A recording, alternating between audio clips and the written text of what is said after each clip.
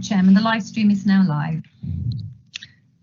Lovely. Thank you very much, Sarah, and good morning. Good morning, one and all. Welcome to this virtual meeting of Cornwall Council. Welcome to my fellow councillors, to officers, to members of Cornwall City, Town and Parish Councils, and to members of the general public watching us today. Before consideration of today's business, I'm just going to go through the technical details of this online meeting.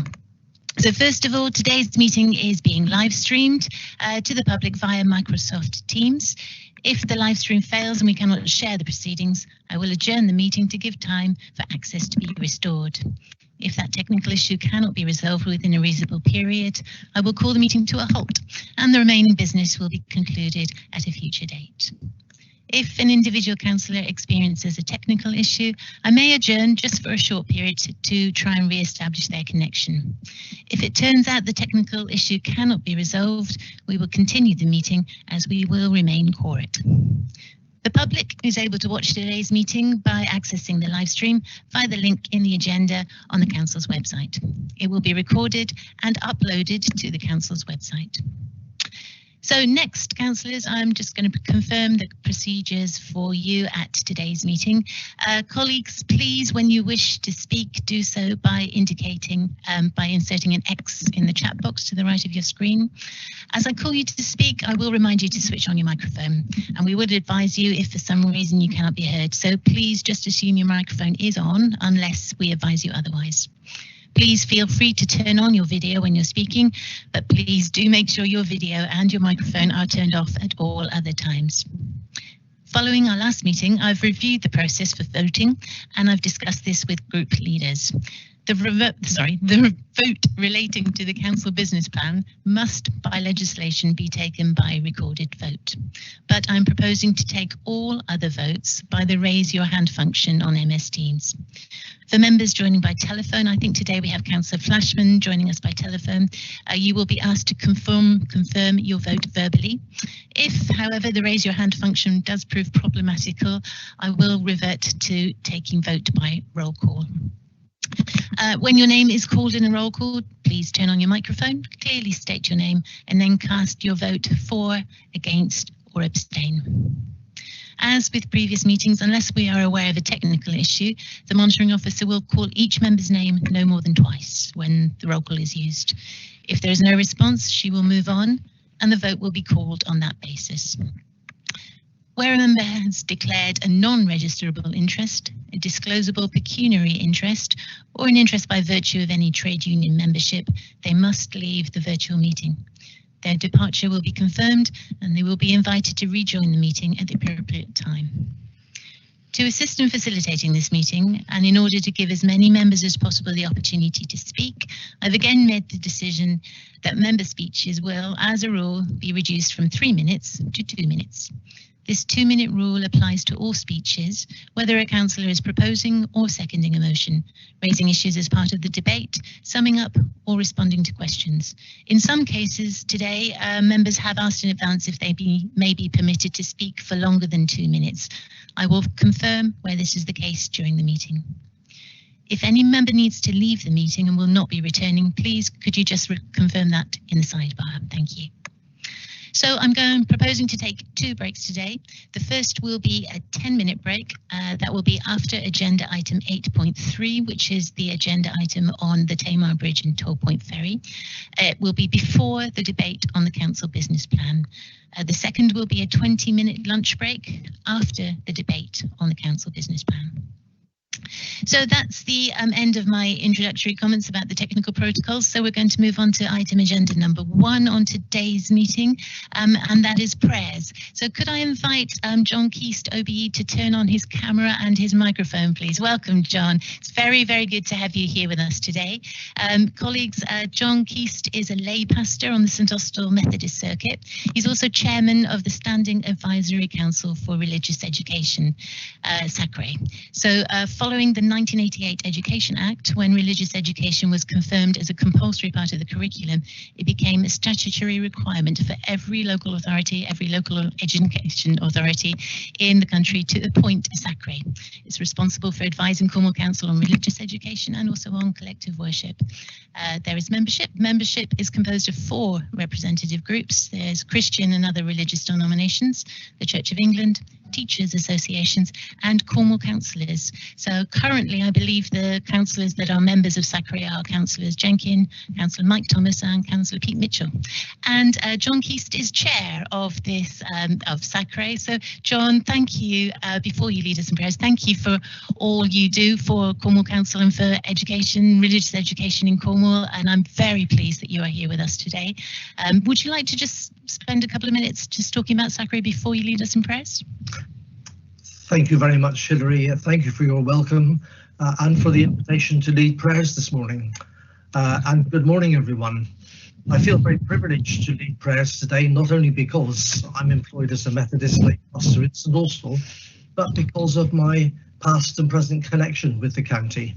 As you might be able to tell from the tie I'm wearing, I am Cornish. I was born in St Austell and was a teacher in Cornwall for many years before I became the first county schools advisor for religious education back in 1989, and I worked at County Hall with members and officers, some of whom some of you will remember, I expect. In 1996, I went national and international, and I was the government's advisor for RE and citizenship until 2010, and I also worked for the Council of Europe in many European cities on religion and intercultural dialogue. And as Hilary has said, I now chair the Cornwall Standing Advisory Council on Religious Education, and that's how I've met some of you already here today. Hilary has already told you a little bit about the SACRE, how it brings together members of the council with leaders of faith groups and teachers, and it also works with the Cornwall Faith Forum. And its main operation is through the county agreed syllabus for religious education, which, although since 2010 academies don't have to use that, most of them do, just like most parents allow their children to experience religious education in school. Hardly any of our parents withdraw their children in Cornwall. And I think the work of the SACRE, because RE is a compulsory part of the curriculum, has therefore enormous potential to influence the spiritual, moral, social and cultural development of our young people in Cornwall. And I think we would all agree that's very important for our community life, because RE is both Christian and multicultural, reflecting the religious traditions of Cornwall and the increasing diversity of our communities. And that has the potential to help promote equality and justice, to value diversity and difference, and to enhance the breadth and depth of young people's development and of society's development. That's particularly important as Cornwall seeks to meet the challenges of religious and racial prejudice, hate and discrimination in our communities. And if any of you want to speak to me about the work of SACRE, I should be very pleased to hear from you at any point after the meeting. Now, I'm aware that you've got some difficult business before you today, so I won't go on any longer. But let me thank you on behalf of the faith communities in Cornwall for what you do for our county, not least because your work is especially hard and difficult at the present time. And now we come to our prayers. Let us ask God's blessing on the meeting today.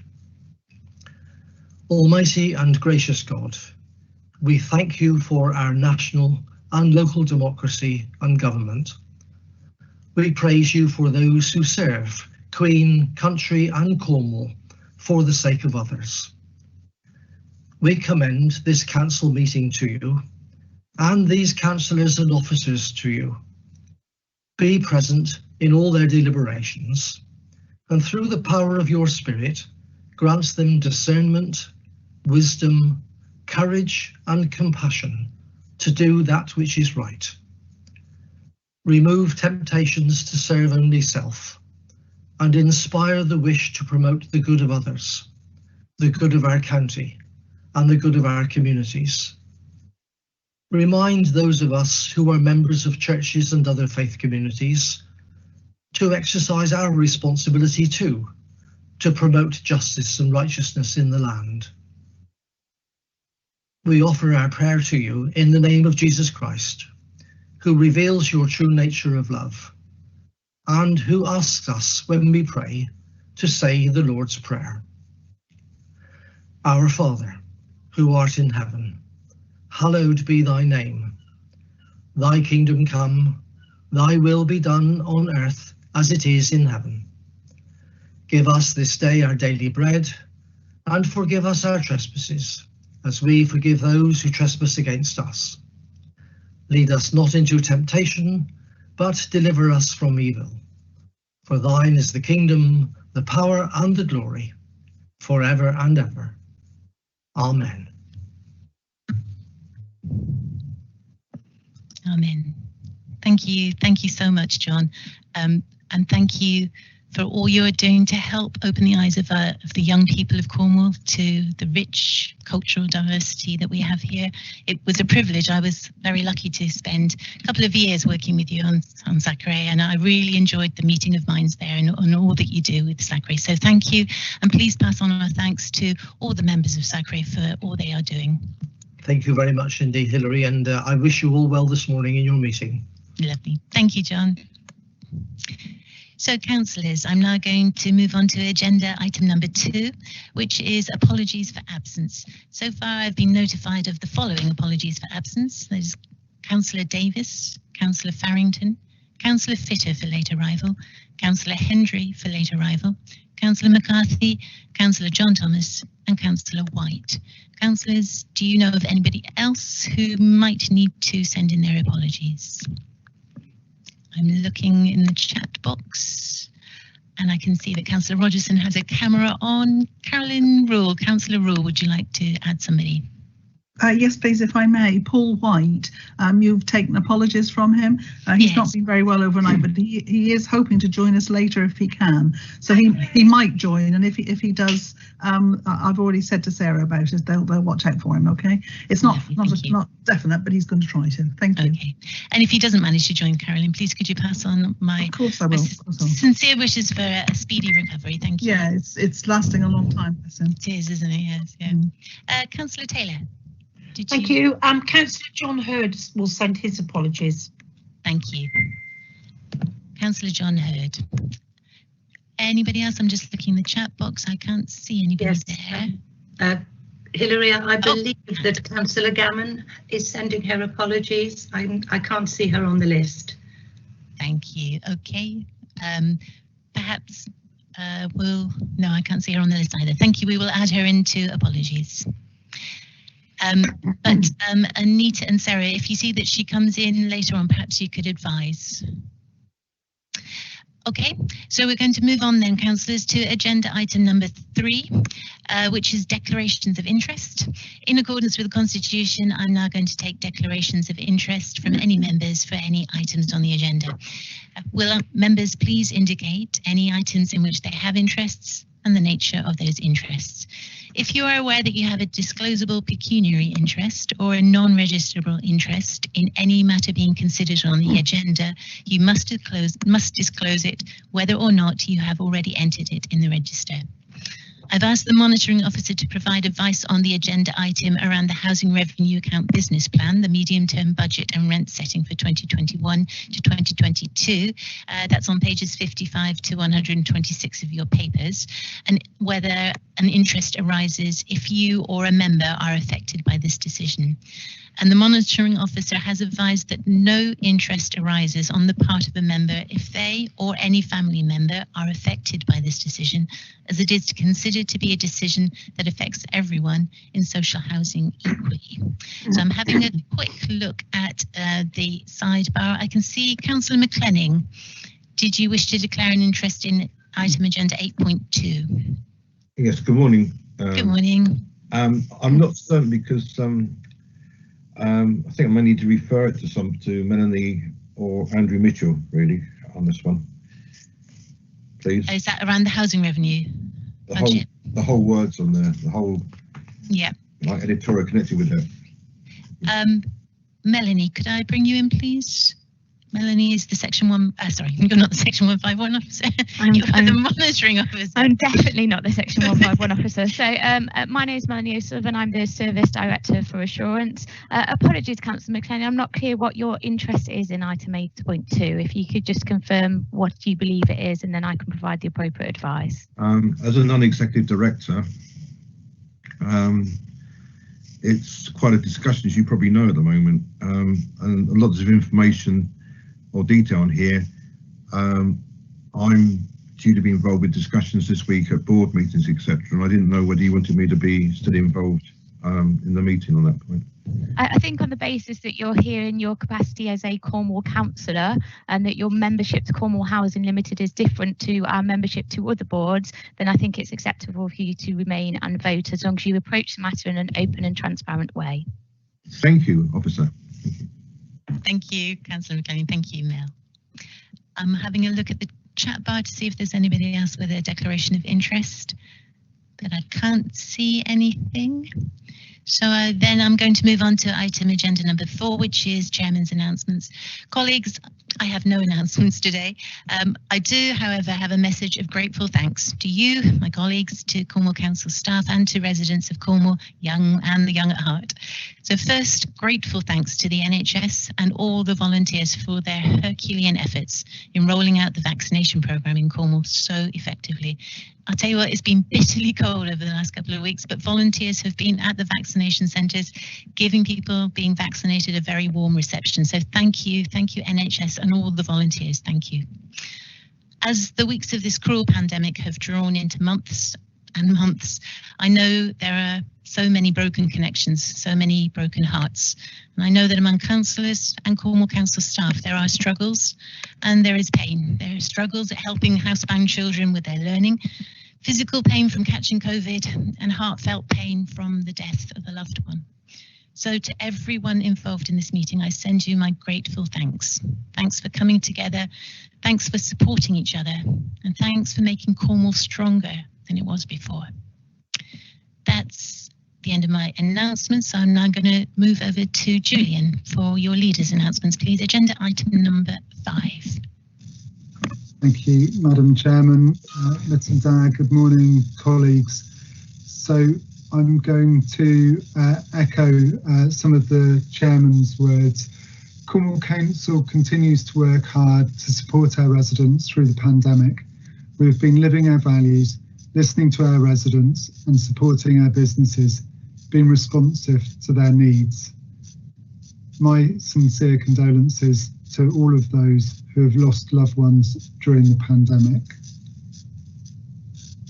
My grateful thanks to everyone who, in so many different ways, are making a positive difference in their communities.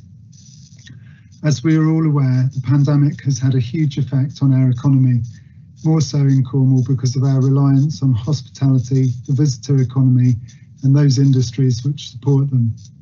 Cornwall Council is continuing to get money out to businesses eligible for the local restrictions support grant and close business lockdown payments as quickly as we can, ensuring that all those eligible receive the funding due to them. We are grateful for the funding from government to pay these grants. In relation to the additional restrictions grants, however, we simply do not have the money to support businesses to the levels needed. We are currently working as quickly as possible to process thousands of applications we have received for the additional restrictions grant, which is aimed at businesses who are unable to access the mandatory grant schemes already in place. For this stream of business funding, we are clear that more money is needed, and we have made the case to Rishi Sunak MP, the Chancellor, for further funding. We have done this alongside the Cornwall and Isles of Scilly Local Enterprise Partnership, Cornwall Chamber of Commerce, Cornwall Marine Network, Cornwall Manufacturers Group, Federation of Small Businesses, South West Business Improvement Districts, and Visit Cornwall. Cornwall Council will continue to stand up for Cornwall's businesses. On On the Council's agenda today are many important items, including the business plan and budget. The business plan shows how we're living our values and what our aims for the future is. The budget shows how we are going to deliver these. Of particular importance is adult social care and how we support those in need of its services. For many years, government have promised a sustainable funding solution, but instead of forcing councils into council tax rises.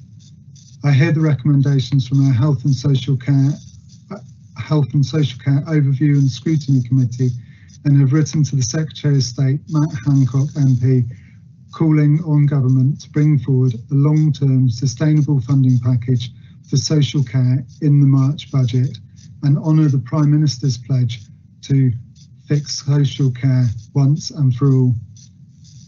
It's been a tough year for us all, but I'm pleased to report that in the latest resident survey results, residents are recognising the hard work of Cornwall Council, with resident satisfaction with the way the council runs things being above the LGA average, increasing by 15 percentage points over the last year, and residents having trust in the council now being 10 percentage points above the LGA average. My thanks to councillors and officers for all of their hard work. This has led to these fantastic results in the resident survey. Residents can be assured that Cornwall Council will continue to live our values, listening to residents, responding to their needs and standing up for Cornwall. Thank you, colleagues. Thank you, Madam Chairman. Thank you. Thank you very much, Leader. So, colleagues, we're going to move on to agenda item number 6, which is the minutes of the meeting held on Tuesday, the 19th of January. I will move that the minutes of the meeting held on Tuesday, the 19th of January are correctly recorded and that they be signed by myself as the chairman. Councillor May, could I ask you as Vice Chairman to second the minutes, please? Happy to second, Madam Chairman. Lovely. Thank you, Councillor May. So, councillors, we're going to use the raise your hand function for this. So I would like you to raise your hands on MS Teams if you are content that the minutes are correctly recorded and that they be signed by the chairman. So as I'm looking at my screen, I can see Councillor McLenning. You're on mute at the moment, Councillor McLenning. No. There's a mistake. I put my hand up now. Okay, thank you. So I can see so far that 77 councillors have raised their hands. Mel, could I bring you in as monitoring officer to confirm that you can see that 86 councillors have now raised their hands? Yes, certainly, Chairman. I can confirm that on my screen at this point in time, I have 88 votes in support of the minutes. Thank you. Which means Jim Flashman. And Jim Flashman. Yeah, on page 10, yes, I've been omitted from voting against the motion. I'm just going to call up the minutes. Monitor, could I bring you in, please? My name should have been on page 10 at the bottom of the page. As voting against. Yes. Chair, I'm just having a quick review of that now, but I don't see that being a problem, and we can add that to the minutes. Yeah. That's fine. Thank you for raising it, Councillor Flashman. Apologies that you were left off. That's all right. Thank you. Thank you. So, councillors, if I could ask you then to lower your hands, please. Make sure your hands are lowered before we move on. I will wait until that's gone down to 0 before I move on, just to make sure that we don't have any legacy hands left. Because we're hoping to use this function quite a lot in the meeting today, because it does save us a lot of time, but we want to make sure that all hands are down before we move on, please. So I've still got 14 hands left. I'm just giving another couple of seconds for all the hands to go down. If they haven't gone down yet, I might be about to name and shame. Here we go. Councillors Fonk, Elliott, Frost, Rouse, Luke and Dwelly, you still have your hands up. If you could lower them, please. We're now on to councillors. Oh, lovely. Just Councillor Rouse left. Okay, so I'm going to move on then to questions from the public, which is agenda item number 7. Agenda item number 7. Sadly, no questions have been received from the public today. So we're going to move rapidly on. I see now that all hands have gone down, so that's good. I'm going to move on then to agenda item number 8.1, which is the environmental growth strategy. And I'm going to invite Councillor Nolan, who is put on his camera. Thank you, Councillor Nolan, to move this. I will then ask Councillor German to second the recommendations. Councillors, you'll find them set out on page 21 of your agenda pack. Thank you, Councillor Nolan. Good morning, Chair. Thank you very much. I'm happy to move the environmental growth strategy refresh. This year, as world leaders at the G7 seek to shape the recovery, the eyes of the world will be on us here in Cornwall. What better setting to keep the importance of nature front and centre? From towns to tors, marshland and moorland, and our iconic Cornish hedges, nature is central to Cornwall's identity and heritage. The 2015-65 Environmental Growth Strategy, led by Edwina, Councillor Hannaford, was a groundbreaking local strategy that outlined an ambition not just to conserve, but to grow nature in Cornwall. Amongst much else, 2020 was a cruel reminder of just how volatile our relationship with nature can be, and a timely prompt to get that relationship right. Emphasising the foundational role of nature to our health, prosperity, heritage and culture, the strategy laid a long-term vision for safeguarding and stewarding it, and a framework for responding to the ecological crisis. There is much to be proud of about what has been collectively achieved across Cornwall since then, thanks in part to our strong relationships through our local nature partnership and the enabling role we've played supporting inspirational community and business action. I was very pleased to participate near the end of last year in both the Local Nature Partnership Annual Conference and our Cornwall Sustainability Awards. Both evidence the inspirational community action on the ground, as well as how proud we can be of 30 seconds. This council has played in enabling that through community grants and our business support initiative in partnership with the University of Exeter. And through schemes such as the Forest for Cornwall, our Making Space for Nature scheme, this council has certainly not shied away from significant action of its own. I had a bit more to do, but I'll just go straight on to page 21, members. If I can find it, where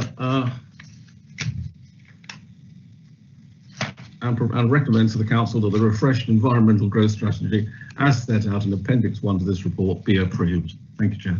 Thank you, Councillor Nolan. So I'm going to invite Councillor German to second the recommendations, please. Thank you, Chair. So I'm pleased that the environmental growth strategy is supported by a wide range of our strategic partners, including the Cornwall and Arsacilly Local Enterprise Partnership. This collective agreement at the strategic level is crucial to be able to make real progress, but so are our communities and committed individuals. Colleagues, please ensure that you make your communities aware of how they can support environmental growth.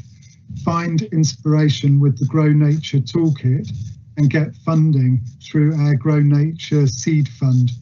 Just search Grow Nature Cornwall on the internet and you will find this and more. Madam Chairman, I'm happy to second that Council approved the environmental growth strategy. Thank you. Thank you, Councillor German. So Councillor Fairman indicated in advance of this meeting that he would like to speak to this. So I'm going to invite Councillor Fairman first to join us. Welcome, Councillor Fairman. And I can see that Councillors Hannaford, Olivier and Baston have also indicated they wish to speak. So after Councillor Fairman has spoken, I will go to Councillor Hannaford. Councillor Fairman, the floor is yours. Thank you, Madam Chair. So in some ways, it's a shame that this is coming to full council today on an agenda where the budget will no doubt attract the most public interest.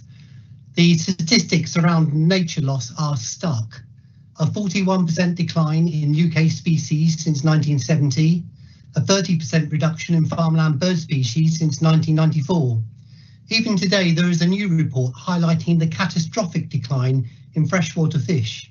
In my own division, on the River Camel, there is currently an emergency bylaw in place requiring catch and release on salmon to try and stem the dramatic population decline. This has all happened on our watch. This amounts to an ecological emergency. And like our climate change action plan, the response to this needs to be right across the council and beyond. The environmental growth strategy remains a groundbreaking in the world of local government, and as with our climate change action plan, puts us far ahead of Westminster in both action and ambition. 5 years into our 50-year vision, the work that has been achieved so far has been impressive, and I think that it's something that everybody in the council should be rightly proud of. It was the catalyst for so much positive policy work around waste, planning, air quality, pollinators, and our own county farms estate. But this is no time to look back and reflect. The next administration will need to pick up the baton and then pick up the pace. 30 seconds. Thank you. Our new nature recovery plan will need to be bold and broad, seeking to influence widely through leadership. By supporting this refresh, we are giving the next administration the mandate to go further and faster to the benefit of Cornwall, and more especially the health and well-being of all our residents and of generations to come. Thank you, Madam Chair. Thank you. Councillor Nolan, I will, after everyone has spoken, I will come back to you to sum up right at the end, so you can come in then if you wish. I now have on the chat bar the councillors that have indicated they wish to speak are councillors Hannaford, Olivier, Bastin and Burden. So Councillor Hannaford, please. Thank you, Madam Chairman. It is truly amazing to see the work that I began all those years ago with the Local Nature Partnership back in 2015 for the first and groundbreaking, as Councillor Fairman says, environmental growth strategy. And it's great to see it evolve with this refresh. It's vital to reflect upon how much environmental growth has been embedded in our thinking since then, not least through the use of our decision-making wheel. As Councillor Nolan noted, action for nature remains critical, not just for the facing up to the ecological emergency, but the climate emergency equally so. So this strategy remains a vital sister to our climate change action plan. As the strategy says, tackling climate change means going beyond decarbonising energy and ensuring that we're harnessing the ability of nature to reduce the risks, draw down carbon and adapt. From woodland to soils to seagrass, the carbon sequestration potential of nature is a major contributor to how we will reach our net zero carbon goals. Whilst nature solutions are also a major component of how we can adapt to flood risks, for example. The public understands this link really well. I recall that during our climate change engagement back in 2019, planting trees was the most popular action on climate change that we heard during our local roadshows. 30 seconds. While helping nature and wildlife to thrive was the most popular answer online. So it's brilliant to see, therefore, the strategy highlight natural climate solutions as a central pillar and champion projects like the Forest for Cornwall alongside our climate change action plan. It lays the solid natural foundations for our transition towards net carbon zero. Thank you. Thank you, Councillor Hannaford. So next I'm going to Councillor Olivier. Thank you, Chair. Yeah, I'm proud to be part of a council that declared a climate emergency, even if it, in the event, as we may recall, happened by accident slightly, those who recall the meeting. I think it's a good thing we did it. Climate Change Action Plan, Forest for Cornwall, environmental growth strategy, these are all good things which I'm happy to support.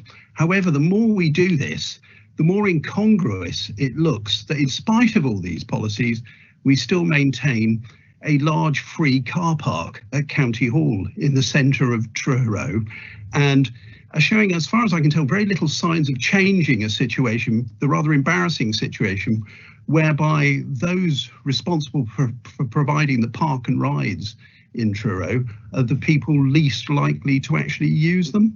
So I applaud the work that's been done, but I don't think we can have a situation where we're promoting a forest for Cornwall, we're promoting an environmental growth strategy, and yet we won't challenge ourselves about changing our habits when it comes to parking and driving. So I'd like the Councillor Nolan to respond to that, because I'm not criticising the environmental growth strategy, but I'd like an answer about the incongruity of us continuing to take this attitude about parking in Truro. Thank you, Chair. Thank you, Councillor Olivier. I will come to Councillor Nolan right at the end to sum up and answer that point. So next is Councillor Baston. Welcome, Councillor Baston. Good morning, Chair. Just very quickly, although all these views and ambitions are very laudable, that they're only going to work if we can have behaviour change. And I'm just wondering how we get people, and perhaps even more so developers, to actually sign up to this with a true response to supporting it. And as I said earlier, I mean, behaviour change is going to be the key issue. And I just wonder what strategies there were for making that happen. Right. Thank you. Thank you, Councillor Baston. And Councillor Burden. Yeah. Good morning, Madam Chairman. Nice to see you. Yes, I'm very disappointed with this environmental growth strategy, because it's a weak attempt in promoting a positive way forward. There's no guidance, no template, nothing. A senior officer of our council stated to me 2 weeks ago, this report means very little, just words. People want guidance of ways to assist in nature recovery, not a doom and gloom report.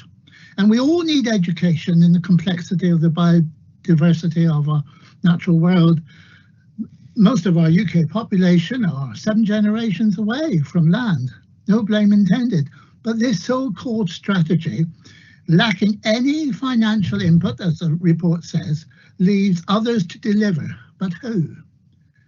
The report lists species that have declined, but many other species have returned against all the odds, and they should have been given some space. Up until my 40s, I had never seen a comma or a marbled white butterfly, a collared dove or a yellow hammer. They are growing in number in Cornwall and very popular, as is the red admiral, the small tortoiseshell and the meadow brown. The endangered heath fritillary has had some good years, and the polecat, everybody thought it was extinct, and there was an odd few left in Wales. Within 20 years, the polecat crossed the tamer last year. Otters had a bad time with Rivers Authority. They're right back. So what I ask is that this report be actually changed, referred back, or detailed addendum to be added from a report of despair to one that helps education and helps educate the whole population to know what the whole natural world is all about. Rather than these collection of words of doom, this council should be making representations as the government respects what elms should look like, how small fields and family farms can continue to be sustainable with wholesome seasonal produce, and by it deliver some of those environmental benefits. We need to get real and accept that those that live by the soil have a depth of knowledge that is almost totally ignored. Thank you, Madam Chairman. Thank you, Councillor Burden. Councillor Nolan, please, to respond and sum up. Thank you, Chair. Councillor Fairman's absolutely right to highlight the biodiversity emergency which is unfolding before us. The outstanding work and commitment from our teams here in tackling this. Within this document, we have the green infrastructure for growth. We have projects such as the replacing green deserts in housing estates with nature-rich environments. We've reduced the number of times we cut grass verges. We've planted wildflowers in verges and central reservations, which all encourage biodiversity. So I'm confident that it is in here. It is in here in our adoption of the biodiversity net gain strategy and the climate emergency DPD and the Grow Nature toolkits and the Grow Nature seed funding. And it's all in here to do what Councillor Fairman wants. I thank Councillor Hanniford for the work she's done, the outstanding work in the previous 4 years, bringing this forward, and for Councillor Sue James, who also brought much of this forward for us and pioneered stopping single-use plastics in County Hall. If you remember that, we used to be able to go in there and got rid of all those plastic cups, and the great work there. And I thank Councillor Olivier for his support. Well, we're a large council and we have to balance our decisions, and there are some things that we have to do that perhaps we struggle, but we are tackling them. We are offsetting and working on them. And Councillor Burden, you say, what are we actually doing? I said verges, simple things like verges. Councillor Basson asked how we are changing people's behaviour. If I'd left the verges uncut 4 years ago, 6 years ago, I'd been inundated with complaints about how scruffy it looked, whereas now people understand, they get it, and are happy to leave them there because they now understand that that is not just an untidy verge, but a nature-rich habitat. And places like Langgarth now, as we develop them, Cornish hedges are being retained rather than simply grubbed up the way they may have been done years ago. So thank you all for your support. Oh, Councillor Burden, sorry, if I've got time to go on to Councillor Burden. Far from words of gloom, this is a strategy that we can celebrate. The nature wheel is in there. We are working with the county farms. We are working with people to achieve the ends that are in this. It's not empty words. You can see between 2018 and 2019, we boosted land, delivering environmental growth by over 3%, and we'll carry on doing that. So this is something to celebrate. Thank you. Thank you, Councillor Nolan. And thank you for all the work that you and officers have put into this. So I'm actually going to go to the vote now, please, and we are going to try and do this via the raise your hands function. I'm looking currently at my screen and there is nobody have put their hands up, so I can confirm that. So members, I would like you to raise your hands if you are for this. Please raise your hands if you are for this. And I'm seeing the hands go up, and I'm going to be closing the vote for 4 in a couple of seconds, and after I have closed the vote I'm going to ask you to lower your hands, and then I will ask people to raise their hands if they are against it. So this at the moment is voting for. Monitoring officer, could I call you in please to verify the number of votes? So far I can see on my screen that 87 councillors have voted for. Could you confirm that please? And also if you could contact Councillor Flashman. Yes, certainly, Chairman. I have noticed that votes did go down. So as I've said, members, please keep those hands raised. The vote will be closing as of now for 4. And I can confirm, Chairman, that on the hands up function, we have 91 votes. Councillor Flashman, can I take your vote, please? 4. Thank you. Thank you, Councillor Flashman. So, colleagues, if you could now lower your hands, please. Lowering your hands. And oh, they're going down very quickly. Thank you, councillors. So we're on 8 councillors left. I would like to go into a vote for votes against this. So I'm waiting for another 4 councillors to lower their hands. And those councillors are Councillors Kaczmarek, Councillor Code and Councillor Olivier and Councillor Kaczmarek. If you could lower your hands before I go on to the next stage of this vote, please. Councillor Kaczmarek and Councillor Kaczmarek is the lovely, thank you. So now I'm going to go to a vote for against, please. If there are any councillors who are against this, could you please raise your hands now if you are against this? I'm going to give it a couple of seconds. I can't see any hands going up, so I'm going to ask the monitoring officer to come in again, please. Chairman, no votes against this item. Thank you. So I don't need to ask you councillors to lower your hands because there are none up. If, though, you would like to abstain from this, please could you use the raise your hands facility now to vote that you're abstaining from this? I can't see anybody abstaining. Oh, there's one abstention. Councillor Jordan wishes to abstain. I think that is in. Perhaps, Monitoring Officer, I'm going to bring you in to just confirm that, please. Oh, and Councillor Giles also wishes to abstain. Yes, Chairman, I can note there that we have 2 abstentions. So confirm in relation to this item, which is the environmental growth strategy, that recommendation has been carried. Lovely.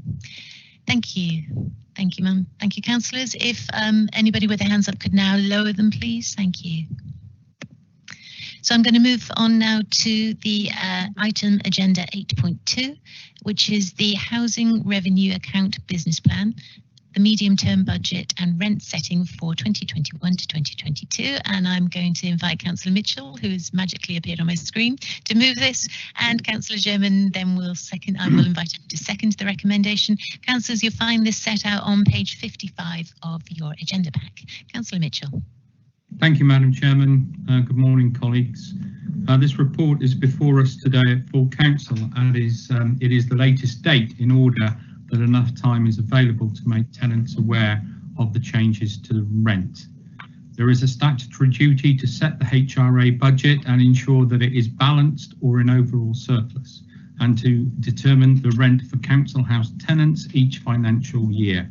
Just to note, the HRA does not impact on the general fund budget setting or on the level of council tax.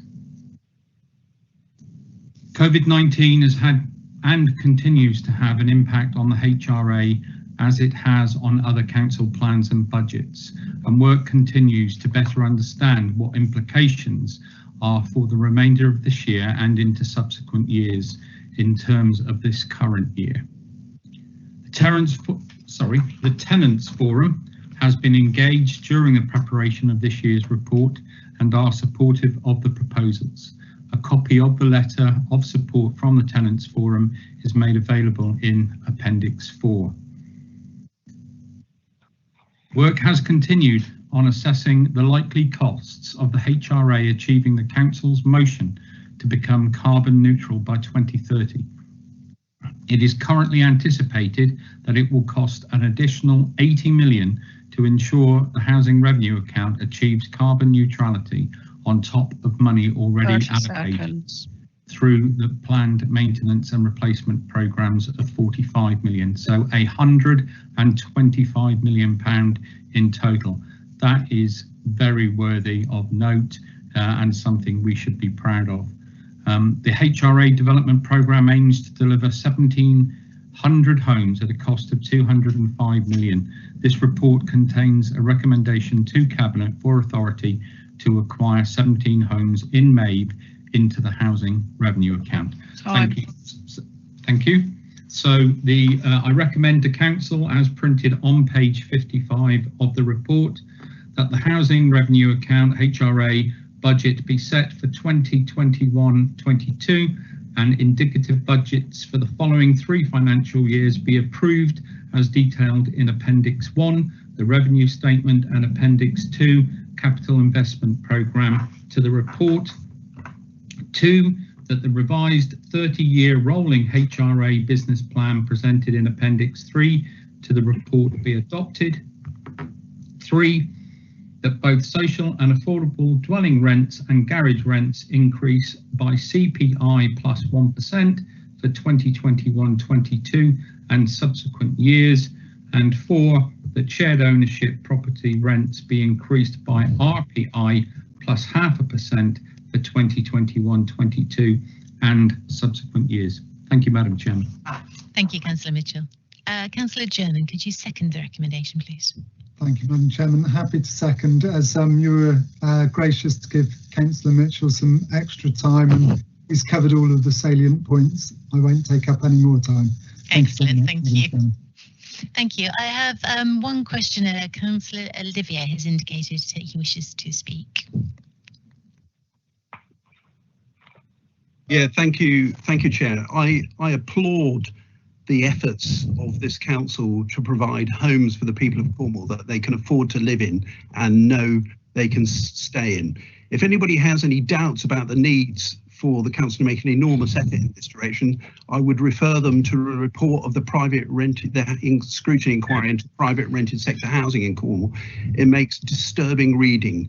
in many ways and very much justifies the programme that the council is engaged in. So what I'm saying now is not deprecating the efforts of this council.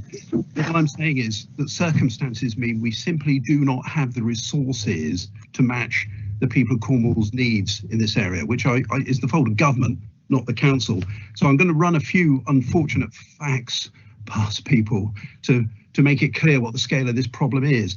Our local plan assumed that 3,000 primary residences in Cornwall would convert to the status of second homes and holiday lets, second properties, 150 a year. That was on the low side as an estimate, many would feel. So, if we build, we've got to take out 150 out of the equation every year. I'd also point out in terms of the money, the 205 million committed by the council is excellent. I wish it was more. It would be more if the money currently being used to support the owners of second properties in Cornwall, about 12 million a year, was diverted into that provision as well. We'd have another 45 million over 4 years. And finally, in less than a year, the government has provided £115 million to the owners of second properties in Cornwall to compensate them for their non-existent pandemic losses. Until the government prioritises the needs of people who live in Cornwall over the needs of people who invest in property in Cornwall, we will not be able to meet the needs of the people of Cornwall. But that is the fault of government, not the council, I will say. Thank you. Thank you, Councillor Olivier. Councillor Mitchell, I will bring you in right at the end, but before I have Councillor Atherford who wishes to speak. Councillor Atherford. Yes, thank you for that. On page 66, 2/3 of the way down, antisocial behaviour has been costed per property, and that is increasing. And my first question is, what exactly does that cover? And then if we look back on page 65, in the top table, the number of tenants evicted to rent due to rent arrears and ASB is less than 10. And I'm just trying to put the two together and try and make sense of them. I just wonder if you could help me. Thank you, Councillor Atherford. Councillor Mitchell. Thank you, Madam Chairman, and thank you for those questions. It isn't necessarily and directly part of the housing revenue account about second home ownership here in Cornwall, but it is certainly, as Councillor Olivier constantly reminds us and is rock steady in his views about how it is affecting residents here in Cornwall, is most definitely something the council needs to take a wider grasp of. And I look forward, should I be lucky enough to be re-elected, to working and moving forward the council's intervention in the housing market here in Cornwall. It is amazing what we have done, what we have achieved, and to actually be back building properties for basically in any quantity or numbers the first time in 40 years. So, and thank you to Councillor Atherford. Yes, there is a cost put in as towards the issue of tenants, for whatever reasons, who are not the best neighbours, to be perfectly honest. To give you a full breakdown of what's included in that cost, I will do that and circulate to every member if that is seen as the best route, but I will give you a detailed breakdown. And also, we did take a view that certainly because of financial reasons and rent arrears, nobody in a CHL property would be evicted.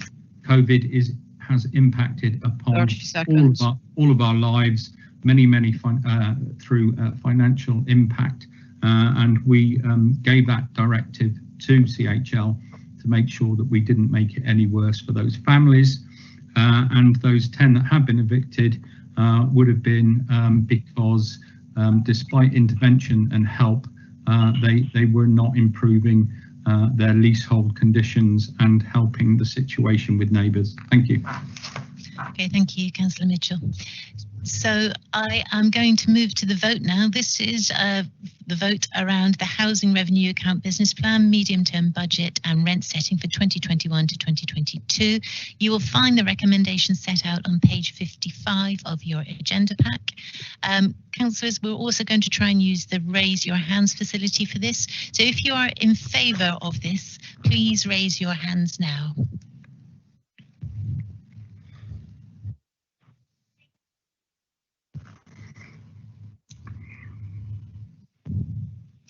And councillors, if I could advise you or ask you to turn off your camera if you're not speaking, please.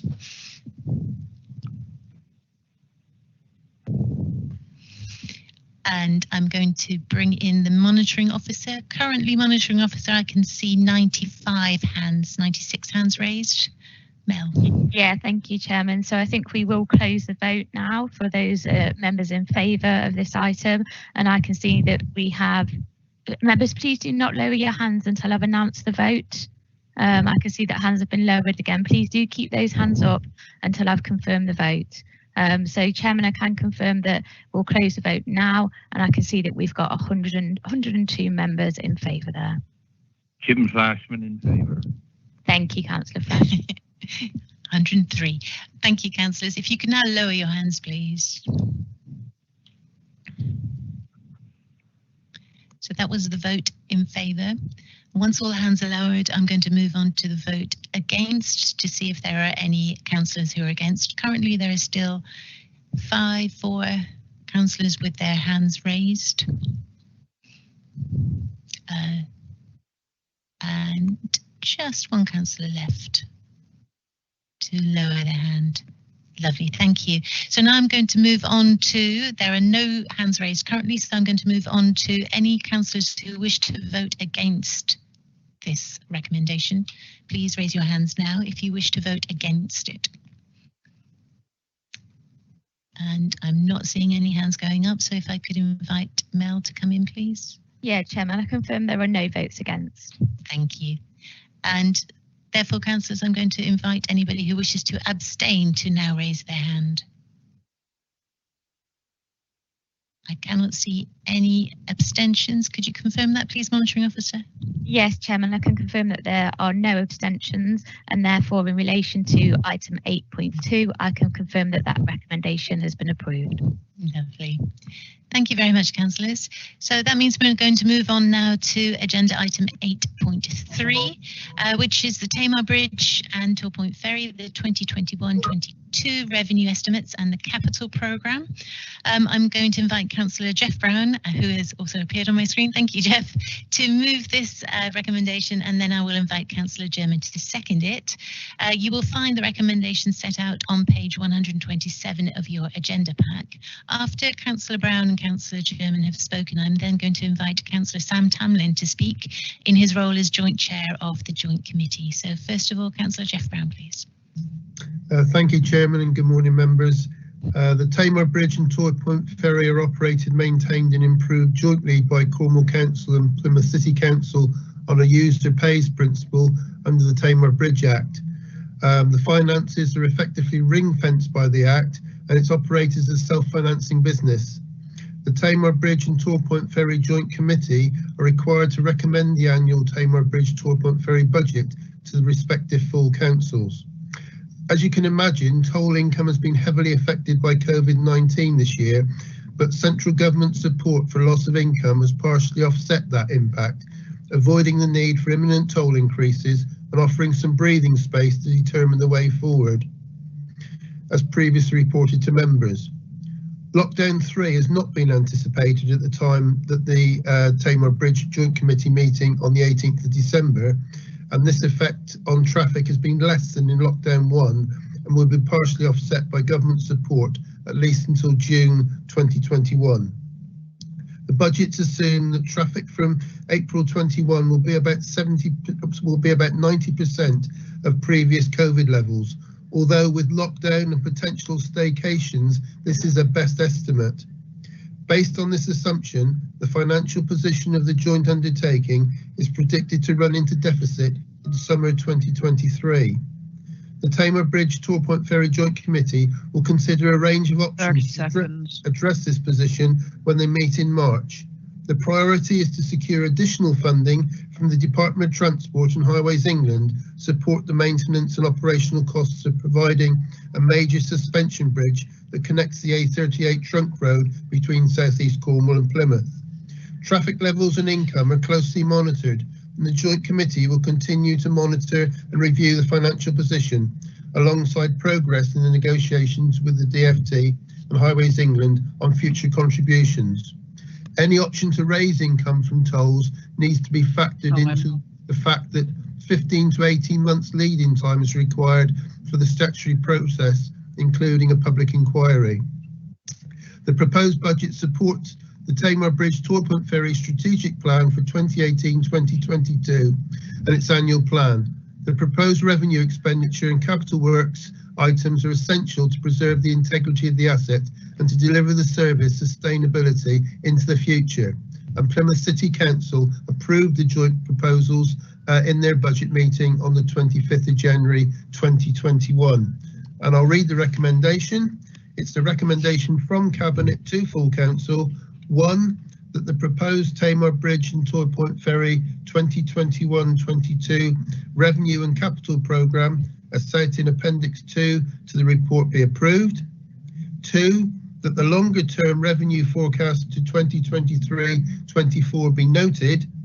And 3, and probably most important, that it's noted that the joint chairs of Tamar Bridge and Torpoint Ferry Joint Committee continue to press the government to deliver on its offer for Highways England to contribute towards the operation and maintenance of the Tamar Bridge. Thank you. Thank you, Councillor Brown. Councillor Sherman. Thank you, Madam Chairman. Again, I'll be brief. I'm happy to second the revenue and capital programme for these extremely important strategic assets for the whole of Cornwall. Thank you, Madam Chairman. Thank you, Councillor Sherman. Councillor Tamlin, please. Thank you, Chair. Welcome. The last 12 months have been absolutely unprecedented, and the pandemic has been very difficult for everyone. The Tamar crossings have been no different. Officers have managed a unique situation very well. They've implemented a completely new tolling system at the ferry and added contactless payments at the bridge to ensure staff and users are COVID secure. They've also dealt with changing restrictions, which at one point included separate tier restrictions for each side of the Tamar. The revenue estimates presented to the Joint Committee in December show a reduction of income of 1.8 million this financial year. This includes money received from the government's scheme for lost fees and charges, which provided 71.25% of lost income. The future is still very uncertain. It's not clear what will happen to traffic levels and therefore income next year.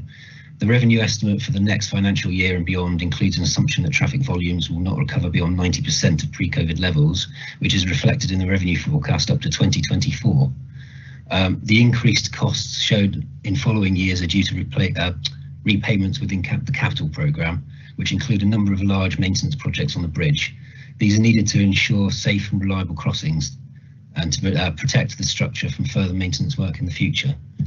The largest of these is the resurfacing work, where £6.5 million will be borrowed over 25 years as a capital works loan. This work is very specialised and requires hard-wearing, lightweight surface that is essentially glued to the metal structure of the bridge, preventing it from being degraded by exposure to the elements. The chairs of the Joint Committee continue to press the government to deliver on its offer for Highways England to contribute towards the operation and maintenance of the Tamar Bridge. This was originally proposed by this council, and I intend to continue to push for a resolution to this discussions as soon as possible. Thank you.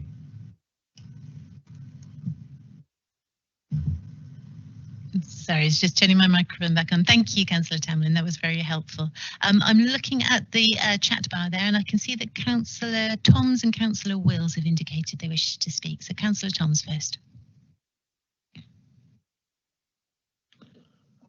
Thank you, Madam Chairman. You know that I would speak at this matter. Indeed. It is my passion in life to get that to be the bridge and the ferry to be free of any tolls at all to aid the area which I represent.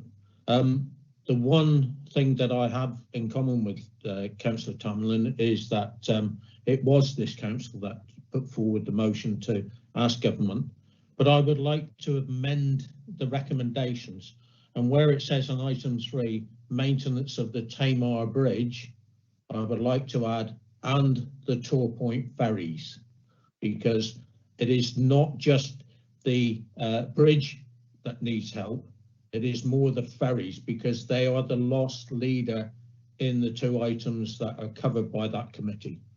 If Councillor Tamlin would accept that, I'd be absolutely fine with that. I believe it's Councillor Brown that I will need to invite in. Could Councillor Brown comment, please? Yes, more than happy to do that, Chairman. And thank you, Councillor Toms. And I would totally agree that the priority for support is the ferry.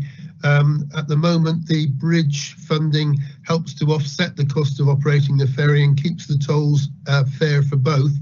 Unfortunately, we can't argue with Highways England to fund the ferry, because the argument is that they're funding their strategic route, which is the A38. And sadly, there isn't a strategic route which goes across on the ferry route. That's just a normal road. And the argument is that we're seeking funding to support the A38 crossing the bridge. And whilst I completely concur with Councillor Toms, it wouldn't be appropriate to amend the recommendation, because we're seeking funding for the A38, the strategic route across the bridge, and in the long term, the funding for that will also help ultimately the ferry crossing as well. Hope that's clear. Councillor Toms, is that clear? I fully understand what Councillor Brown has said, but I still believe that it is a strategic route, because if that bridge goes down, how are people going to get into Cornwall and the southeast of Cornwall from Plymouth and all the other places? It will be the ferry only. So how that can't be a strategic route, I fail to understand. Thank you. Thank you. So I see that Councillor Wills has put an X in the box. If I could invite Councillor Wills in, please. Thank you, Madam Chairman. I, like Councillor Toms, I'm very passionate about the Tamar Bridge, and I believe that we should be lobbying our MPs and the central government and Highways England to have a repeal of the Tamar Bridge Act, and for Highways England to step up and take over the running of the Tamar Bridge, as they have done in other areas throughout the country. When you look at the Severn Bridge, of course, that's now free, the link from England into Wales, yet the people of Cornwall are still penalised when they travel from Cornwall into England. And I would urge the Joint Committee to continue to lobby central government, our MPs and Highways England for them to man up, repeal the Tamar Bridge Act, and let Highways England take over the running of the link between Cornwall and Devon, our Tamar Bridge, the A38, which they should do, making it free for use of all people using that. That's my views on it, Madam Chairman. Thank you. Thank you, Councillor Wills. Councillor Martin, please. Thank you there. I think it's important that we don't fall into the trap that Councillor Wills has just done there of only talking about the bridge. That it would be a disaster if Highways England took over funding of the bridge and the ferry was forgotten about, because then it would end up costing £5 or £10 at the time to cross from Tor Point into Devonport. But what is really clear, though, is that for years we've been told by the local MP that the Tamar Bridge Act forbids the government from giving any financial support to either of the crossings, and that the only place money can come from is from the tolls. And that's completely the wrong way around. The money that comes from the tolls can only go to the bridge and ferry. It can't be taken out to prop up any other council services. But we have seen now that the government can give money and write a cheque to the Tamar Bridge and Ferry Company, not to do with running the A38 over it, but just because they've decided in this unusual year that it's worth getting the chequebook out and supporting both crossings. So they've shown that it is possible. It's a lie to have ever pretended that they couldn't do that. And the answer going forward has to be that they get the chequebook out every year and cover the cost of both the bridge and the ferry. Thank you, Councillor Martin. I'm not seeing any other X's, crosses in the chat box. So I'm going to come back to you, Councillor Brown, to sum up, but also could we seek clarity about the extra comments that Councillor Toms wanted? Did you take that on board or not? If you could just clarify your position on that, please. Yeah, thank you, Chairman. And I think I made it clear that we can't accept that recommendation from Councillor Toms because the negotiations are specifically for the strategic route, which is the A38. That's what Highways England are responsible for. They're not responsible for the other roads which approach the ferry, unfortunately. Taking on board the other points, I would reassure everyone that we will continue, and I'm sure Councillor Tamlin would agree, we'll continue to press that the focus is on both crossings of the Tamar, not just the bridge. That's absolutely vital. And the Minister has actually accepted that there is a need to review the Act. The Act does all sorts of peculiar things, including making it incredibly difficult to increase tolls if it's necessary, delaying toll increases by up to 18 months. The Minister has agreed to review the Act, and my understanding is that DFT are seeking an opportune time to present such a bill to Parliament to do that. So that is a work in progress, and I'm sure that the Joint Committee will continue to press that as well. Thank you, Councillor Brown. So I'm going to then move to the vote. This is, you can find the recommendation on page 127 of your agenda pack, and it is the recommendation around the Tamar Bridge and Tor Point Ferry, the 2021-22 revenue estimates and the capital programme. So I'm going to invite all those members who are in favour of this recommendation to please use the MS Teams facility to raise your hands now. Thank you. And I can see quite a few hands coming up, so I'm going to bring in the monitoring officer. Please, councillors, keep your hands raised. Thank you, Chairman. Councillor Flashman, please can I take your vote? 4. Thank you. And I can confirm, Chairman, that we'll be closing the vote for now. So I'll take the numbers. So, Chairman, we have 100 in favour. Thank you. So, councillors, now if you could lower your hands, please. Anybody who had their hands raised, if you could now lower them. Got to make sure mine is lowered as well. Because I was pleased to vote in favour of this. And all those against, please. Chairman, the hands weren't quite lowered. We still had 5 hands up. They were, oh, you're right. Sorry, I was looking at a different screen.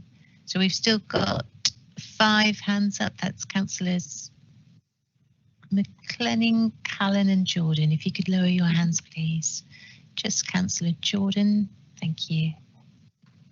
And Councillor McLean. Excellent. So I'm now going to move into the vote against the recommendation. Anybody voting against this, please raise your hand now.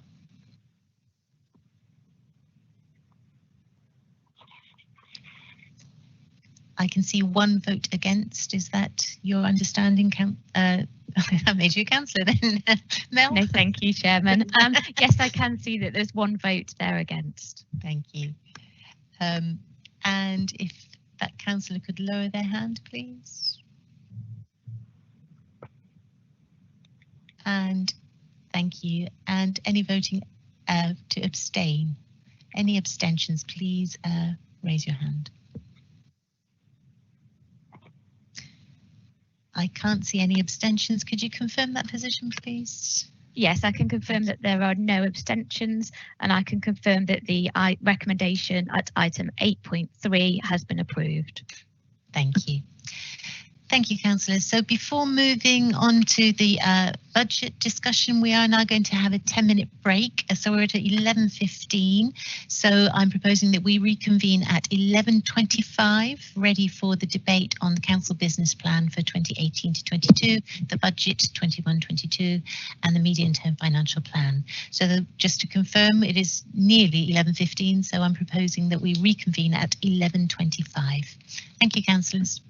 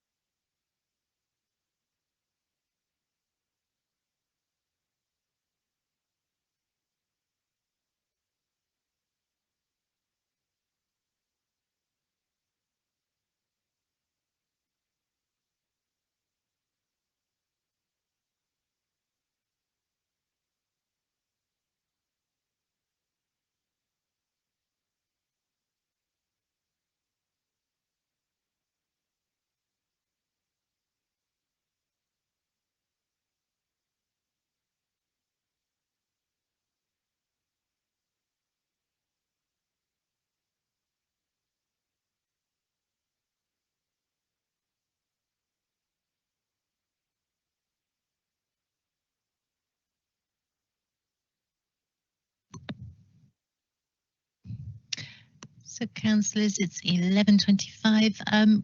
Meeting producer Sarah, could I bring you in just to confirm that the live stream is running? Yes, Chairman, you can continue the meeting. Lovely, thank you, Sarah. So, councillors, it's 11:25 and we are now moving on to agenda item number 8.4, and that is the Council Business Plan 2018 to 2022, the Budget 2021 to 2022, and the Medium Term Financial Plan for 2021 to 2025. So, councillors, we have the Cabinet's budget recommendation in front of us today. No alternative budgets have been received. So, I'm proposing to conduct the meeting in as follows. So first I will invite Councillor Painter to move and then Councillor German to second the recommendation. You'll find these set out on pages 157, 158 and 159 of your agenda pack. I have allowed Councillor Painter up to 10 minutes to present his recommendation and 4 minutes for Councillor German. I will then ask group leaders or their deputies, as has been agreed in advance, to make statements on the Cabinet budget. I will then open the matter for wider debate by the Council and invite people who wish to speak to indicate by putting a cross in the box. Voting, just a word on voting. In accordance with the local authority standing orders regulations 2014, the Council is required to have a recorded vote on the budget. The vote will be taken on all recommendations en bloc because they are all interrelated. So, Councillor Painter, over to you, please. Madam, thank you very much, Madam Chairman. And sorry, before you start, Councillor Painter, could I ask Councillor Luke to turn off his camera, please, Councillor Luke? Thank you, Councillor Luke. Sorry, Councillor Painter, carry on. No problems. Thank you, Madam Chairman. Good morning, members. So this report sets out the proposals for the refresh of the Council's Business Plan 2018 to 2022 and the final budget recommendations for next financial year 2021-22 and the medium-term financial plan for the next 4 years. This has been an extraordinary year in which to develop a budget which has been against a backdrop of a global pandemic. It's not the budget that we'd planned for the fourth budget of this administration. The long-term financial impacts to the Council of the pandemic are unknown. But yet there is likely to be an accelerated number of people requiring our care in the future, not only older adults, but also vulnerable and homeless younger people. In addition, there are long-term financial uncertainties produced as a result of the further delays to the government's fair funding review and a one-year only spending review, which has provided an extremely challenging environment in which to set our medium-term financial plan for the next 4 years and to give some stability in an otherwise uncertain environment. In a normal year, this council provides homes for those in need, helps educate your children, looks after your parks, beaches and open spaces, keeps your streets clean and roads moving, helps you stay healthy, collects and recycles your waste, and provides care for the vulnerable and older people in your lives. This year, in addition, Cornwall Council staff have delivered food parcels to those shielding and in need, sourced PPE equipment for our key workers, paid out over 340 million of support grants to Cornish businesses, communicated with you, enforced the ever-changing social restrictions, helped our high streets and visitor economy to reopen safely last summer, set up an enhanced contact tracing service which is now being replicated in other places and helps support school children to work at home by making IT kit available for those who do not have access to it.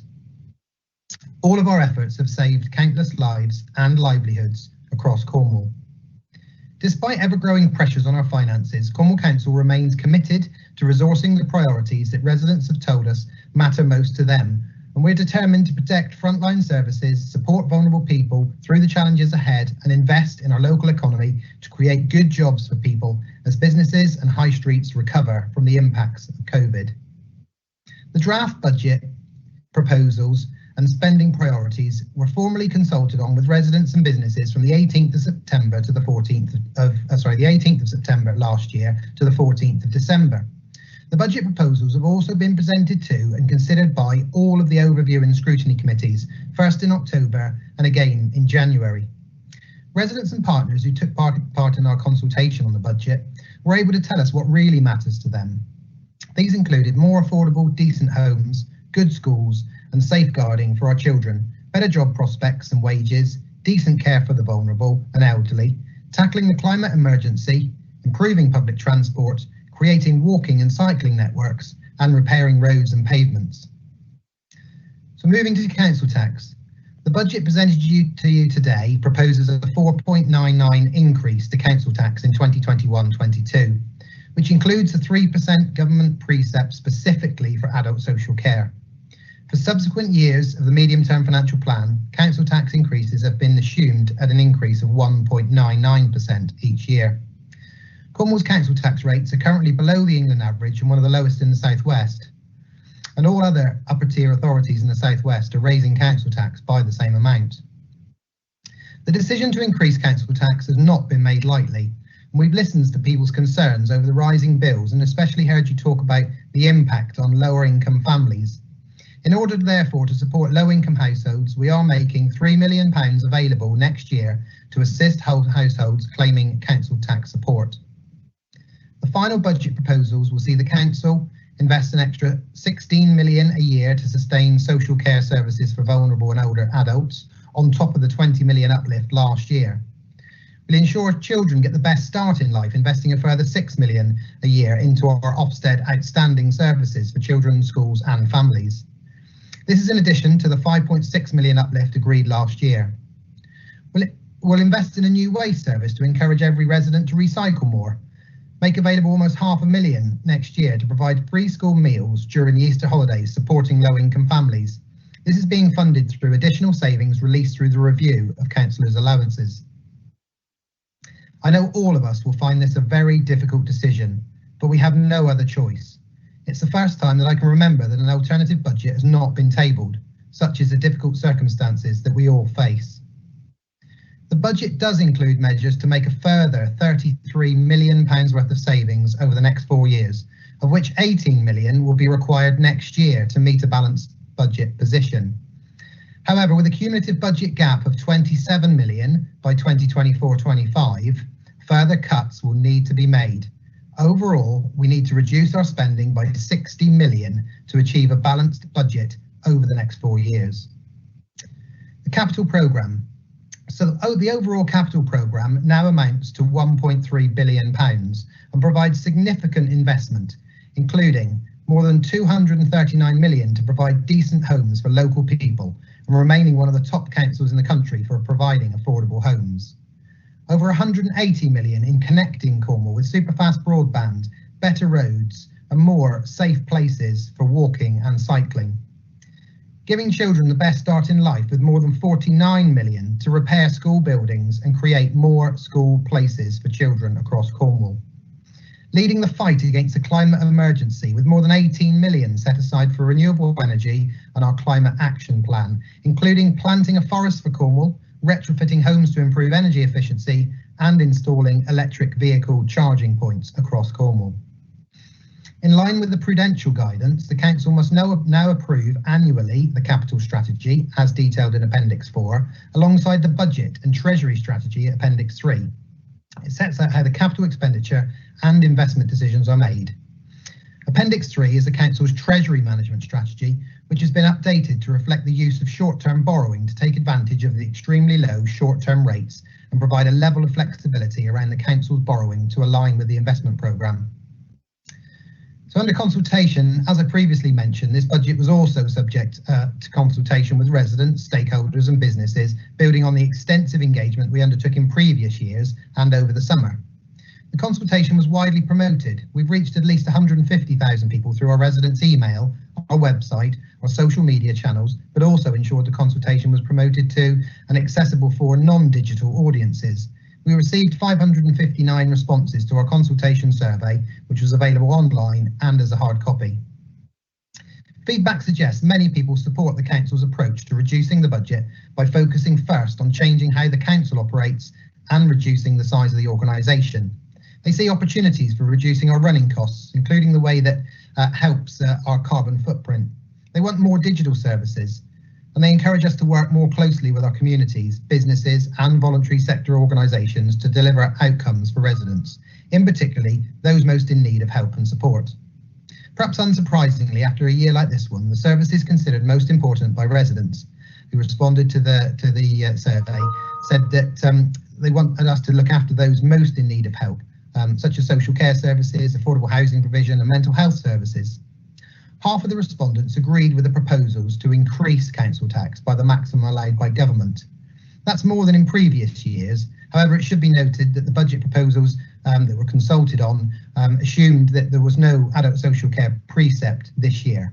So that response needs to be considered in that context. If we'd asked them if they'd agree to an increase on top of 3% for adult social care, the responses may have been different.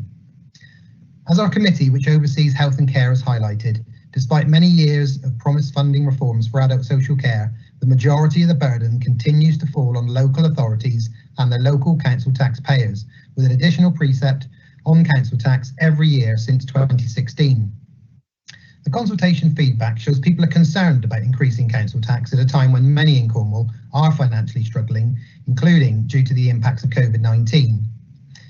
This is a time when caring for the most vulnerable in our communities is more important than ever. Yet when so many have seen their livelihoods suffer and can least afford another bill and another levy on their council tax. We've also written to government urging them to bring forward a long-term sustainable funding package for social care in the March budget and honour the Prime Minister's pledge to fix social care once and for all. As things stand, not making use of the government's adult social care precept is not an option, but it is a choice we make with a very heavy heart. 30 seconds. It is the first time that I can remember that an alternative budget has not been tabled, such as the difficult circumstances that we are facing. So just finally, members, there are of course risks within this budget and a number of uncertainties going forward, particularly around the lasting impacts of COVID-19, both in terms of demand for our services and economically. However, I am pleased that we've managed to put forward a balanced budget for this extraordinary year. I've highlighted that further work needs to be undertaken to produce a robust and balanced plan for the remaining period. Madam Chairman, I would urge members to support this budget as laid out. I'm happy to take any questions. Thank you. Thank you, Councillor Painter. Councillor German, please. Thank you, Madam Chairman. I'm going to focus on the business plan for my comments. Cornwall faces continued economic uncertainty made worse by the pandemic, coupled with a rising demand for the services that we provide. There's real strain on public services, and this means that we have to plan carefully for our future. With help from our residents, we have set clear priorities for Cornwall. We put people at the heart of every decision we take, using our resources wisely to protect and enhance our unique environment, create more jobs and homes, and ensure everyone can live well and safely together. The business plan in front of you sets out how we will do it. During the years of austerity, we have revolutionised the way we work as a council, allowing us to make £380 million of savings whilst protecting the services that people have told us are most important, such as providing care for the elderly, more homes and jobs, and keeping Cornwall's roads in good repair. We have worked with communities to deliver better local library services, community spaces and leisure services, which are valued by the people who use them. We have transformed our children's services to outstanding, making Cornwall Council services the best in the South West and in the top 10% across the country. However, the demand for our services is rising as more residents come to rely on our adult social care services and more children than ever need the social care we provide. This year, the government is once again committing to only 1 year of funding instead of 4. It is important, though, that we, Cornwall Council, look beyond the pandemic to plan for Cornwall's recovery and renewal, which is why we've reached out to residents during 2020 to help shape a new 2050 vision, Gillen-Warbath, with the twin aims of creating a fairer, more inclusive Cornwall and a cleaner, greener Cornwall. We are proud of our ambition to make Cornwall carbon neutral by 2030. This vital work has resource put forward in today's budget, but it will also require the support of residents, businesses and the government. All of those who want the best for Cornwall will support this business plan and budget today. These are very tough decisions, and I thank Mebby and Kerno for their continued support. Collectively, Cornwall Council will continue our fight for fairer funding from Westminster, standing up for Cornwall and demanding our residents enjoy the same opportunities and benefits as those living elsewhere in the country. Our workforce includes firefighters, lifeguards, conservationists, care workers, transport operators, housing officers, animal health inspectors, trading standards officers, to name only a few. They are one of Cornwall's largest workforces, and they work for the residents of Cornwall. Together, we will do all we can to ensure the services that matter to our residents are maintained and protected for one and all. Thank you, colleagues. Thank you, Madam Chairman. I urge you to support the budget and business plan. Thank you. Thank you, Leader. So now I'm going to go to each of the political groups to speak on the budget and I will do that in order of size of the political groupings. So this will be the order. Councillor Harris to speak for the Conservatives, Councillor Brown for the Lib Dems, Councillor Rule for the Independents, Councillor Cole for Mebby and Kerno, Councillor Kirkham for Labour, and Councillor Tudor for the Non-Aligned Independent Group. So Councillor Harris, first of all, please. Councillor Harris, I've allowed you an extra minute, 5 minutes, as you wished to speak for a little bit longer today. So welcome, and the floor is yours. Thank you, Chair. There is no doubting this must have been one of the most difficult budgets to prepare.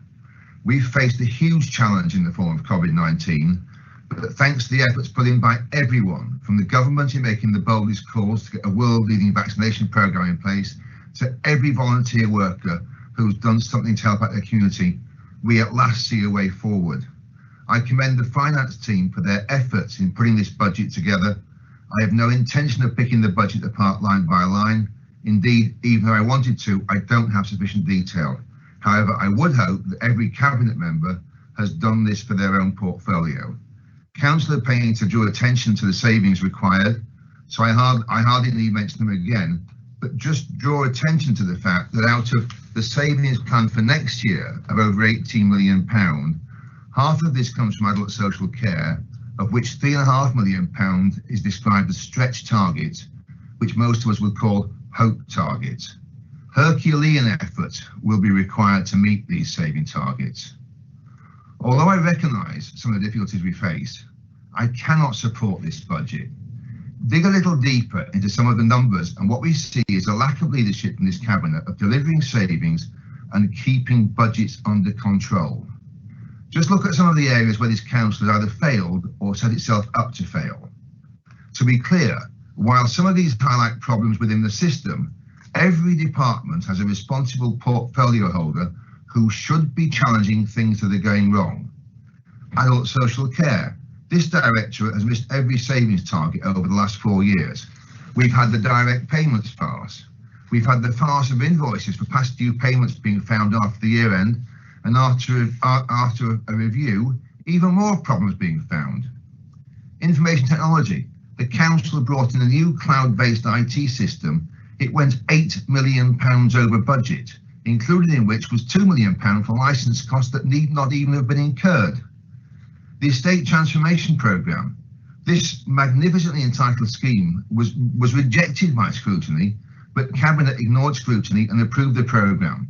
One that aims to rationalise the council's property holdings in Cornwall and save money by selling properties off, which is promoted as giving rise to capital receipts of £25 million, but requires an investment of £87 million. In other words, a rationalisation programme which will involve the council in borrowing another £62 million. And just in passing, I see on page 317 of our papers today that the spend here has now gone up from £87 million to £100 million, with seemingly no consultation. Within the budget papers, there's a line forecasting capital receipts of £15 million a year for the next 4 years. There's no backup for this number. And then, having mentioned capital, the capital programme. This programme is now huge. The programme stands at £1.3 billion to be funded by £700 million of borrowing. At an interest rate of 3%, the interest on this would amount to £21 million every year. And what if interest rates go up? We also have a new line in the capital programme called pre-pipeline capital schemes. These total a further £1.6 billion with no comment on where the money tree is. I don't dispute that we need to spend capital monies, but our record here is not good. We have problems delivering on existing schemes. No less than £110 million of projected capital expenditure for this year and next year has been reprofiled into future years. One could read this as suggesting we're not capable of managing big programmes. We have the Saints Trails, a complete and utter mess up. 1 or 2 years behind schedule, budget's looking flaky, 43 different pieces of land needing to be bought, and not one single binding agreement to acquire in place. Langgarth, I'll say little on this, beyond in the capital programme, another £100 million is forecast to be spent in the next 2 years. Finally, on the capital programme, PIDAR. PIDAR was meant to be the jewel in the crown, and yet the portfolio holder could not even be bothered to turn up to planning. If we cannot get our ducks in a row to get something through planning, or at least ask for deferment, how on earth can we expect to deliver on a project that involves taking on up to £170 million of borrowing? One last point, consultants' fees. What a mess. We can't give out the right number. The deputy leader seeks to justify a number with a silly statement, and our media department give the press a false statement. We still hire more consultants. To conclude, where in what I have mentioned are the portfolio holders taking any responsibility for what goes on? The money this council spends does not come from the magic money tree, it comes from the taxpayers, the people of Cornwall. And for this reason, I cannot support this budget, however well-intentioned much of it may be. Thank you. Point of order, Chair, please. Point of order. Councillor Dwelly, point of order. I did attend the planning committee. Could you please withdraw that, Councillor Harris? I was there. I apologise, Councillor Dwelly. I just didn't hear you at the meeting. Thank you. Thank you. Thank you, Councillor Harris. Thank you, Councillor Dwelly. I'm moving then on to Councillor Malcolm Brown, please, as the speaking on behalf of the Lib Dems. Councillor Malcolm Brown, please. Yes, I haven't written any notes. I'm going to speak off the cuff because I knew that I was going to be following Councillor Harris, and I wanted to speak in the same tone as what he did. And in fairness to Councillor Harris, he's made a very serious speech. I'm sure he believes entirely what he's saying, and I've got no doubt the Conservative group will be following him.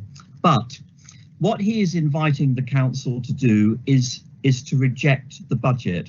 And I just find that totally unacceptable because no alternative has been put forward. The budget process began in the autumn of last year. Since then, there have been a large number of scrutiny meetings which the chief finance officer of the council has held with individual groups, different groups together. And there's been plenty of opportunity and offers of assistance to put forward an alternative budget. And I do just think it is really strange. We are now in the position that Cornwall Council is recommending the same rate of council tax increase as Conservative Devon, Conservative Somerset, Conservative Wiltshire and Labour Plymouth. Cornwall would be an outlier if the budget was rejected. And what will happen if the budget is rejected? We all heard the Prime Minister speaking last night, and although I personally regret he isn't allowing the hairdressers to open earlier, I declare an interest in that. What he said last night was very serious. And there's no doubt there's going to be a vast amount of work for the council to work with the government to interpret what the government wants us to do, to see that Cornwall moves on to a period after lockdown.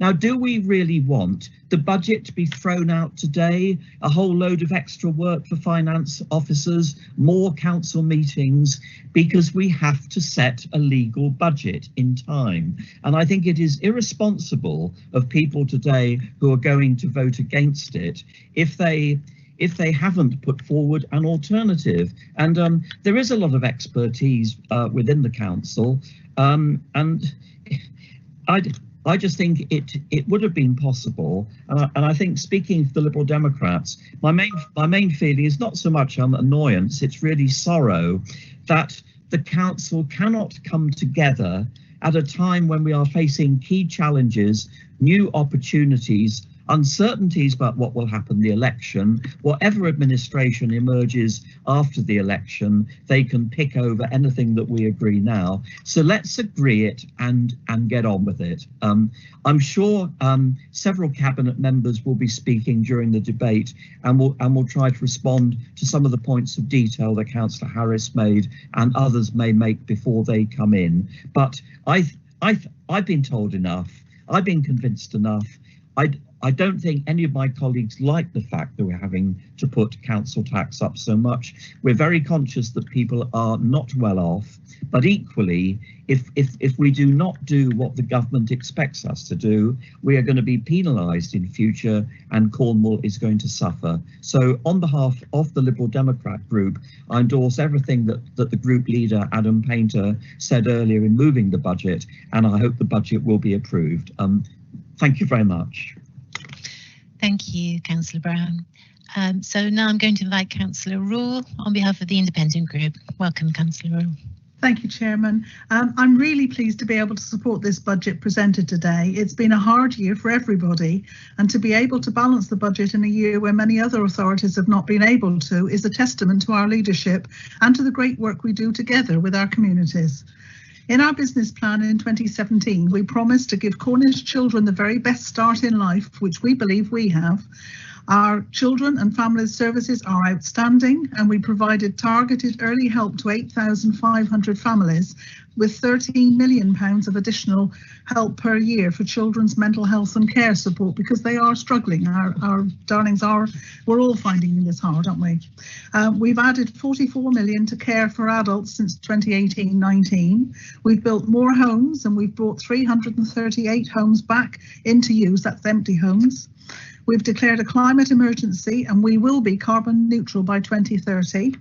Our lowest paid workers are now being paid a real living wage, putting more than £10 million more in their pockets.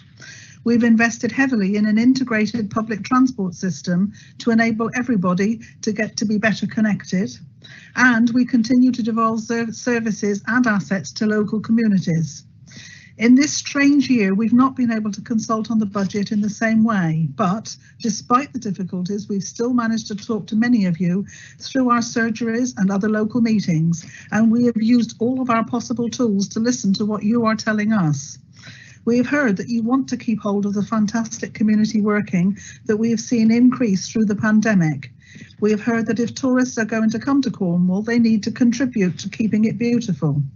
We have heard strongly that you want a greener planet for our children and their children to enjoy. We have heard that you care about our local communities and local places. This budget supports our business plan and looks to focus resources on those things that you have told us you care about. We recognise that we're having to pay for our adult social care service through the local council tax, and this means we will need to raise council tax despite our promises to try and keep council tax as low as possible. And although we are applying a 3% rise to pay for the accelerating cost of care, we are really aware that many of our residents will struggle to pay this. I am therefore really pleased to say that we've been able to put £3 million into a fund to support those who are finding their council tax payments difficult. We are also continuing to help those in our community who need help. We are continuing to support our food banks and the amazing work that they're doing. We are helping our children who do not have access to laptops, and we are continuing to ensure that our shielded residents are cared about. In this budget, the last of our administration, and actually the most difficult budget we have ever had to face, we continue to focus our resources on those things that you have asked us to focus on most. We will continue to work really hard to support our residents and businesses in their communities. We will continue to collaborate with other Cornwall organisations, our town and parish councils, the Isles of Scilly, our voluntary sector, Natural England, Homes England, the NHS and many, many others. and we look forward to a better year, continuing to support your interests and the interests of the whole of Cornwall. I hope, colleagues, that you will support this budget today. Thank you. Thank you, Councillor Rule. So next we're moving on to Mebby and Kernow and Councillor Cole. Councillor Cole, please. Good morning, thank you. We are indeed in a very difficult situation this year. Now, Mebby and Kernow is not part of the administration, but we will be supporting the budget today. We could have chosen to play politics, pick holes, and vote against the budget in order to disassociate ourselves from council tax increases, but that would have been totally the wrong thing to do. Cornwall Council, like other local authorities, continues to be under significant financial pressure. Much of this relates to the consequences of cuts over the last decade, and that central government continues to shift the burden of paying for local services, especially adult social care, onto council taxpayers. The ongoing impact of COVID-19 will also be massive going into the future. From our perspective, in the coming months, we surely need to be coming together as a council, doing more to put pressure on central government to find a new or a fairer way to fund public services in Cornwall. But focusing on today, it is telling that no amendments have been moved, which really does demonstrate the lack of potential options for consideration. This is also borne out by the fact that other principal councils of all political persuasions seem to have agreed the same degree of council tax increases as proposed here in Cornwall, and have also chosen to agree the social care levy because there is no other alternative. Like Councillor Brown, I was looking at reports of other council budget settings last night, and it all seems so similar. We had Labour-run Plymouth City Council agreeing the same council tax increases, as well as Conservative-run Devon County Council and Conservative-run Somerset County Council. And I understand there that no one actually voted against the budget at all. Also, there was a lot of cross-party support trying to get a budget in place for the difficult times that are coming. So today I can confirm that Mebby and Kernow will be acting responsibly and supporting the budget as set out. Thank you, Chair. Thank you, Councillor Cole, and thank you, Mebby and Kernow. Moving on now to Councillor Kirkham, who's going to speak on behalf of the Labour Group. Thank you very much, Chair. I said at Cabinet that the Tory government had passed the buck without passing on the bucks, and I still believe that very strongly. This is a budget that's been foisted on the people of Cornwall by a Tory government, with a Tory opposition here relying on items like consultants' fees to oppose it, which is ironic considering what Matt Hancock was on the radio this morning talking about. Just to clarify why I'm saying that, it's a one-year review again. The 3% adult social care precept that has already been spoken about a great deal means that social care has been put onto the backs of councils yet again. We have a super ageing population in Cornwall. Lots of people retire down here, but a lower than average wage and about £1,000 per bandee council tax figure is spent on adult social care now, and 75% of our income is now coming from local taxes, which is a big shift from the way it used to be 10 years ago.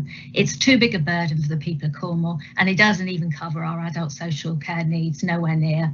We need a proper solution for social care in places like this, and national funding. That's something Boris Johnson promised within 100 days of getting into power, and he hasn't delivered. Same with the police. Even the Tory PCC is sticking a 6.7% increase on the local tax this year. Same with the pandemic. The government promised to cover all the costs, and it hasn't. People are being asked for 5% when they're losing their jobs and being made redundant in Cornwall. And the public health money, the public health budget that seems so vital now, is being frozen, so in real terms cut, and it isn't even being ring-fenced anymore. We need a reform of the way local tax is done. I suppose it's quite pointless to say this now, but the point does need to be made. Council tax is an unfair and aggressive tax, and business rates are becoming completely unworkable. So in summary, this council is in a really difficult, horrible position. And I can understand the comments that the other group leaders have made. But the point we do have to make as the Labour group as the second biggest, getting the second biggest votes in Cornwall in the last 2 general elections, is that we would do it differently in some places. We would do it very differently, and on things like Langarth, there are no social housing in Langarth. That's something a Labour administration would have prioritised. We'd be braver on things like the zero carbon standard in our climate change DPD. We'd look at insourcing, not outsourcing, GLL and the waste contract. We would look at the way we spend our money much more closely. I've worked closely with the administration in the last 6 months at doing this, but a Labour administration would go further, and we would put more money into social care. We have big budget holes coming up in social care, and less concern on projects like the stadium and the spaceport, which are in the capital programme. We would look at giving more support for those that are struggling. There is a hardship fund, but we're not supporting the food poverty fund in the same way this year as we did last year with the COVID money. So that is something we would really push. And when it comes to NHS integration, we worry that that is not going well in Cornwall, that there are still disputes, that we're losing community hospital beds. So Labour would do it differently. Thanks very much. Thank you, Councillor Kirkham. I neglected to say before you started talking that I had agreed to give you 5 minutes, but I don't think you went over that in any case. So thank you, Councillor Kirkham. Councillor Tudor, the floor is yours, please. Thank you. I'm speaking on behalf of a group of 3. We're an independent alliance. That is what it says on the tin. So I'm really speaking on my own behalf. So the budget debate that's going on here, it's happening with councils throughout the country, and it would be absolutely wrong to suggest that Cornwall Council's dire financial situation is just Cornwall Council's situation. So here's some facts from the government's own Public Accounts Committee. 9 out of 10 major local authorities in England don't have enough cash to cover their spending plans this year. And on top of that, coronavirus leads them to an overspend of 1.7 billion. And now a committee of MPs has criticised the Treasury for its worryingly laissez-faire attitude to the state of local government finances. I've got to say that in 2017, when I first became elected to the council, I soon realised that my role as a local member would mean 4 years of crisis management, really. However, I do disagree with the way that some of our dwindling resources have been spent and where they are planned to be spent. I can talk with some confidence on the projects that I've been involved with. So Langarth, the council's largest ever investment, £160 million plus so far. All those meetings with the stakeholder panel and the consultants, there were 15 of us on the stakeholder panel. We are often outnumbered by the number of consultants in the room. I used to watch them trundle into New County Hall with their suitcases fresh from Newquay Airport, and then after the meeting fly back up to wherever they came, again all stay in a posh hotel. This budget includes £30 million capital spend on Langarth for 2021 and a further £60 million next year. Developers are already challenging the master plan, so it's by no means a sure thing. Look what happened to the council's other large development at Pydine True, £170 million development, again outside consultants brought in, despite local members asking for a local firm to be considered. Where did that get us? Those experts drew up a planning application on behalf of Cornwall Council. The development proposal cost us £6 million, and then Cornwall Council's planning committee turned that down because it didn't comply with our own policies. £6 million down the drain, and we're back to the drawing board. I know that we have to invest in commercial ventures. Some would say too risky commercial ventures to try and shore up our dwindling finances. And Cornwall Council, one of the largest councils in Europe, it's going under like many other councils. And I'll be surprised if by the time my teenage girls are in their 30s, that Cornwall Council's not being subsumed into this huge South West Council that we're hearing about. No money, no power. The government strips our finances and then says local authorities can raise the tax by 5% to help. Penalising people who can ill afford it doesn't help anyone. But what choice have we got if we're going to have to ensure that we continue to deliver essential local services? So I'm minded to vote with this budget with a heavy heart and with the hope that the next council, the people that are here, councillors that are here after May, will make sure to use Cornish consultants who, like us, have a vested interest in the county. Thank you, Councillor Tudor. So that is the end of the interventions of all the different group leaders. I have three councillors who notified me in advance that they wish to speak, and they are Councillors Wood, Rogerson and Frost. After that, I will go to councillors who have put an X in the chat box, and so far the councillors that have put in an X in the chat box are councillors Olivier and Colin Martin, although I can see some other ones coming up on the chat box now. So first of all, then Councillor Wood, please. Thank you, Madam Chairman. Councillors, despite government help, we are facing a shortfall. Not covered the need for even more cuts in services, and this has all been clearly stated to you by other spokesmen from the leaders. Even people who are not part of the administration are saying we need to have as much money as possible. I understand there is help. There's guaranteed pension. Those on guaranteed pension credits don't be affected by the tax increases, and there are hardship funds, and these things have been outlined to you. I don't take this lightly, but Councillor, can I say to you, if you want to be part of a duchy administration that truly represents all and proudly boasts to care for all, we must as councillors accept responsibility and support this budget. Our motto is one and all, with a strong care for the weak and give hope to the less fortunate. So councillors, I do implore you, don't sit on your hands, come forward, step up to the plate and vote and support this budget. Thank you, Madam Chairman. Thank you, Councillor Wood. Councillor Rogerson, please.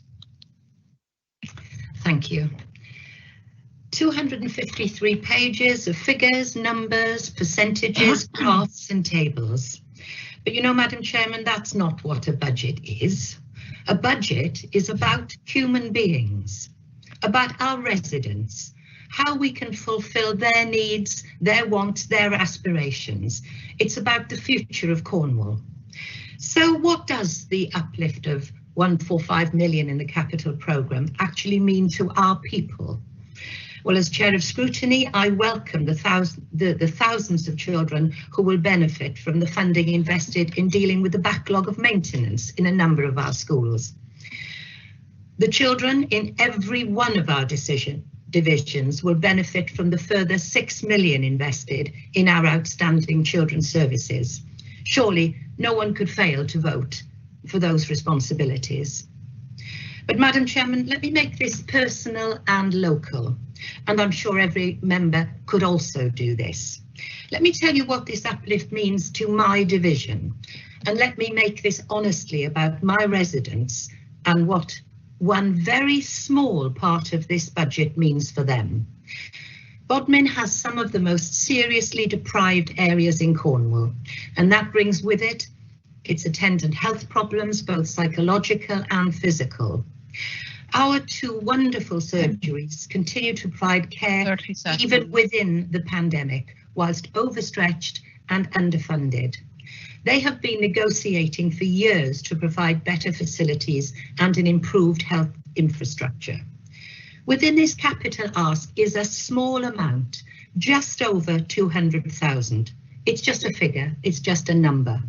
But to my residents, it will provide the ability to unlock a deadlock in negotiations between all the parties. It means the real possibility of a new surgery, and it means the improved provision of services. It means the world to my town and to my residents. I believe we must focus on voting for people and their needs, and this is what this budget does. Thank you, Chair. Thank you, Councillor Rogerson. Councillor Frost, please. Thank you, Chair. I can really only echo what Councillor Rogerson said there in regards to Bodmin. As being the one of the other Bodmin councillors, it's that small amount of money is very important to our town. I think as other people have broadly spoke on many issues, I'm going to stick with one topic, and that kind of relates to housing. Over the last 4 years, strong financial planning of this council has meant that we've delivered 1,000 new homes in Cornwall. We've been able to put 380 long-term empty units back into use, and there are now 8,000 fewer people on the housing waiting list. However, like Councillor Olivier took a few words out of my mouth earlier, but because of government decisions, we are fighting an uphill battle, and there are still 12,000 people on the housing waiting list. The good thing about this budget is that we are taking up the challenge, and we are going to fight that battle, and we're investing roughly a third of our capital budget into helping our residents get access to good quality homes. And I think that's something really important and something we should be proud that we're doing. Thank you. Thank you, Councillor Frost. So, councillors, that is the end of the councillors who had notified me in advance that they wish to speak on the budget. I have 9 councillors who have indicated in the chat box that they wish to speak. I'm going to read out their names now for clarity. They are Councillors Olivier, Colin Martin, Councillors Toms, Hannaford, Burden, Rothschild, Taylor, Dwelly and McKenna so far, but I see that a new one has just popped in, and that is Paul Wills and then Jeff Brown. So that's 11 people so far. So first of all, Councillor Olivier, please. Yeah, thank you, Chair, if you can hear me. I share the apparent widespread disappointment that an alternative budget hasn't been presented. For the purposes of clarity, I should say that I propose, supported by the Labour group, an amendment to the budget that the money saved through the councillor allowance saving, the unplanned councillor allowance saving, should be used to set up an emergency food grant poverty fund in this financial year on the model of that funded by DEFRA last year. It was a very necessary fund, it did good work, and I wanted us to do it again. But it was represented to me that to do so would interfere with our plans to provide free school meals during Easter holidays, and it's been made very clear by this council collectively that free school meals are an absolute priority, and I certainly wouldn't want to go against that. However, I do think, in view of the relatively small sum of money that was being asked for, £300,000 or £400,000, the administration could have made more effort to meet this need. And I do think if you want the council, regardless of political persuasion, to pull together towards a common end, the administration needs to try a bit harder to respond to these concerns when they are raised. I'm disappointed that they have not identified a fund of this funding for a provision of this kind. So, that it's all very well asking us to pull together, but it's a two-way process. 30 seconds. Right, finally, on the housing point, I'm not going to denigrate the efforts of this council to provide affordable secure homes in Cornwall, but it isn't enough, and I don't think we're trying hard enough. At the moment, we're qualifying for the Europa League, and we should be going for the Champions League. As I say, I'm not denigrating the work that's been done, but it's not adequate at this time, and it should be even more of a priority than it is. Thank you, Chair. Thank you, Councillor Olivier. At the end, I will invite Councillor Painter to sum up, and perhaps he can speak to that point right at the end about your proposal that you made last week. So the next councillor I have is Councillor Colin Martin, please. Thank you, Chair. I'm just starting my stopwatch so I know how long I've got.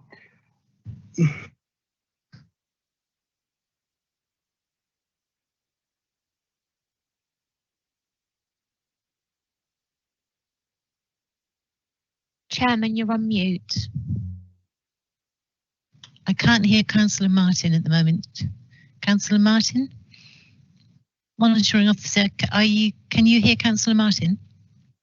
I can confirm that I can't hear Councillor Martin. I heard him refer to starting a stopwatch, but unfortunately I can't hear him again. No. What I think I will do is go to the next councillor, Councillor Toms, and then when we re-establish connection with Councillor Martin, we'll revert back to his intervention. So, Councillor Toms, if I could bring you in, please. Oh. Councillor Toms, thank you. Thank you. I had a bit of trouble there, Madam Chairman. Madam Chairman, this is my 18th budget with this and the preceding council. I've never known a perfect budget ever, and there's always been amendments to a budget. But when difficult times come, the alternatives get harder to find. And for me, this is about, if we don't put on these increases, the papers show you what those consequences are.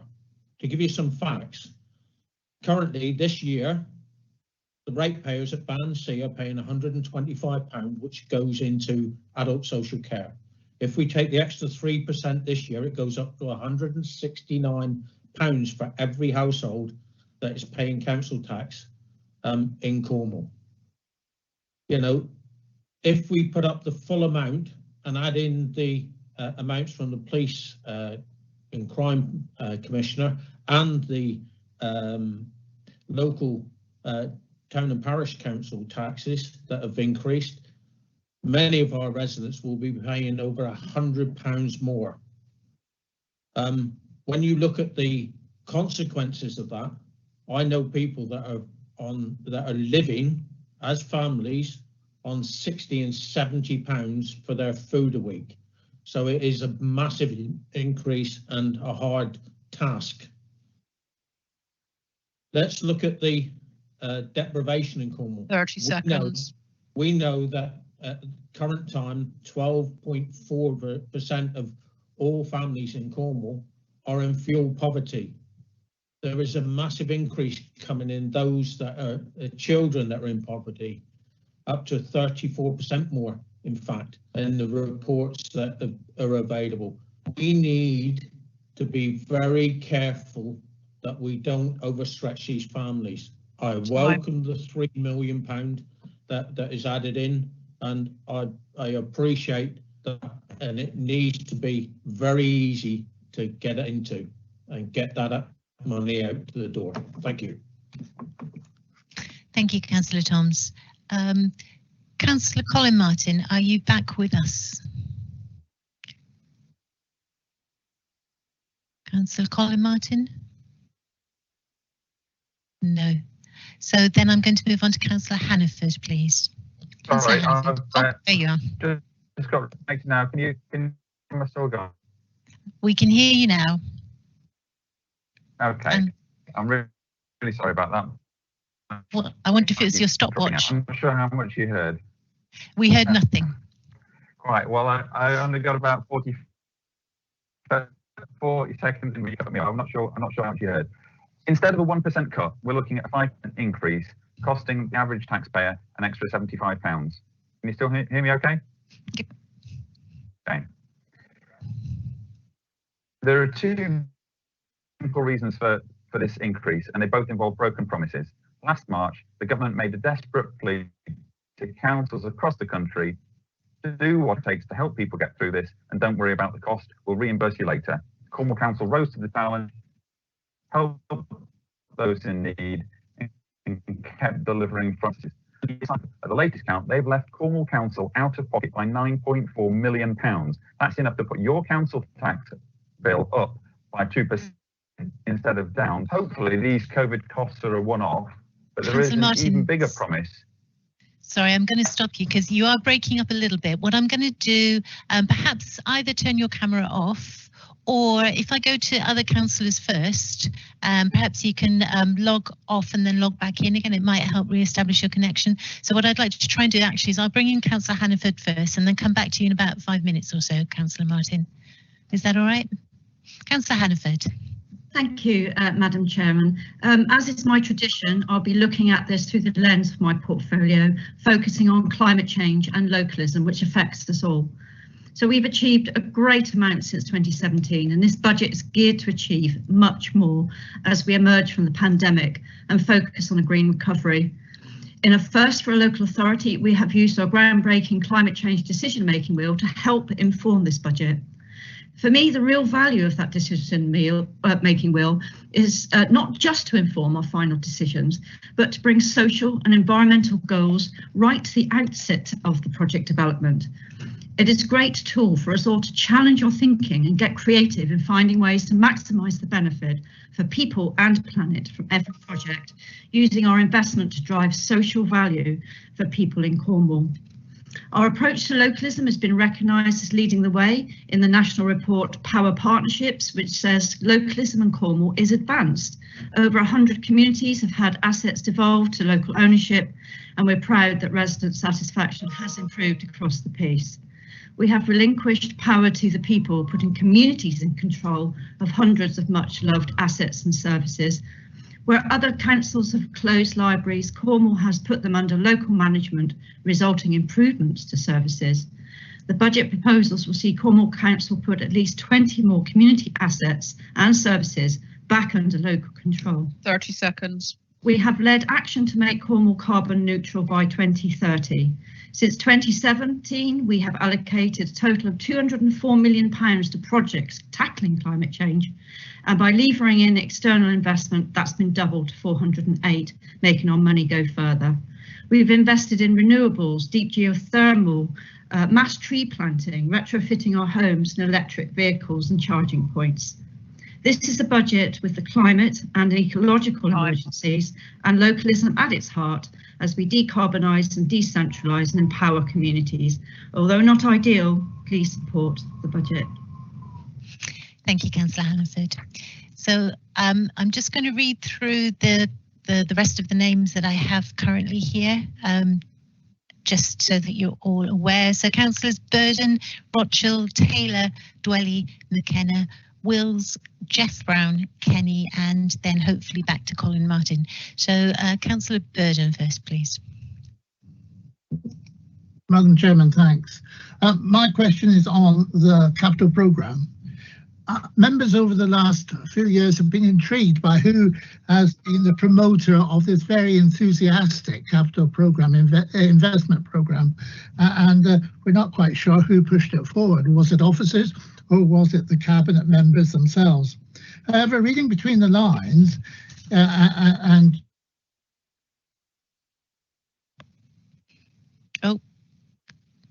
Councillor Burden, I can't hear you anymore. Yeah, okay. That was me fiddling with the... However, reading between the lines, our finance officers are getting nervous, page 232, and caution is necessary. And we need adequate reserves because we're taking much further risks than we have before.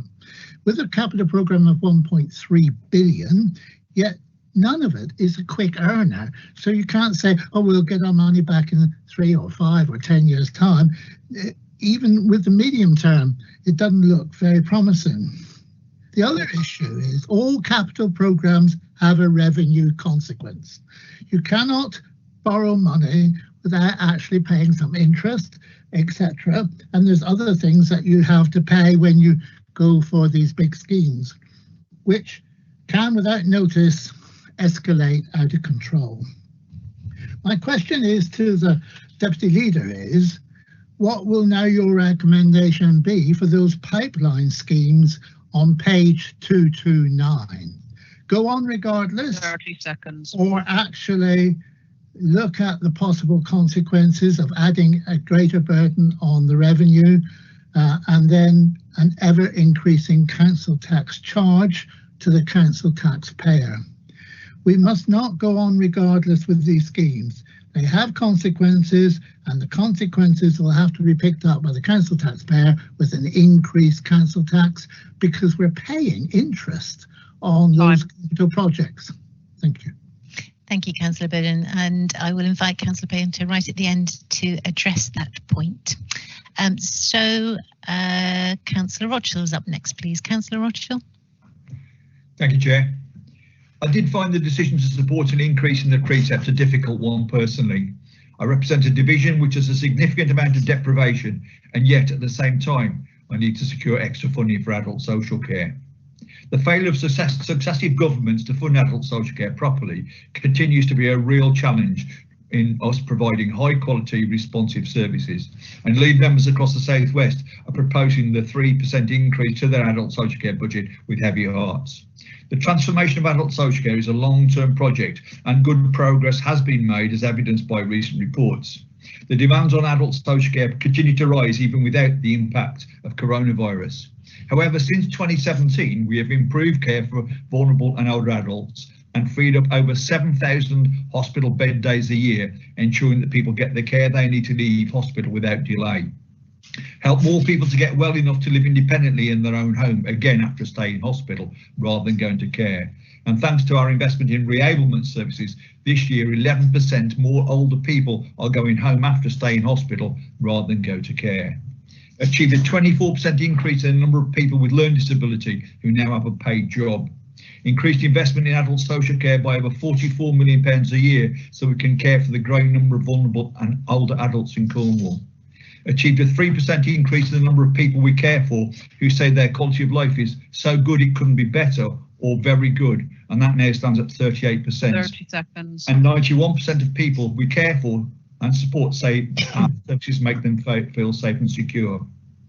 The budget proposals will provide reablement support to over 2,300 people, helping them to live independently in their own homes, provide packages of care to over 2,200 people who are no longer able to live independently at home, and provide long-term assistance to over 600 adults across Cornwall with learning disabilities through supported living and shared life schemes. I will be supporting the proposal. Thank you, Councillor Rothschild. Councillor Taylor, please. Thank you, Chair. I want to highlight what this budget actually means to the residents. While this administration seems perfectly content to treat Cornish residents' hard-earned money as a cash machine, I want you to remember that whilst you continue to overspend on budgets, under-deliver on performance, enter into reckless projects, the average BD homeowner has seen an increase on their council tax of £564.90 since the Lib Dems have been in power. This equates to £70.50 per year. The government has funded Cornwall Council with an additional £500 million since the start of this pandemic. It's not how much money you have, it's how you spend it. And this cash machine mentality in regard to residents' money must stop. This is a budget for the Cabinet, not the people of Cornwall. Thank you, Councillor Taylor. Councillor Dwelly, please. Thank you, Chair. I just want to raise some positives because I think we're all quite rightly concerned about the negatives of the situation we're in and the budget we face. One thing this council's become really dedicated to is helping our town centres to revitalise and recover from COVID. And this budget continues to keep that pledge for the High Street Vitality funds of £4 million, which we've agreed. And I'm delighted, having worked really hard in Penzance to make a difference in the town I represent with colleagues, to be able to help other towns come forward, not just the ones who've had the government's town deal money, which is very welcome, but other towns to come forward to us and ask for some help, bringing their own projects forward that may be fundable in the future through the private sector or through governments, the Shared Prosperity Fund, or possibly Cornwall Council's investment. So there are towns like Bude, Helston, Torpoint, Liskeard, Penryn, Looe, to name just a few, who are right now coming to us so we can help them do good things for the centres of our towns. And I think that's something we should all be in favour of, whatever our politics. I'm also really proud that this council, despite the budget pressures, remains committed to the real living wage. That's £9.50 an hour from April. That's for not just our staff, but for Cormac and other contractors. And I think that's really important. And finally, the Tories are coming forward here with no plans at all. Linda Taylor has nothing to suggest apart from criticism. So for me, all we're hearing as an alternative here is no plan, no proposals, just party politics. We really have to do better than that. Thank you. Thank you. Thank you, Councillor Dwelly. I'm going to bring in Councillor McKenna next. Hello, Councillor McKenna. But just to say to Colin Martin, after Councillor McKenna, I will try to bring you in, because if that doesn't work, then we can try and pick up contact with you via phone at some stage later in the meeting. So Councillor McKenna first, please. Madam Chairman, thank you. I've listened to what's been said, and welcome the new commitments to use the savings resulting from the rejection of an increase in members' allowances, which was championed by Councillor Wills and I, for the purpose of feeding pupils during school holidays. That's most welcome. The addition of £3 million to support those on council tax support, which will equate to an extra £75 per family to mitigate the proposed increase, is welcome also. The fact that the government is effectively forcing councils to raise the precept by 3% to cope with a huge increase in the need for adult care support, much of it the direct result of COVID, effectively forces this council's hand, as with other councils in the southwest. In the absence of any alternative budget proposals, and with regret, I will be voting in favour today. But before I finish, I'd just like to clarify something. I was taken by what Councillor Olivier said earlier in relation to food banks in his introduction on behalf of the Labour Party. Can I just confirm whether or not it is possible to accept an amendment on the budget on the date of the meeting if that amendment is funded? Thank you. I will invite Councillor Painter to speak to that particular issue right at the end as well, Councillor McKenna. Councillor Martin, I'm going to try and bring you in to see if it works. Right, I'm standing right next to the router in the hope that you can hear me. Is that any better? That's much better, thank you. Right, okay, well, I'll try my best. Okay, so none of us joined the council to raise taxes. We've worked incredibly hard to keep costs down during a year when many are in real financial hardship. In adult social care, we've delivered an extra 10 million of care without costing the taxpayer a penny.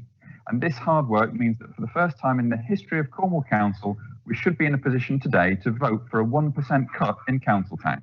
Sadly, instead of a 1% cut, we're looking at a 5% increase, costing the average taxpayer an extra £75. There are two very simple reasons for this, and they both involve broken promises. Last March, the government made a desperate plea to councils across the country: do whatever it takes to help people get through this, and don't worry about the cost. We'll reimburse you later. Cornwall Council rose to the challenge, helped those in need, and kept delivering frontline services. But the government didn't keep its side of the deal. At the latest count, they've left Cornwall Council out of pocket by £9.4 million. The figure Linda Taylor said a minute ago, £500 million for Cornwall. There's a difference between Cornwall and Cornwall Council. That money has been passed on to the businesses of Cornwall. We have been left short, and that's enough to put your council tax bill up by 2% instead of down by 1%. Hopefully these COVID costs are a one-off, but there's an even bigger promise that's been broken, which has been hurting every council in the country for years. The Conservatives won the last 3 general elections promising to deliver a new, fair and sustainable funding model for adult social care. On all 3 occasions, they've broken that promise. Every year we see the same pattern. Care costs rise rapidly, the social care workforce gets spread more thinly, and the government tells us to hit our residents with another whack of council tax rises. Today it's another 3%. Altogether, the cost of social care is now almost £200 million in Cornwall alone. That's an average of £1,000 on every council tax bill. The government's failure to cover the costs of COVID and adult social care mean the 1% cut we could have delivered today is actually a 5% increase. 5 years of Conservative government, 5 years of broken promises, 5 years of inflation-busting council tax rises, and now another 5% on your council tax bill. As nobody's proposed any alternative, I suggest we now move to the summaries and vote. Thank you. I still do have 3 people left to speak, Councillor Martin, so I would like to enable those people to speak, and then we will consider moving to the vote. So Councillor Wills, Councillor Jeff Brown, Councillor Kenny, please. Councillor Wills. Thank you, Madam Chairman, and I appreciate the fact that you're allowing us to speak rather than going to the vote. I commend those who put together this budget in what are, without a shadow of a doubt, unprecedented times during this national and indeed global health emergency. More and more people will be forced into poverty as a result of COVID-19. I welcome the support for families that may find it difficult to pay their council tax of £3 million, although I believe it is simply not enough, and we will be facing a financial crisis from those families that will be suffering as a result of losing their jobs and their incomes because of COVID. Bouncing back may take years, if not decades. as we continue to try and balance our budget. It's going to be very difficult in the years ahead. Of course, adult social care is an absolute necessity, but central government must step up and fund more rather than expecting local authorities to continue to heap this burden upon local taxpayers. I will be supporting this budget. It is a necessity, a necessary evil, if you like, but I ask that at some point we could give the taxpayers a break here in Cornwall and at least have 1 year where there's no increase at all. I'm sure that if we put our minds to it, that could be done. Again, as I say, I support the budget. I commend those who have put this budget together. There are no other alternatives that have been put forward, as we are aware. I only wish that there were. And I hope you like my background, Madam Chairman. I put it on specially for you, and I can't wait until we get back into the chamber and start debating properly, hopefully sometime in the summer, July, August, when things are better. But thank you very much for your time. Thank you. Thank you, Councillor Wills. I do appreciate that background and how I wish we were all there together debating this. Councillor Jeff Brown, please. Thank you very much, Chairman. And I wanted just to pick up on the criticism of the Saints Trail. This exciting project has been audited and a series of actions have been identified and acted upon to ensure that the project does remain on track and on budget. The audit report was clear that the original target date was March 22, and clearly the COVID pandemic has made land negotiations extremely challenging, if not impossible, which is why Highways England agreed an extension to the deadline to 2023. But there are only 2 targets for this financial year just gone. One was to gain planning permission for the project, and the other was to make sufficient progress to draw down the first tranche of funding. Both of these targets have been achieved. And turning to the budget now, for transport, our proposed transport proposals for 2021-22 will see a doubling of electric vehicle charging points across the Duchy to 360. It will bring in a discounted bus fare pilot, helping more people onto buses and climate-friendly travel. It will upgrade 6.5 miles of major road network, including a new bypass for Camelford, which will improve air quality. And there has been a new 3.9 million St Austell A30 link road. All this has been achieved despite the fact that our highways maintenance budget from government has been reduced by £10 million this year in 21-22. Thank you. Thank you, Councillor Brown. So I have Councillor Kenny and also Councillor Fitter has indicated. So Councillor Kenny first, please. Right, thank you, Chair. Yes, nobody wants to do this.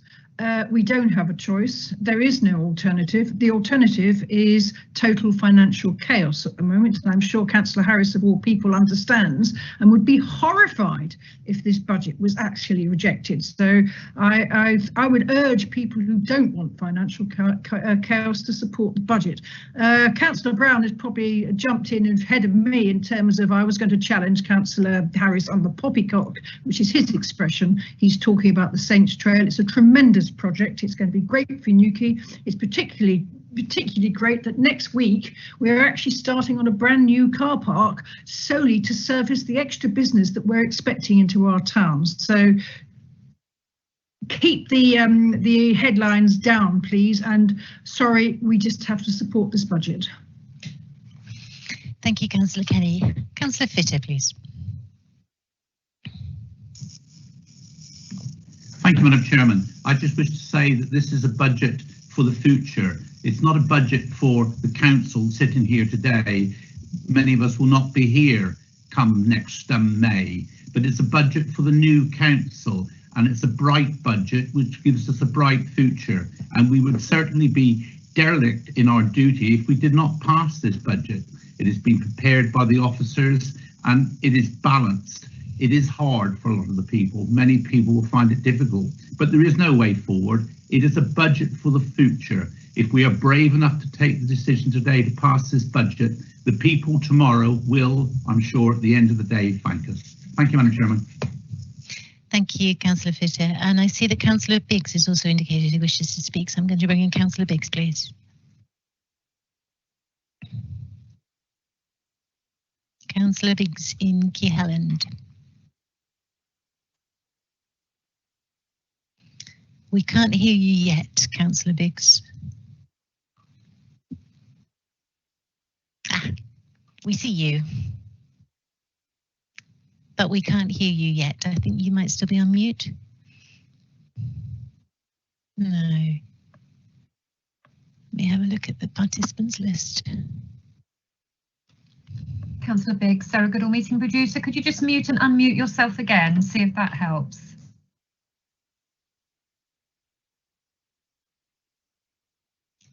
Could you say something? No, it didn't help.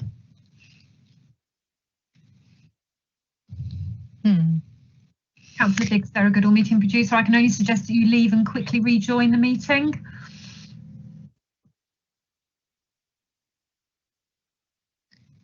So I think Councillor Biggs is leaving and rejoining the meeting. In the interim, are there any other councillors who wish to speak? No, I'm going to give Councillor Biggs just a couple of seconds to rejoin. Councillor Wills just now mentioned the backdrop that he had of the council chamber. I have a backdrop today of the Tamar Bridges taken by a local photographer.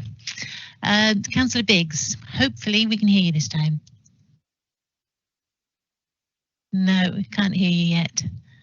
I'm not quite sure what to suggest. Meeting producer, can Councillor Biggs ring in by telephone? Yes, you can. I'll email Councillor Biggs the phone-in details now, Chairman. Thank you. Can I raise a point of order, Madam Chair, while we wait for Councillor Biggs to get back in? Could someone explain what happens if this budget is voted down? It doesn't mean council tax doesn't go up, does it? Can anyone explain what the process is for what happens next when no alternative has been proposed? In the interim, whilst Councillor Biggs is trying to ring in, I'm going to bring in the monitoring officer who has already switched on his screen, Mel. Yeah, thank you. And thank you, Councillor Martin, for your question. So I'll just take members through the provisions in relation to the budget. So as members will be aware, Section 31A of the Local Government Finance Act 1992 requires the council to make its budget calculations by the 11th of March, but they're not invalid if they're made after this date.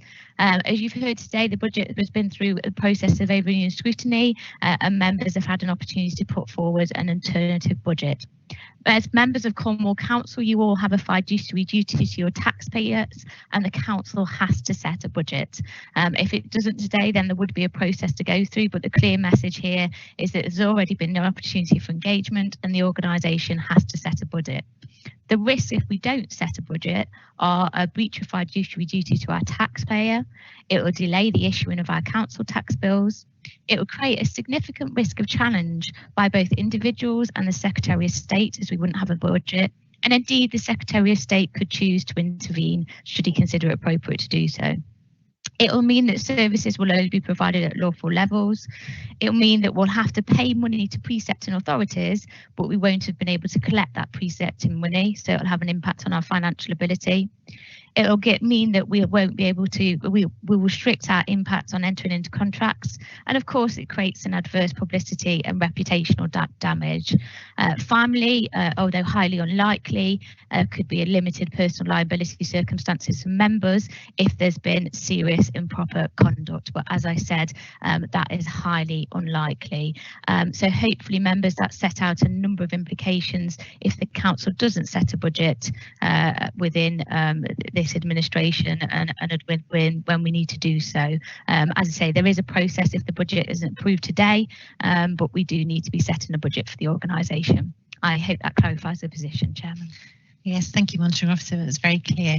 So I'm going to try Councillor Biggs to see if he's able to join by phone. Oh, he's waiting in the lobby, so we're going to hopefully admit him. Yes, hello, Chairman. Oh, hello, Councillor Biggs. Yes, we can hear you now. Yes, thank you very much, Chairman. Thank you for allowing me to join recurring technical problems, I'm afraid. I just want to make a couple of points, really, some of the things I've heard. You've just had confirmation from the monitoring officer about what happens if this budget is turned down at the moment. I think that's highly unlikely. We all know what the numbers are. And in fact, it would have been irresponsible of the Conservative group to actually propose an alternative budget because the figures are these.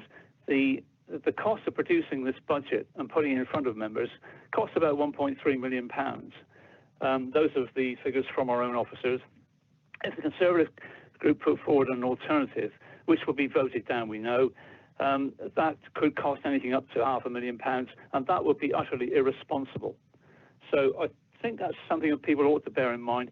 There is time to even if this was turned down today, which it won't be, there's still time to fulfil all our legal obligations. Again, we've had that in writing from the legal office. So I think there's no reason at all why the Conservative group should have put forward an alternative budget. This is the administration's budget. If they're happy with it, that's fine. But we would have put forward something much more alternative and much more radical, and that would have cost an awful lot of money, which would have been voted down. That would have been irresponsible. So I think we're not hearing a great deal more at the moment, Chairman. I would propose that we go to the vote. Thank you. Thank you, Councillor Biggs. Is there a seconder for going straight to the vote? Yeah. I do, and that was Councillor Martin, Councillor Harris, I think, as well. I believe, Councillor Alvey, you're also saying go straight to the vote, yes? Correct. Correct. Okay. So I did see that Councillor Mike Thomas put an X in the box to speak, but I think we're going to go straight to the vote, Councillor Thomas. So That's I'm going okay. to. Is that all right? I'm just going to help you fill in time there. Thank you. And point out that it's a Lib Dem and independent administration that the leader of the Conservative group failed to mention. Indeed. Thank you. Indeed.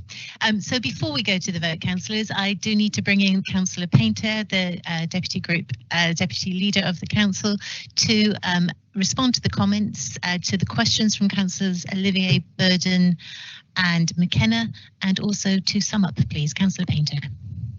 Thank you very much, Madam Chairman. I think it has been an excellent debate. Thank you, members, for all your comments, and indeed, thank members for all of their work over the past year. It has been an extraordinarily difficult year. I know we've had to support our communities, through COVID, as well as doing the day-to-day jobs, and it has been quite a mammoth task that we're not quite through yet. And clearly, this budget has been a hugely difficult one to pull together. And I would like to thank all our finance staff for the work that they've done.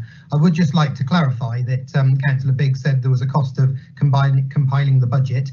Clearly, there's officer time, there's councillor time that goes into doing that. We've had many meetings on the budget. All scrutiny committees have met at least twice to discuss the budget. So when you cost in all of those figures for officer time and councillor time and travelling time back when we could move around, clearly that impacts, and there is a cost to it. But there would be a cost of compiling the budget in any year for any organisation, because it's those staff that we all are already employing. I will say that no consultants were part of this budget process this time, so it certainly doesn't add to any of the money that it's cost us to bring the budget together. I will just address a couple of the questions from councillors. So firstly, with Councillor Olivier, where he said we really should try a little harder on supporting food and free school meals. I think this council has done a huge amount. Just in the last 12 months, we've spent nearly £3 million supporting food banks, supporting food providing organisations, voluntary organisations right the way across Cornwall, as well as supporting free school meals. When the government finally did, I think it was, I forget now how many U-turns it was at least 3 U-turns off the back of Marcus Rashford pushing them to supply free school meals. Even when they did U-turns, they had cut-offs. So we knew that back in March last year, we had 11,500 children on free school meals. By January, that had gone up to over 14,000 children. So, that demand has grown massively. And when the government said they would fund free school meals, they had cut-off times and cut-off dates for children that had to meet a certain date, otherwise they wouldn't get any funding for free school meals. And as a council, we did step in and help those children that did get cut off through those national schemes, and Children's and Families Department stepped in and paid that money to make sure no child went hungry. So we have done a huge amount. So that is almost £3 million over the last 12 months that we put into winter grant schemes for food as well as free school meals. So we have done a huge amount. I'm sure, Madam Chairman, you could bring in the legal officer to confirm, but clearly within the Constitution, no amendments are allowed to be brought after the deadline for amendments, just so that they can be properly tested. So I think as far as Mr. McKenna's, Councillor McKenna's comments as well, no amendments are allowed to be taken after that, but we have done a huge amount for food provision, which was the essence behind Councillor Olivier's amendment. And I do back him on what he's saying, that clearly free school meals are important through holidays, as well as making sure that, in a country that is a wealthy country, it really is a travesty that we have food banks in the first place. Just on council tax, just to be absolutely clear with members, it's great that we've been able to find £3 million to put in and help those in receipt of council tax support, working age people. Equally, we've got £1 million in the hardship fund. So that's money that can support anybody that falls into difficulties and problems paying council tax. So in total, it's around £4 million that's there to help people that get into difficulties with paying council tax, because we do understand how difficult it is, and I certainly would rather have a lower council tax rate if we possibly could, and if the council wasn't going to get penalised by government for going less. Councillor Burden, capital programmes and capital schemes. I think the reason why our capital programme has grown quite so much and why we've got so involved in building good quality homes is purely because developers have let Cornwall down. They have let the Cornish people down in some of the pretty shoddy developments that have happened, and certainly our planning processes. We are hamstrung by the amount that we can insist on through planning. Yes, we can do better, and I think we are getting better. The local plan this time is stronger than previous local plans. 30 seconds. But that's clearly been quite a problem, getting developers to do what they need to do and do decent developments. So I think the pipeline of schemes will be very much making sure that they do hit their targets and make sure they are the right thing for Cornwall. And I'm sure that work will continue to go on as schemes come forward to make sure that the business cases are absolutely right for those schemes and for Cornwall. You'll see on pages 264 and 265 where it talks about borrowing, it talks about where our position is. So you'll see at the top of page 264 that the council's treasury position at the end of November was that the council's borrowing was 877 million, but we had investments of 370 million, so a net debt of 507 million. You'll see on the next page, it talks about the actual limits to borrowing. So, we do have limits in there about what the council can borrow, and we're well within that headroom of borrowing as far as the work that we do. Also with borrowing, I think at the moment, borrowing is extremely low rates, and our average interest rates are very, very low, and they are fixed term. The vast majority of our borrowing is at fixed term, which then will allow us to borrow until we know what we're going to be paying back. So yes, we have to pay it back, and absolutely we have to make funding within our revenue budgets to make sure that we pay for not only the interest but also the borrowing that goes against that to repay those loans. So that is accounted for, and we will make sure that that continues to happen, and we are using the Cornish people's money and any council tax money extremely wisely to make sure that we can pay that money back. So I think I've covered most of the comments, Madam Chairman. Happy to come back if there's anything else I've missed out, but thank you very much. I hope members will support the budget. Thank you, Councillor Pater. I will bring in the monitoring officer, as you suggested, just to clarify the position around the amendment. I do see there is a message in the chat bar about Councillor Olivier's specific question around the Food Poverty Grant Fund. After the monitoring officer has spoken, can I invite you back in, please? Or perhaps actually Councillor Hawken, I will give you the floor after Mel has spoken to talk specifically to that point, please, Councillor Hawken. So I called you Councillor again now. The monitoring officer, please. Thank you, Chairman. So in relation to the comment that has been made, so as you'll be aware, as Cornwall Council, we don't have amendments per se on the budget. What we ask for is that actually alternative budget proposals are put forward. And in accordance with paragraph 5.1 of the budget policy framework, we require those alternative budgets to be provided 5 days before today's meeting. And the reason that we do that, members, is to make sure that the Section 151 officer can fulfil her legal and statutory duty on the robustness of the budget. So we do request those 5 days in advance of the meeting to allow compliance with that statutory provision. Thank you. Thank you, Mel. So Councillor Hawken, please, specifically to the food poverty grant question. Thank you. I don't know if you wanted to address the point of order from Councillor Harris. Oh, point of order, please. I didn't see that in the... I'm sorry, Councillor Hawken, if you would carry on, my point of order doesn't relate to you, so I won't interrupt your flow.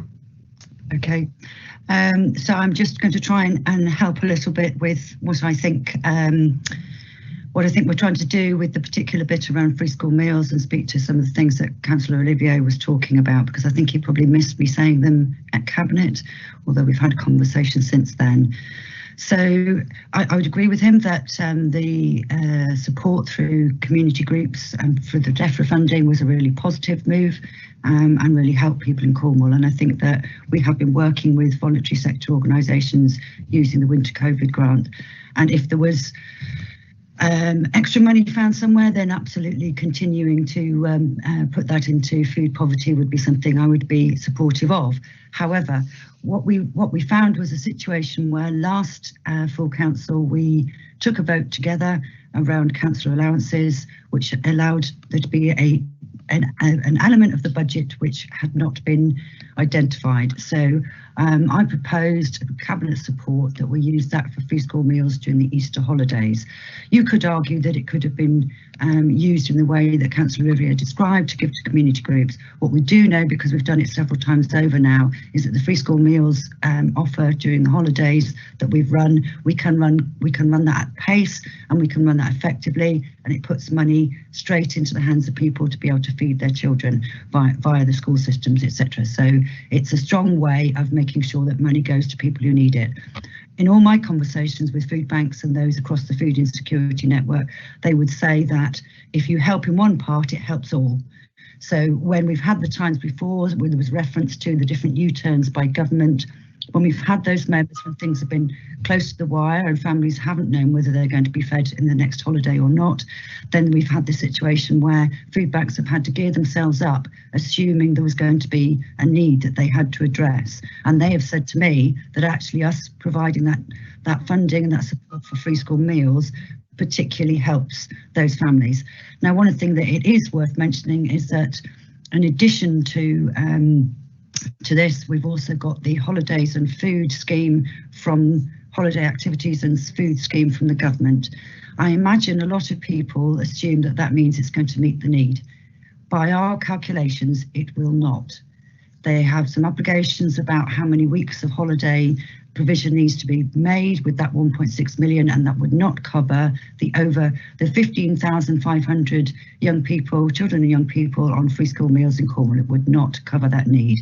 So using the council allowance money to meet this need feels like a right and proper thing to do, and I believe that it will help the system overall by putting that money into food poverty at a time of great hardship, which is something that a lot of people have spoken about. I sincerely hope that the government actually does something around addressing this problem in a permanent way, in the same way that I've spoken about the £20 uplift in universal credit. We hear now through leaked documents the government is talking about increasing that for the next 6 months. That is another temporary solution, and we actually need permanent baking in of addressing the fact that some people have not enough to feed their families. So, I think this is one where we could perhaps all be saying, let's see some support from government for meeting this need. They know from their own reports for many years past, they know from their own reports that feeding children during the holidays is a key necessity for keeping the well-being of children on the road and enabling them to come back to school fed and refreshed. So I think that, it is something they need to solve. I think I've answered the question, Chair. Very fulsomely. Yes, thank you, Councillor Hawken. Councillor Harris, could I bring you in for the point of order, please? Thank you, Chair. I'm intrigued. Councillor Dwelly raised a point of order after I spoke and said that he'd been at the meeting where PIDAR was turned down by strategic planning, and I was happy to apologise on the basis that I'd not heard him or seen him, but I would take his word for it. I have just received, literally in the last 10 minutes, a draft response to a Freedom of Information request to the Council, which says Councillor Dwelly had not attended the Strategic Planning Committee meeting which made this decision. So I'd almost ask Councillor Dwelly to confirm he did attend.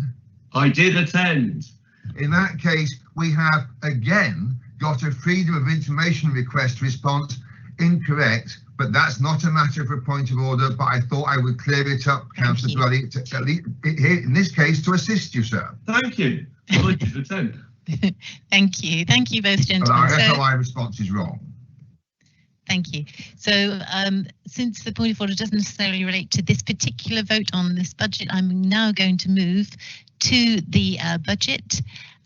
So to the vote on the budget, councillors, it is set out on pages 157, 158 and 159 of your agenda pack.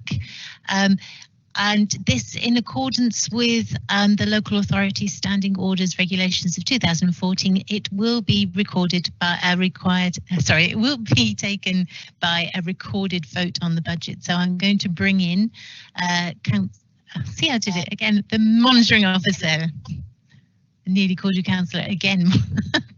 Thank you very much, Chairman. So members, I will go through the roll call in alphabetical order. If you can confirm your vote for, against or abstain. As confirmed previously, I will call your name twice. If I don't receive your vote, I will be pronouncing the vote after that time. Just get my list ready, members. So Alvey. Against. Atherford. Against. Barnes.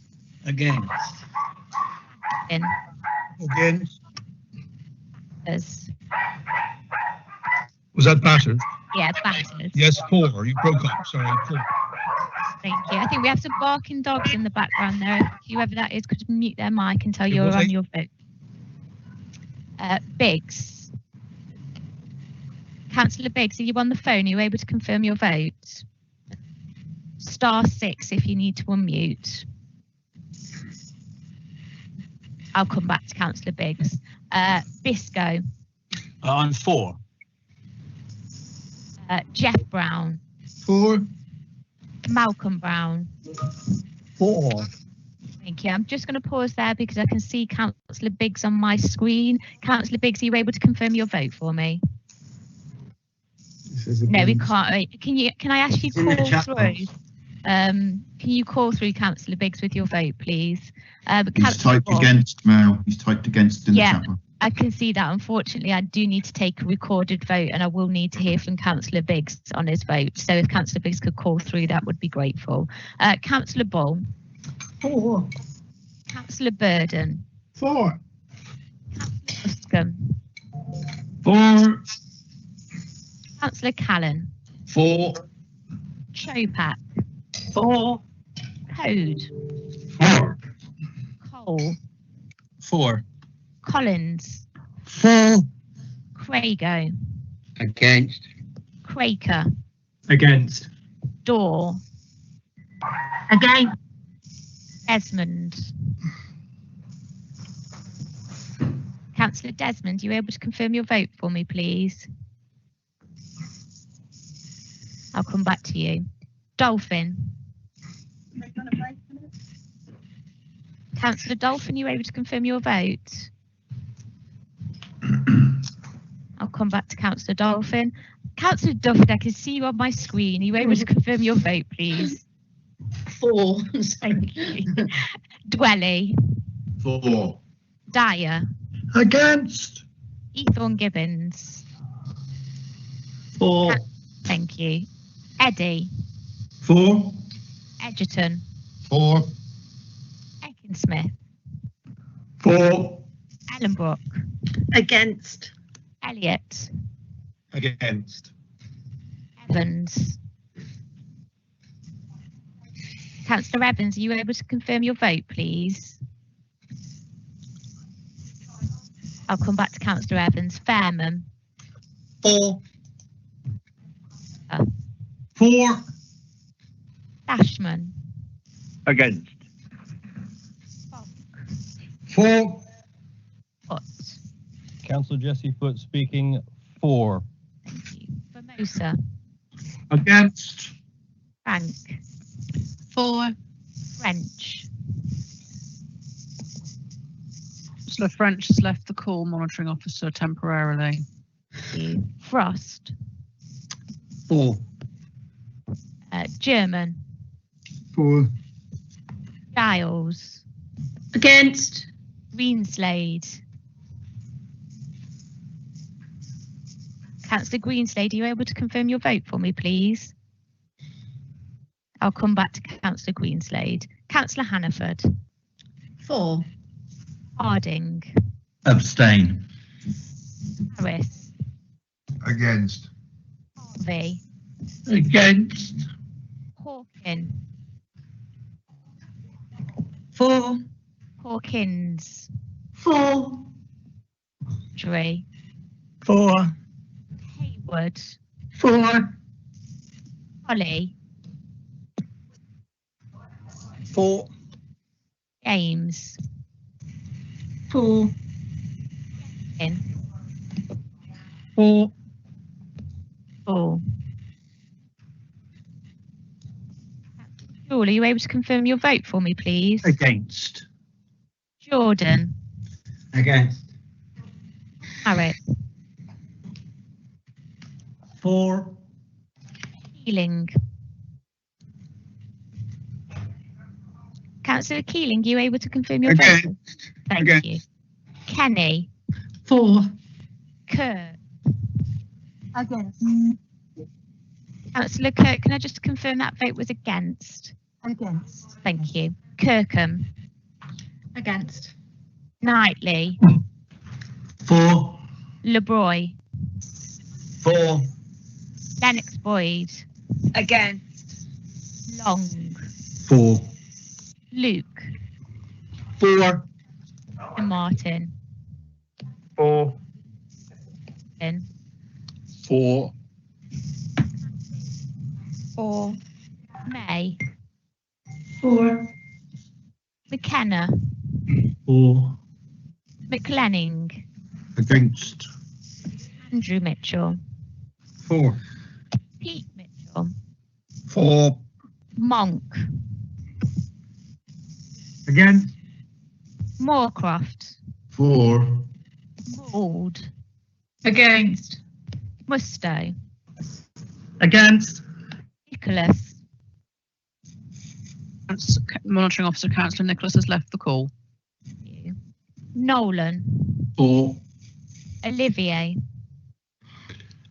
Against. By the way, monitoring officer, or Mel, right, it's getting increasingly difficult to hear the names that you're calling. You can hear the responses, but not the names you're calling, which is probably not great. Okay, thank you for confirming. I'll try and slow down a bit and see if that helps. So, Adrian Parsons. For. David Parsons. David Parsons, I took that vote as for. Can you just confirm, please, if it's very quiet? For. Thank you. Jane Pascoe. Against. Lionel Pascoe. Against. Painter. For. Pears. Against. Pollard. For. You. Against. Rand. Didn't hear that one. Councillor Rand. For.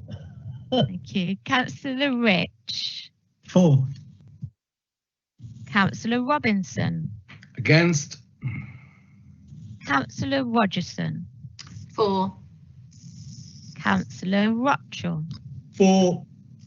Councillor Rouse. Against. Councillor Rule. For. Councillor Rushworth. Against. Councillor Thornby. For. Councillor Saunders. Against. Councillor Seaver. Against. Councillor Simmons. For. Councillor Tamlin. For. Councillor Taylor. Against. Thomas. For. Mike Thomas. For. Councillor Toms. Against. Councillor Towell. Against. Councillor Truebody. For. Councillor Tudor. For. Councillor Ver. Against. Councillor Wallace. Against. Councillor White. I don't believe Councillor White is in the meeting. Can the meeting producer confirm, please? Yes, Monitoring Officer, Councillor White isn't present. Thank you. Councillor Peter Williams. Against. Councillor Wills. For. Councillor Wood. For. Thank you. So I'm going to come back to those members that I wasn't able to take their vote. Councillor Greenslade, can I please take your vote?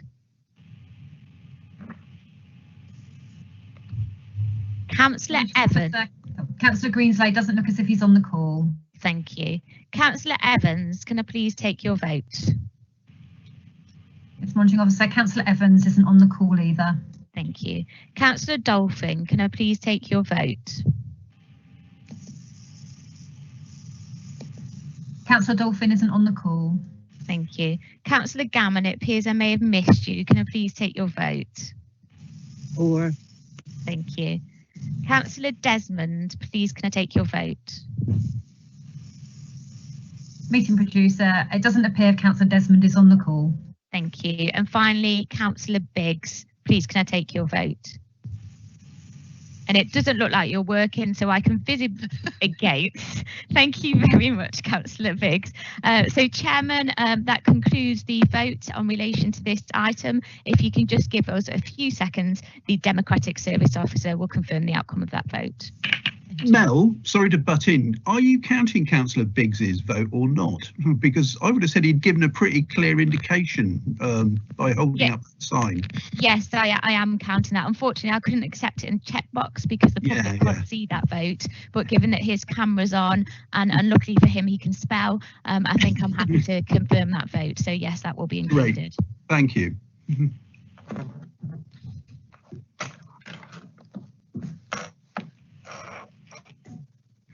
Chairman, I can confirm the outcome of the vote was 67 votes for, 42 against and 1 abstention. So that was carried. Thank you. Thank you, councillors. So this brings us to the end of the debate on the council's business plan and budget, and it is now coming up to 1:15. I'm proposing we have a break now. The break, perhaps we'll have a break of 15 minutes, and that will take us to 13:30. So 1:30, we will have the 15, 16, 17-minute break, and we will come back at 13:30. Please, could I ask you all councillors to turn off your microphones and make sure that your cameras are also turned off, and I will see you back again at 13:30. Thank you.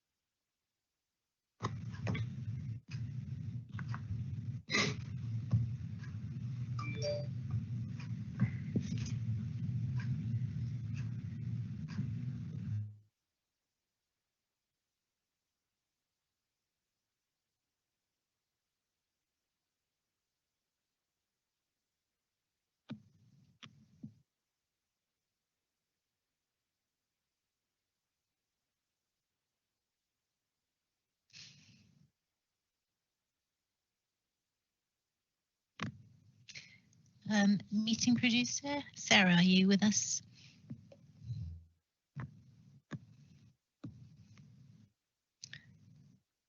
Meeting producer, I'm waiting until we start. Just waiting really, if you could confirm that the live stream is on, please.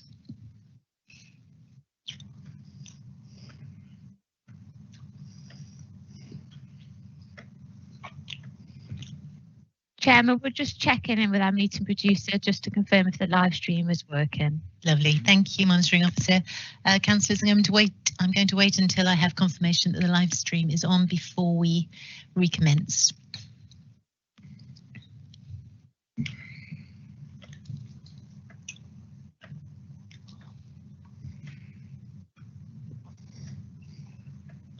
Chairman's meeting producer here. You can start the meeting. Lovely, thank you, Sarah. Excellent. So we're going to start again. It's 13:31. Welcome back to the afternoon session. So, councillors, I'm proposing that we won't have any breaks in this afternoon session, and I'm estimating we'll finish about 3 o'clock, something like that. So the first item on our agenda is agenda item number 9.1, and that is the review of the coordination of council business group. So this is something that the chair of the Constitution and Governance Committee is going to speak to us on, and so I'm going to invite that chair, Councillor Pollard from Hale, to move the recommendation. Then I will invite Councillor Eddy to second the recommendation. You'll find it on page 411 of your agenda pack. Welcome, Councillor Pollard. Thank you, Madam Chairman, very much. There are 3 recommendations before you this afternoon. Principally, firstly, that the coordination of council business group be removed from the governance structure. 2, that additions be made to the annual member development programme to support the working relationship of the Cabinet, the overview scrutiny chairman and vice chairman that once went through the coordination of council business group, in other words, to replace that. And thirdly, the constitution be updated to reflect the change. These changes were supported by the leader of all the groups and the coordination of council business group itself. So the report before you this afternoon explains that although conversation and discussion are always important, the CCBG had not resulted in any changes, and similar discussions between cabinet scrutiny chairs can be facilitated and are to be facilitated in other ways through the use of all member briefings. So I'm very happy to propose the recommendations on page 411.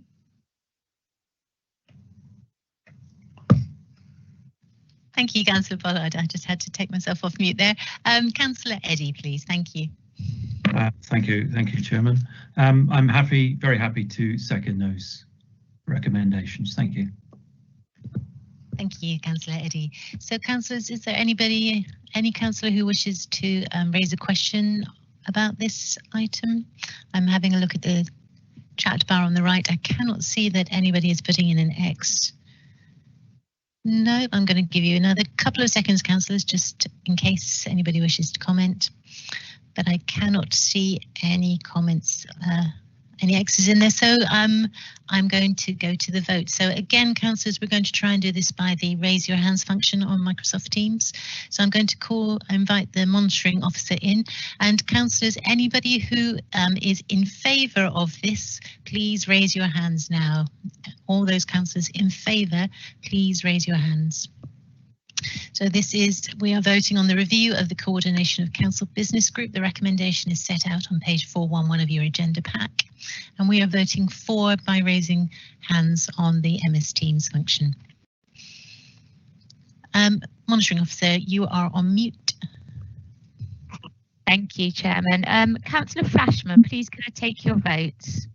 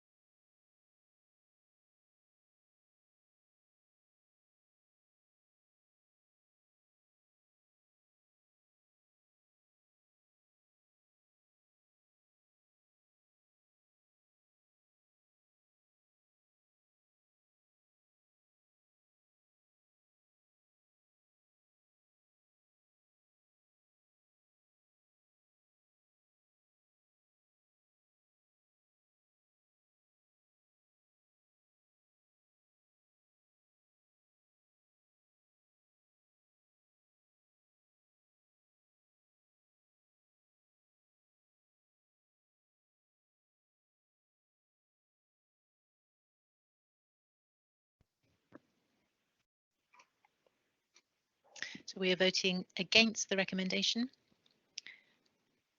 And I can see one councillor has raised their hand. Monitoring officer, can I bring you in to confirm that, please? Yes, Chairman, I can confirm that one councillor has voted against. Thank you.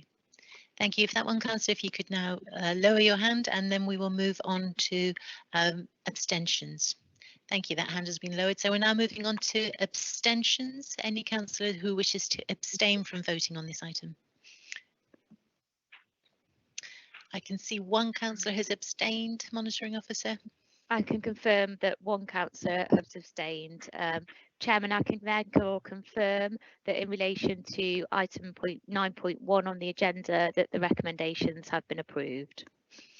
Thank you. Thank you, monitoring officer. Thank you, councillors. So we're now moving on to item agenda number 9.2, which is the summary and explanation of the Constitution. And I'm going to invite Councillor Pollard back to move this, and then Councillor Eddy to second it. Councillors, you'll find the recommendations set out on page 423.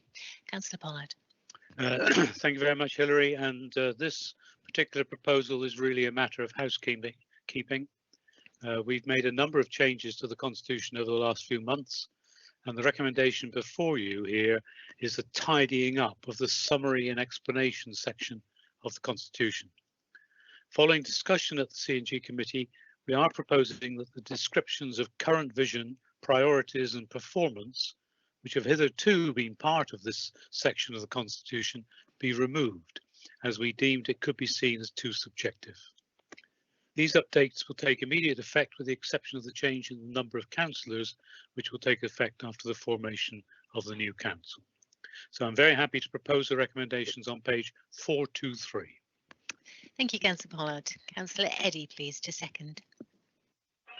I'm very happy to second. Thank you, Madam Chairman. Thank you, Councillor Eddy. Councillors, is there anybody who wishes to make a comment on this, ask a question at all? If you do, then please pop an X in the chat box.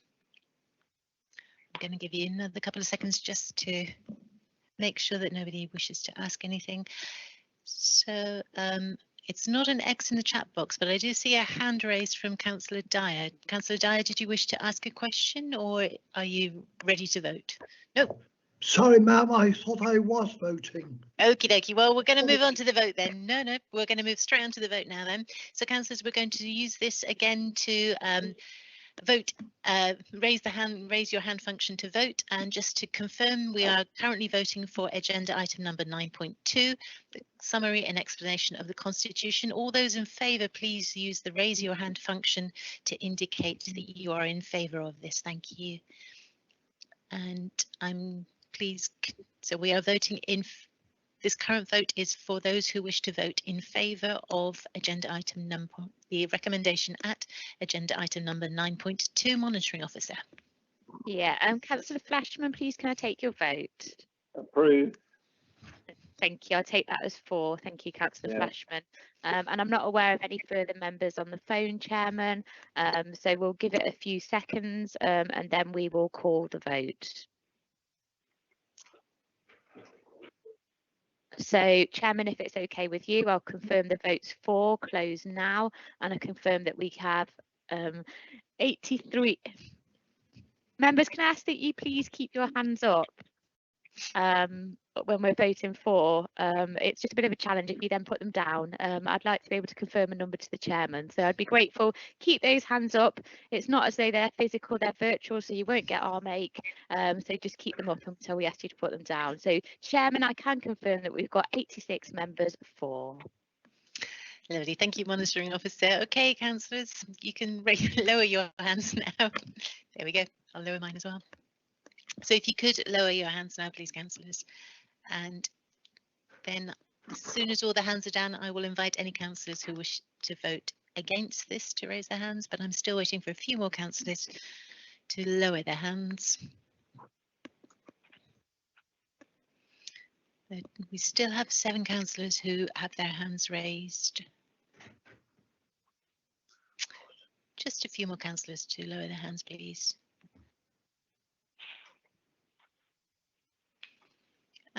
Just 2 more councillors, Councillor Pears, Councillor Harding, if you you could kindly lower your hands, please. Lovely, thank you. So I'm now going to invite any councillors who wish to vote against this to raise their hands. Anybody raising their hands now will be voting against item 9.2. And I can't see any hands raised. Monitoring officer, could you confirm, please? Yeah, I can confirm that no hands are raised, Chairman. Lovely, thank you. And any councillors wishing to abstain, please raise your hand now.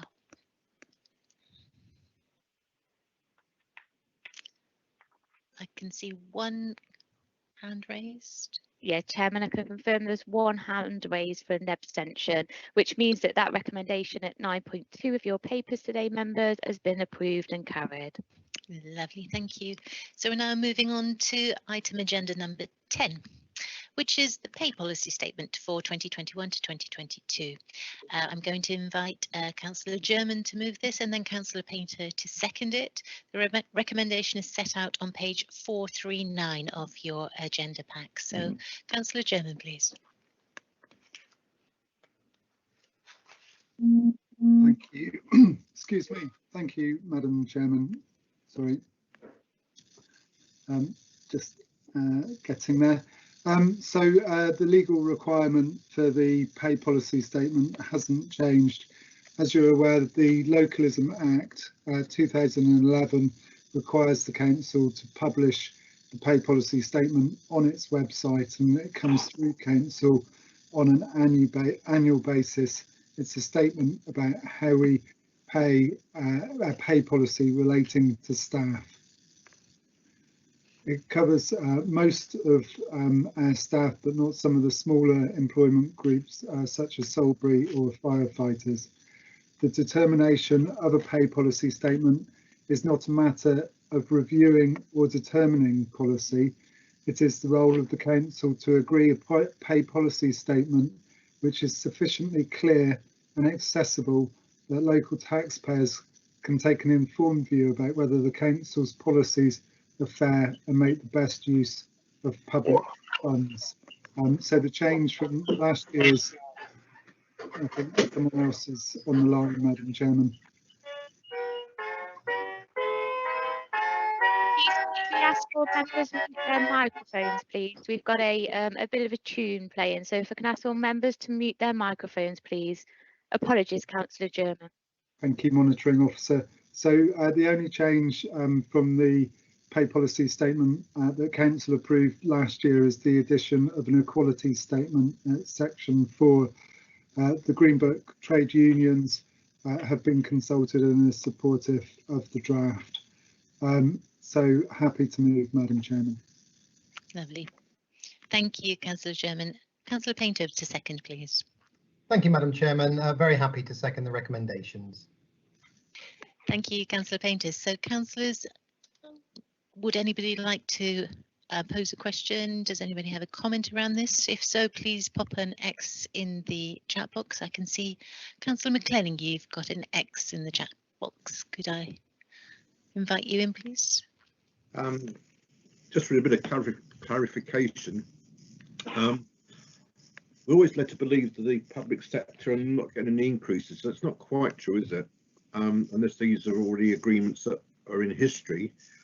I'm a big supporter in the lower paid employees getting a better percentage if possible, because their rates don't seem to be as attractive as they could be. So that's my only concerns, whether we can do more for the lower paid on the council, Leader. Before you come in, Leader, are there any other councillors with questions or comments? No. So I'm going to invite you to sum up, Leader, and address Councillor McClenning's points. Thank you. Thank you, Madam Chairman. It doesn't relate to the clarity of the pay policy statement, but I'm happy to comment. This council should be proud of what we've done to support our low paid workers. Introducing the foundation living wage has been one of our key policies and really important in raising wages. And we've seen in Cornwall before the pandemic one of our largest increases ever in annual incomes following the council's decision to introduce the foundation living wage. So Councillor McLennan can be assured that we're doing all that we can to support those at the lowest end. Thank you. Thank you. Thank you. Thank you. I've seen a hand go up. Councillor Elliott, I'm not sure if that's a question or are you getting ready to vote? It's a question. Can you hear me? We can hear you, yes. Yeah, unfortunately, the X's are not going in the box. Okay, fire away. Here. Obviously, want to be supportive of this, but on page 447, section 1.6, it refers to seeing the latest data on this. But when you go to the website, the 1920 data isn't there, it's 1819. And that's the same as page 450 and 453. When you click on the links, the appropriate page on the website still has 2018-19 statistics and not for the following financial year. So maybe the web team could update the stats so that everyone, so we've got clarity and transparency on those items of the pay policy. One thing also, item 12.1, it talks about the optional pension policy, and I note that that hasn't been updated since 2014. I'm sure there have been changes in policy. When you look on the LGPS website, their template was updated in 2018. So is it just an oversight that the policy on pension contributions is a 2014 one? I'm sure many of the officers who wrote it are probably working elsewhere by now, so that might be something that needs addressing. I'm happy to email you, Leader, with those exact items if that helps, because I know I've thrown a load of page numbers at you. But it's just about clarity and making sure the information we give the public is fully up to date. Thank you, Councillor. Thank you for being so thorough in reading every single line of the pay policy statement. Leader. Thank you. I was just still reading 12.1.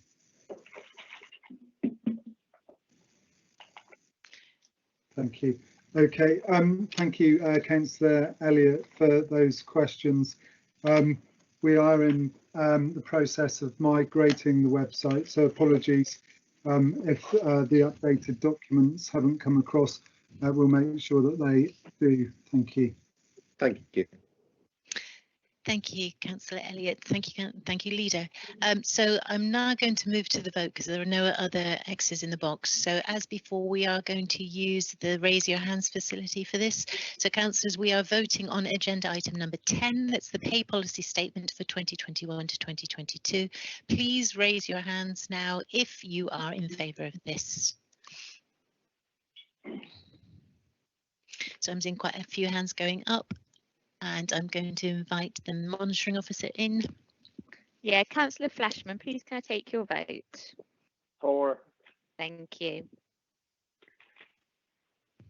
Chairman, so we'll just give it a few more seconds before we close the votes on 4. If I can ask members to please keep your hands up for me. So Chairman, it looks like I can confirm there that we've got 88 votes in favour. So thank you, Chairman. Thank you.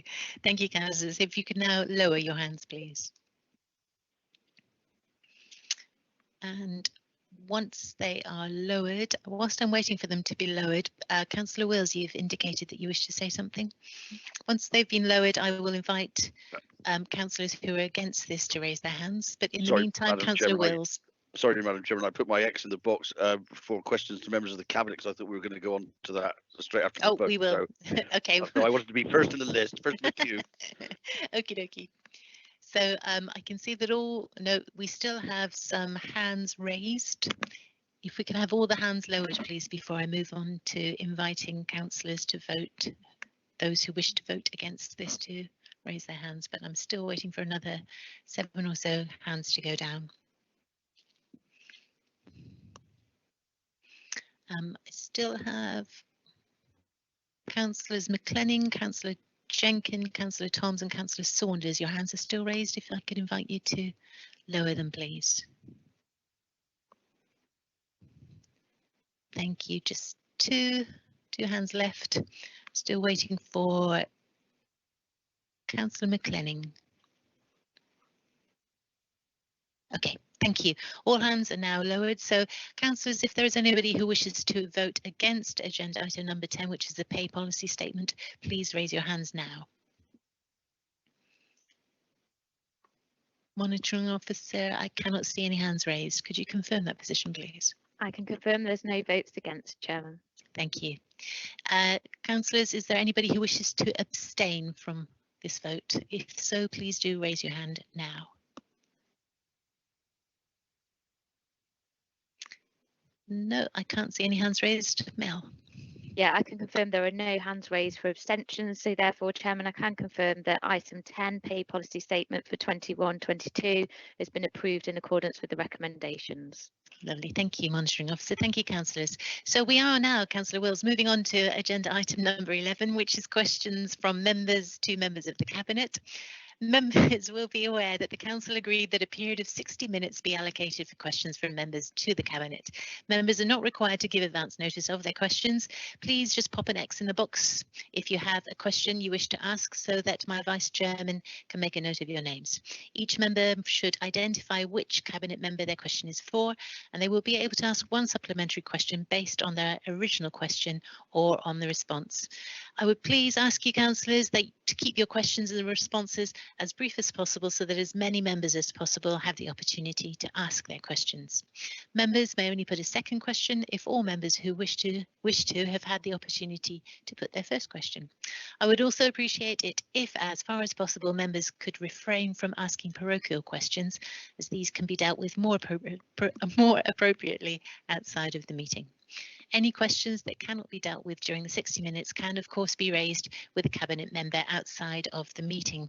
So I'm going to go over to Councillor May, the Vice Chairman, to advise me of the first 5 names of councillors who wish to raise a question. Councillor May, please.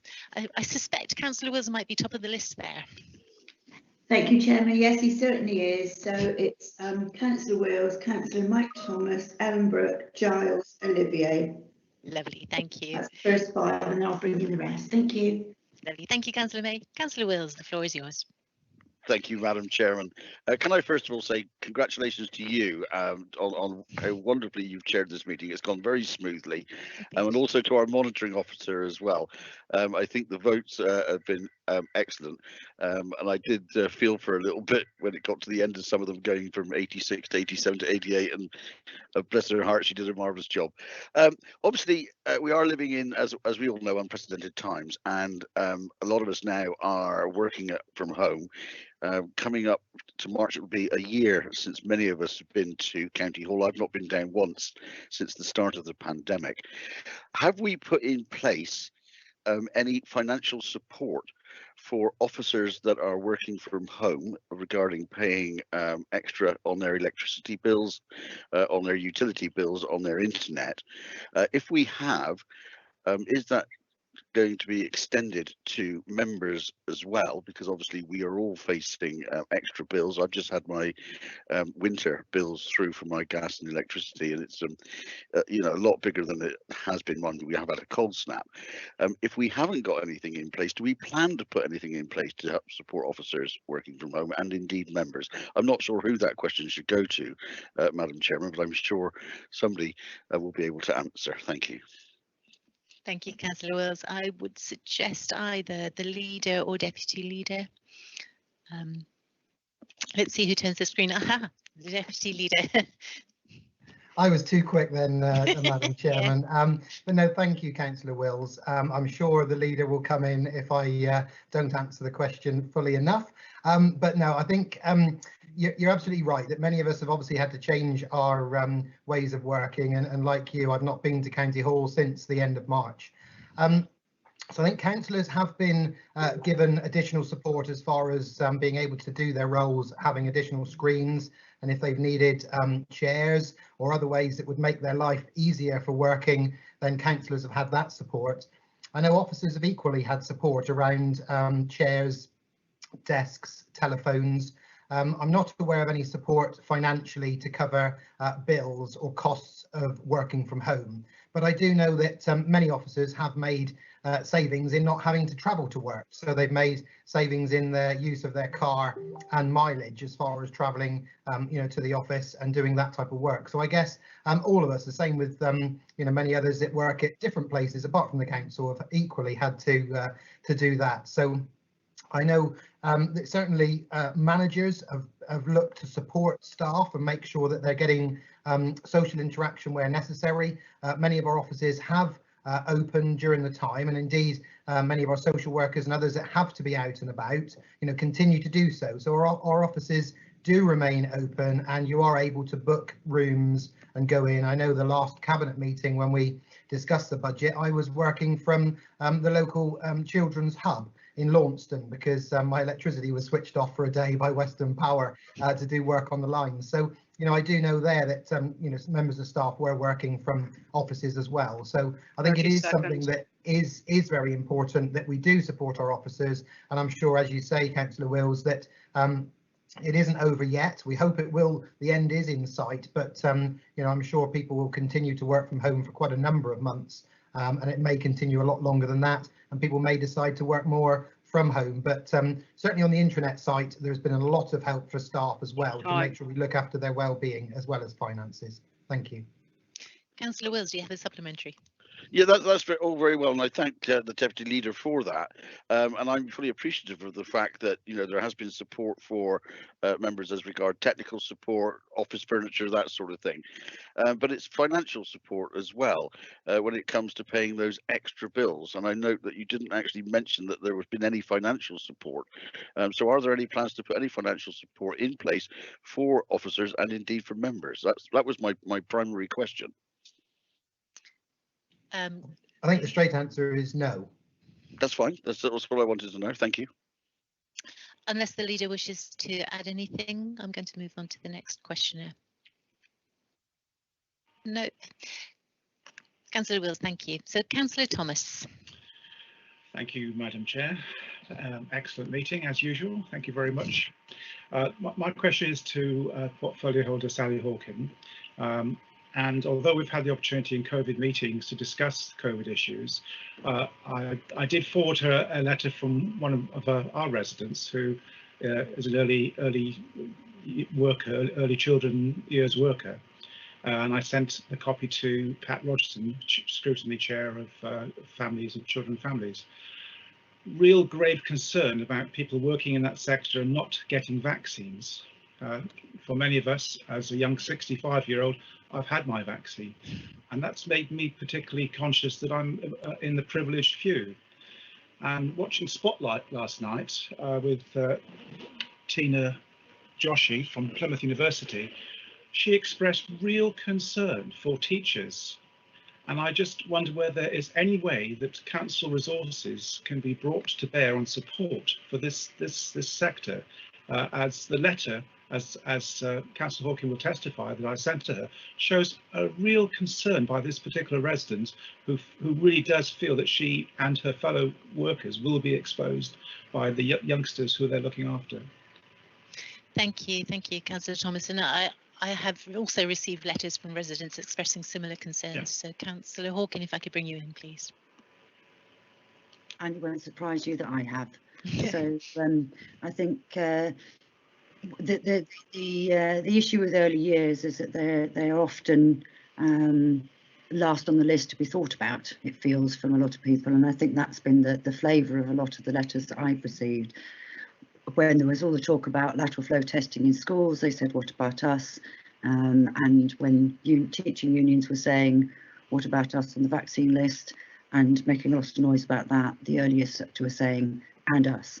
So I have a weekly meeting with the vaccine lead for Cornwall, at which I regularly make the case for early years sector and our special schools as two places where I think that actually they have the kind of close contact with people that you would say was very similar to social care, but because they come under the banner of education rather than social care, they're not on that list at the moment. We do understand that the list is designed to be around risk of death and risk of hospitalisation, and what is promising is that they're going through that list as fast as possible. So I can assure you, as I do to other people in the earlier sector, that they're very much on my mind and very much part of the conversations I have with our NHS colleagues about vaccinations.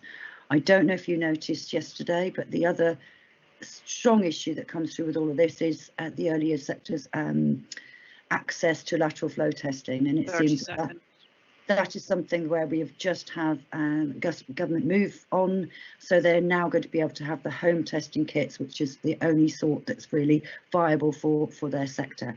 That doesn't at the moment include childminders, so I think it's important that we still continue to lobby to make sure that those home testing kits, which were only available for maintained nurseries, is now going across the early years sector and needs to include childminders too.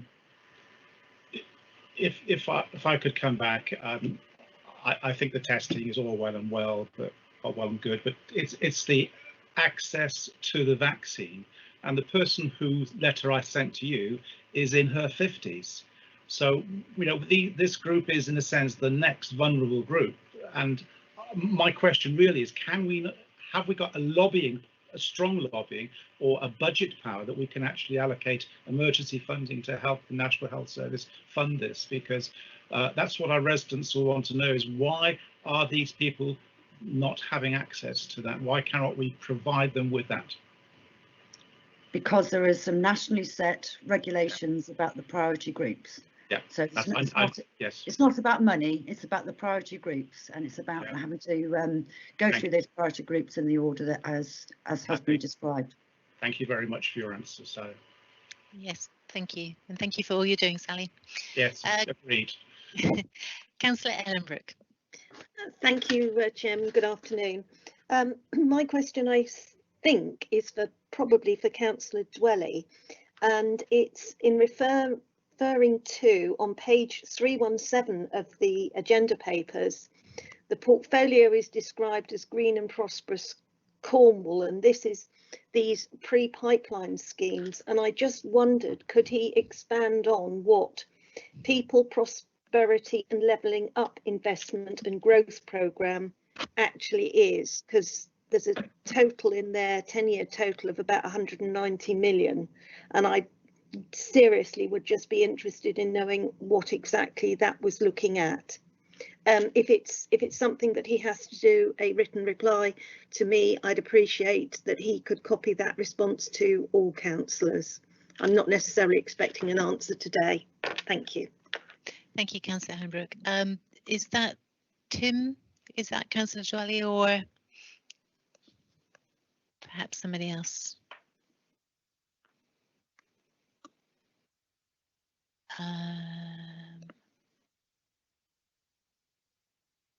Leader, I don't know. I was expecting it to be Councillor Dwelly, Madam Chairman. Yes. Thought he was on the call.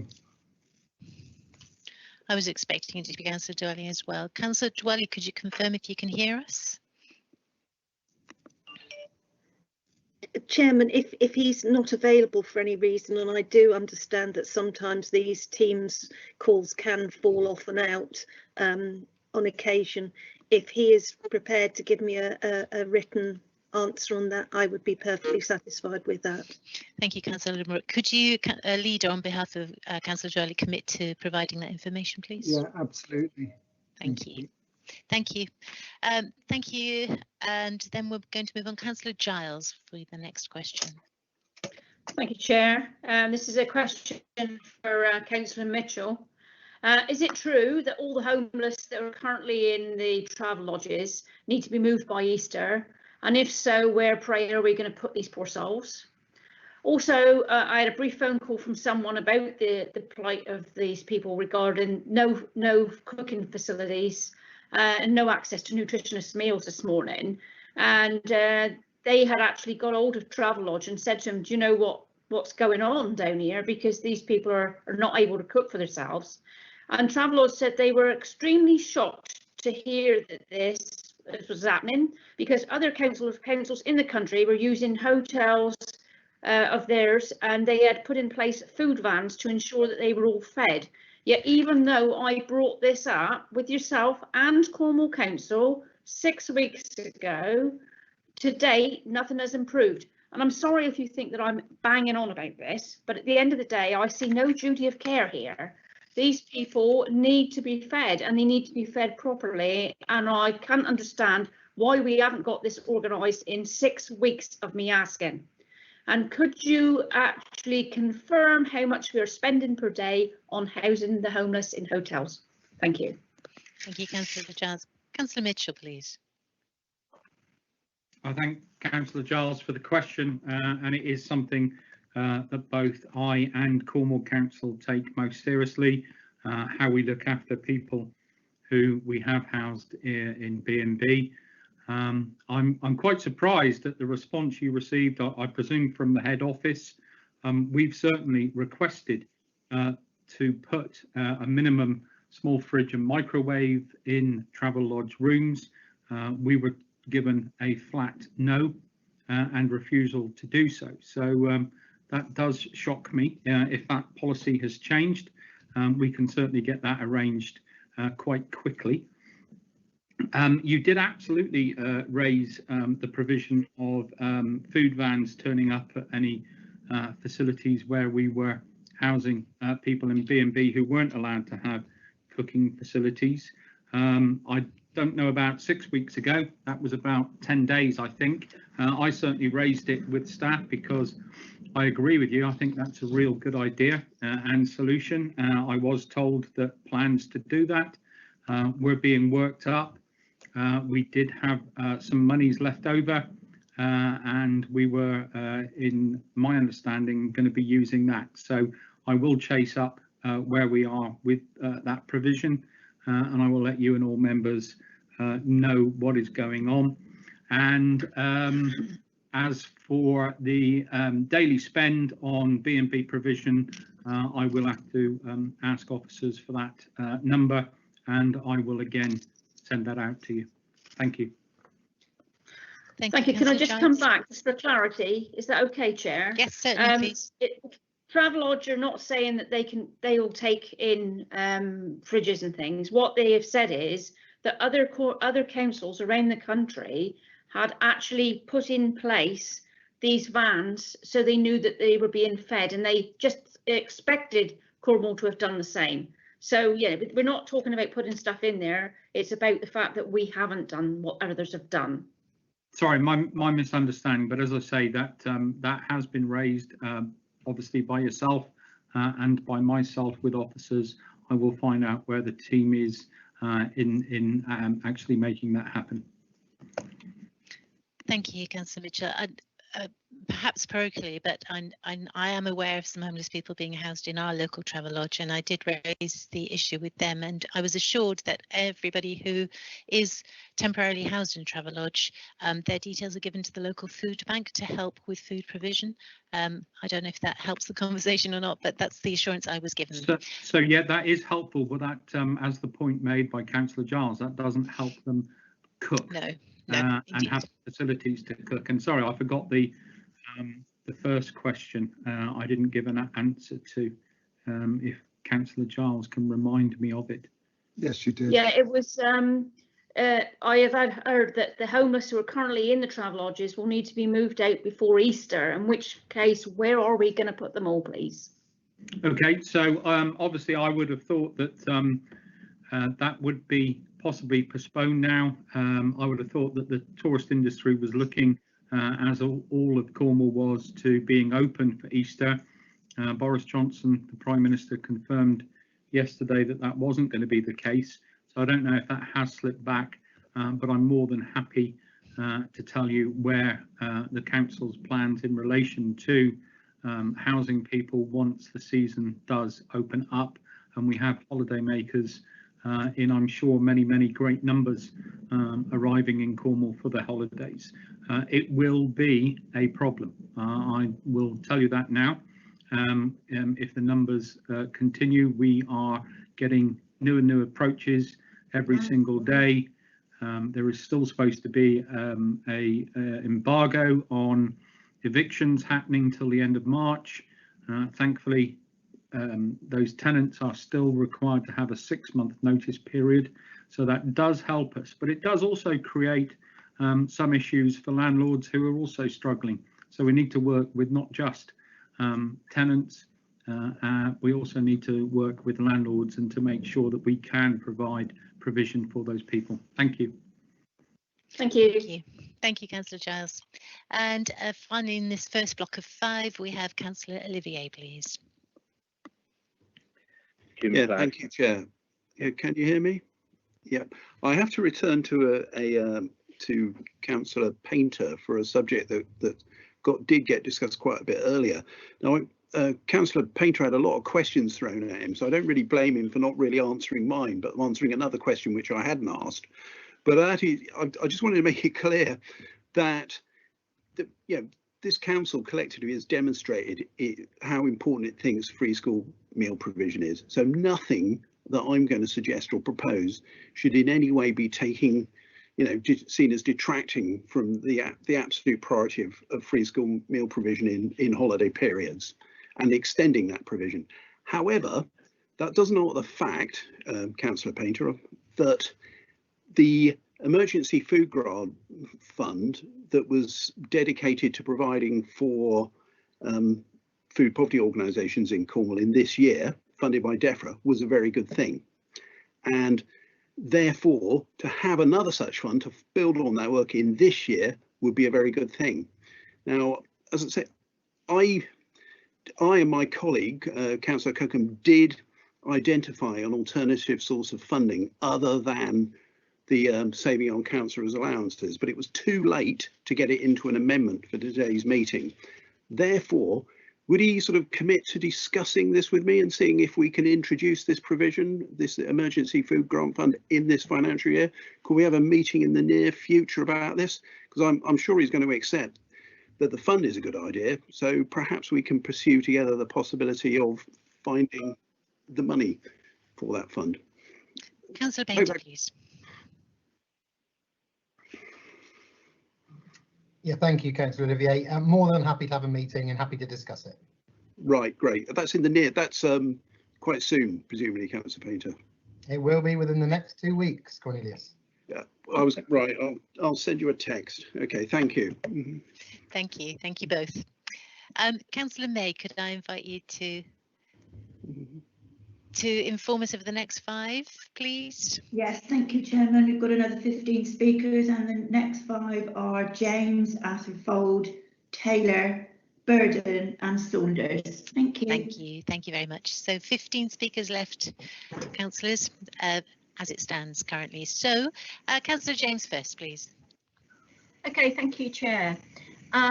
It's bubbling up in the press again that Richard Branson is interested in having tourism into space from Newquay Airport, and I suspect it's probably Councillor Jeff Brown that needs to answer this. Can he reassure residents that that's not in our current plans for the spaceport, and can he reassure councillors that was it to be considered to go into the plans, that would be a vote of full council? Thank you. Thank you. Councillor Jeff Brown, please. Thank you, Chairman, and thank you, Councillor James. Absolutely correct.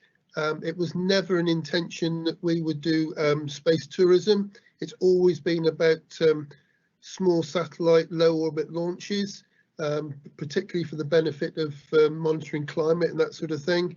And if at any time we were to go beyond that, then it would have to come back to full council for a decision if we were to look at going into space tourism. Supplementary, Councillor James. Yeah, thank you for that, Councillor Brown.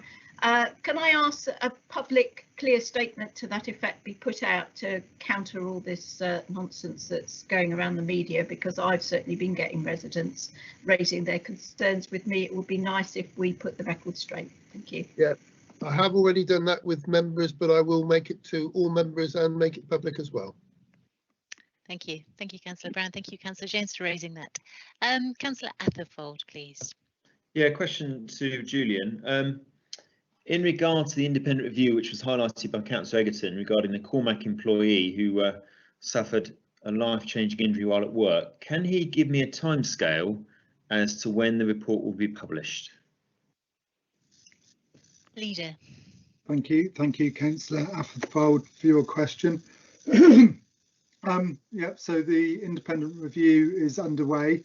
It is independent, so it depends upon what they find as to how long that review will take. They are aware that there are council elections coming up and that we would like to have the review done before those elections. But as I say, it's an independent review, so it'll be up to them as to how long the review takes. Thank you. And can I ask, will that report be made available to all elected members? It'll be made publicly available and, of course, to all members. Thank you. Okay, thank you.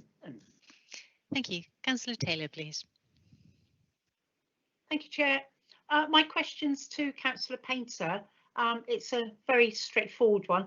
Councillor Painter, Cornwall Council and the government have got very clear and precise guidelines on leafleting. Could I ask, as you are the leader of the Lib Dems, that you will confirm that the Lib Dems will not be out delivering election leaflets unless it is done by Royal Mail? Councillor Painter, please.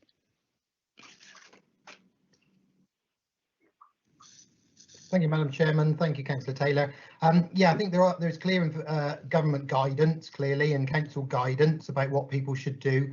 I think it's not just Royal Mail. I think independent delivery services are allowed as well. Clearly, councillors, if they're putting out guidance on COVID or information relating to that, they are still allowed to do that and make those deliveries. But yes, we've advised that it's not for political purposes to put out leaflets, but clearly it is guidance. It's not against the law, so I can guide people to the guidance, but it's clearly up to individuals on what they decide to do.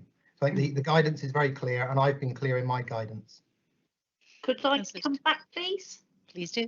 Councillor Painter, you are the leader. Could I get clear instructions that the Lib Dems will not be out delivering leaflets against the guidance from Cornwall Council and from the government?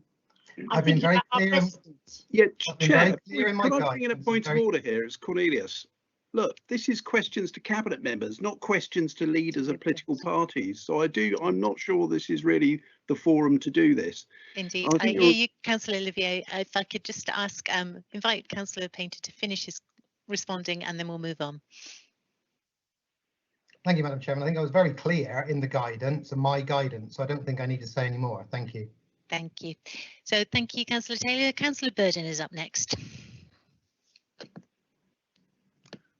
Sorry. Thank you, Madam Chairman. This is for the Cabinet Member for Adult Care.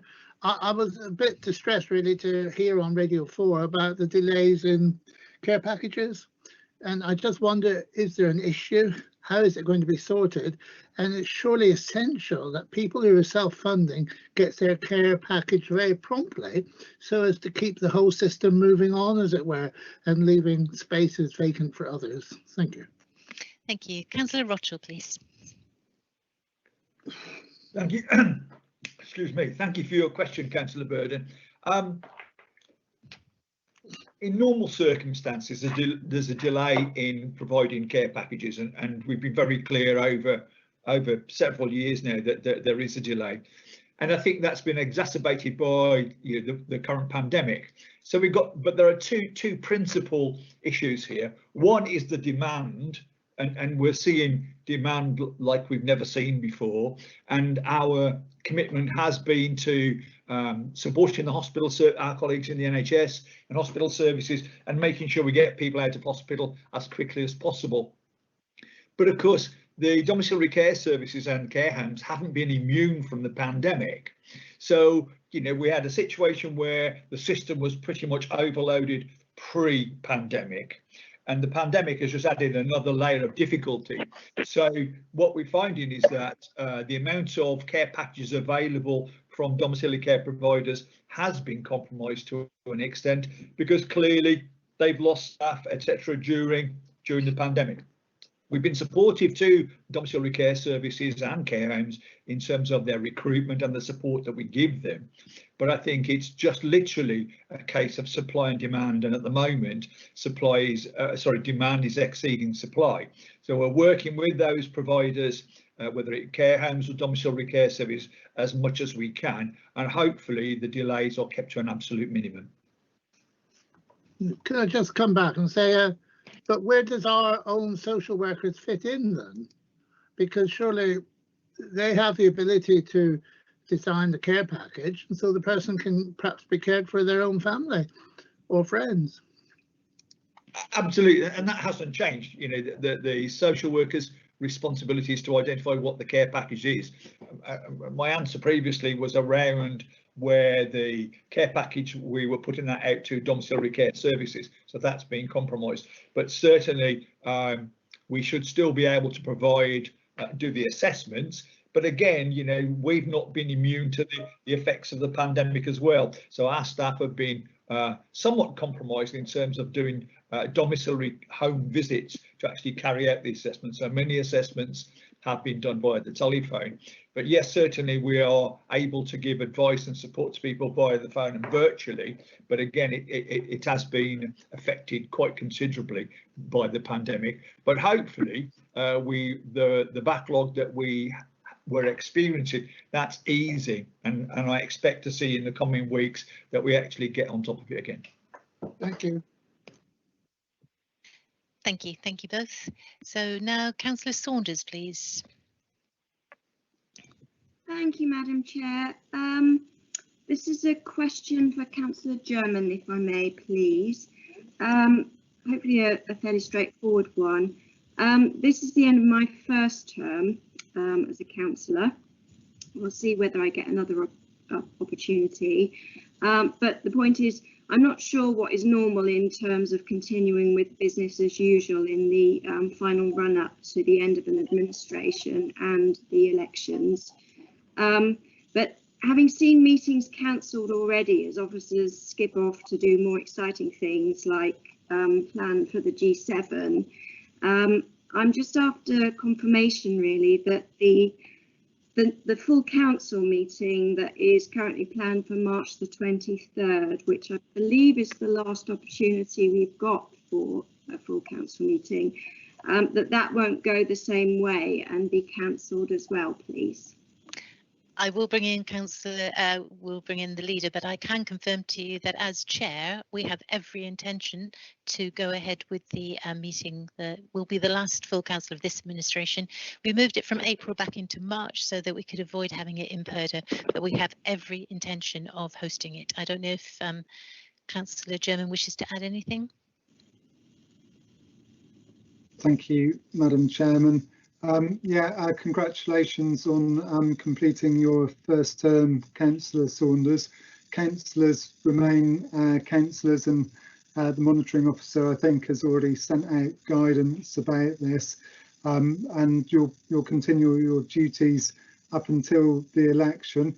It's traditional that we have less formal meetings during the pre-election period, also known as PERDA, because of the political content of some decision making, but meetings can continue. I'm not aware of cancellation of meetings.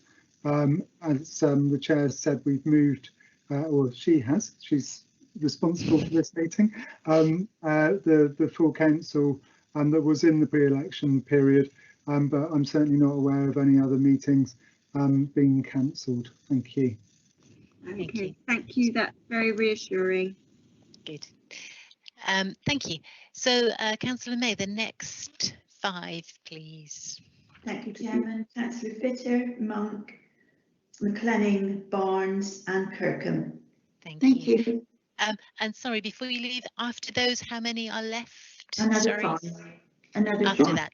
Okay, thank you. So, Councillor Fitter first, please. Jim Flashman here. I'd like to speak in a minute, please. Thank you, Madam Chair, very much indeed. Madam Chair, it's a follow-up question to Councillor German, if I may, please. And the question to Councillor German is this: to follow up on the question from Councillor James regarding the reports of certain plans coming from the Virgin Chief, Mr. Richard Branson, who has indicated that he might well wish to come to Cornwall at the same time as the G7 summit. I'm presuming, Councillor German, that you will be the leader of a new council at that time. Can you reinforce the message that Councillor Brown has just given, that Cornwall does not want and will not allow space tourism with its abundant waste of money to operate from Cornwall Airport, certainly while it's under the watch of what will hopefully be a joint Lib Dem independent administration? Thank you, Madam Chairman. Thank you, Councillor Fitter. Leader.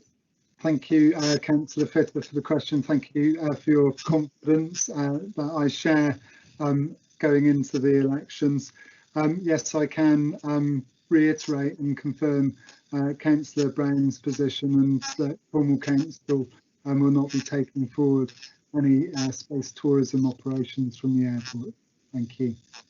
Thank you. And would you, sir, agree with me that if we were to entertain it, it would be quite ridiculous and send out a wrong message to those people in Cornwall who are possibly suffering on below the minimum wage, in poverty, and we allow people who've got vast egos and millions of pounds to spend to whip up to space for half an hour and come back down again? It would send out the wrong message. Cornwall is not about that. Yeah, absolutely. So we do sometimes have difficult balances to make in our decision making in tackling the climate emergency. We touched upon some of that earlier, such as housing those in need, but also we've touched on the fantastic amount of resource that we're putting in to making our existing council housing stock carbon neutral. So yes, I agree that that would send out the wrong message to the residents of Cornwall. Thank you, sir, very much. Thank you, Madam Chairman. Thank you. Thank you, Councillor Fitter. Councillor McLennan, please. Oh, sorry, Councillor Monk. Sorry. Thank you. It's all right. I need to turn back off quicker. It's a question for Councillor Mitchell. It's regards to the claim that Cornwall Council has provided 1,000 homes. I just wanted to remind him and Councillor Painter that the original pledge that was made in the 23rd of May 2017 was that the council would build 1,000 homes, not provide 1,000 homes. Well, they've actually built a couple of hundred homes, which is good, but it's quite far short of the 1,000 homes. The rest of these figures seem to have been made up by what I could only say is like opening the checkbook and going on a mad trolley dash around the local estate agents and housing providers and buying up the stock to achieve the figure of 1,000. So I'm just wondering, does the portfolio holder wish to amend his statement to say that he has purchased 1,000 homes? Thank you. Thank you. Councillor Mitchell, please. Thank you, Madam Chairman. Councillor Monk, thank you for the question. I'm not claiming that Cornwall Council has delivered 1,000 homes. That's a statement of fact. I'm sorry that my calculations as to how that's been achieved don't seem to be the way that you wish to add that up. But to be perfectly honest, I've always said that we would provide 1,000 homes. Myself nor Councillor Painter or anyone else was ever going to go out and build houses, so I'm not sure about the distinction you're trying to make there. I would hope that your previous support in the council objective of delivering this for the people of Cornwall could be reflected here today. It is something that I think we should all be unbelievably proud of. The team in the housing department and at our partners have done a fantastic job. We are intervening into the housing market here in Cornwall to make a difference, and as in the video, we had just a few of the small number of families that we've helped, and the stories they gave about how that has affected and so improved their life and their lot, I think is something that, as I say, we should all be really proud of.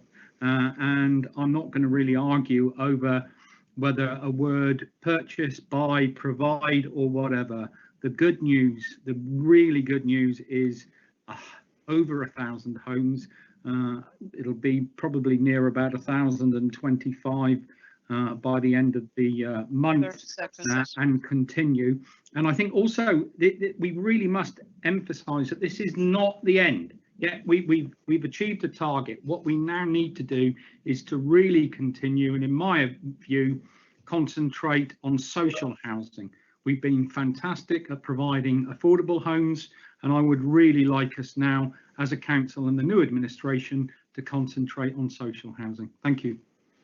Can I come back very briefly? You certainly can, yep. Thank you. No, I agree with the emphasis on social housing. I haven't got a problem there. It's just that when you say all along from the start of the administration that you're going to do something in a certain way, and then you meet that requirement by sort of moving the goalposts slightly, I just found it's a bit slightly disingenuous to claim it in that way, and I don't think that they needed to claim it in that way. They could have done it properly and still got the plaudits for a pretty good job anyway. So there you go. Thank you. Do you wish to come back on that, Councillor Mitchell? I don't think there was a question, but I thank Councillor Monk for those comments.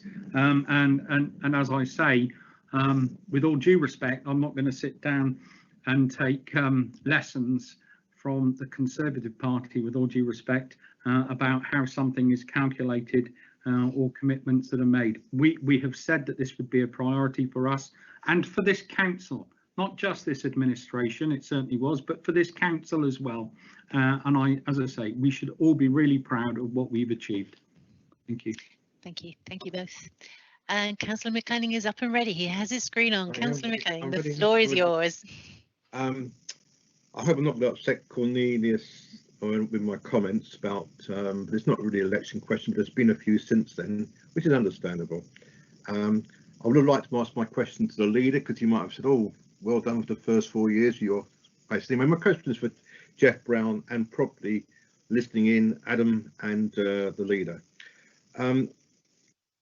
It's taken me 3 years to win my project. As you all know, my love affair with the A3058.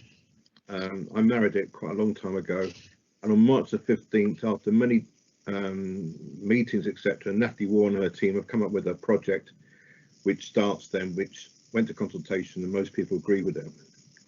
And it goes on towards the next financial year. So if you're still in charge, leader, make sure that money's there for me. I've told it will be. To do the footpath they've been waiting 20 years for in High Street. Some of my predecessors didn't do any work on it. It's going to happen now. My concern is, which I've already mentioned to the deputy leader, it doesn't help me when there's noises made by candidates in my division saying, oh, that's no good, what's going to happen in the A3058 through St Stephen's.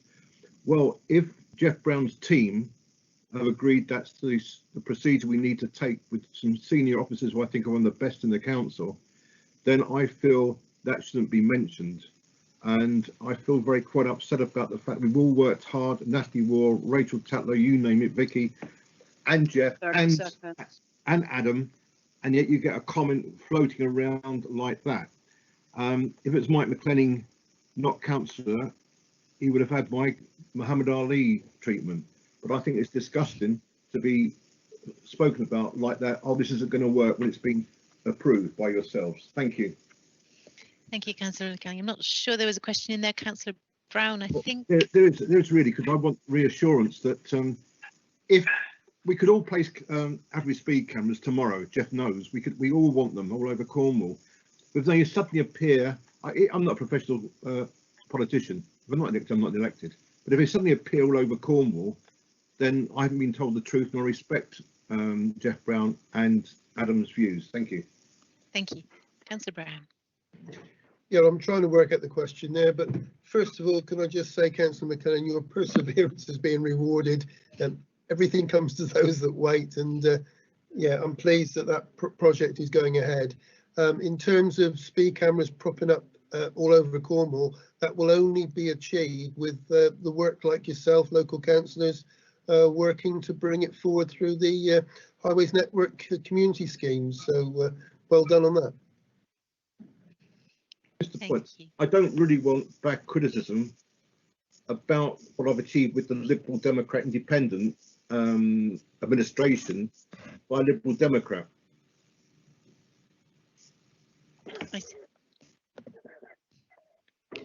I see. Perhaps we can take this up outside the meeting as well. The next candidate is going to be, the next question is going to be Councillor Barnes.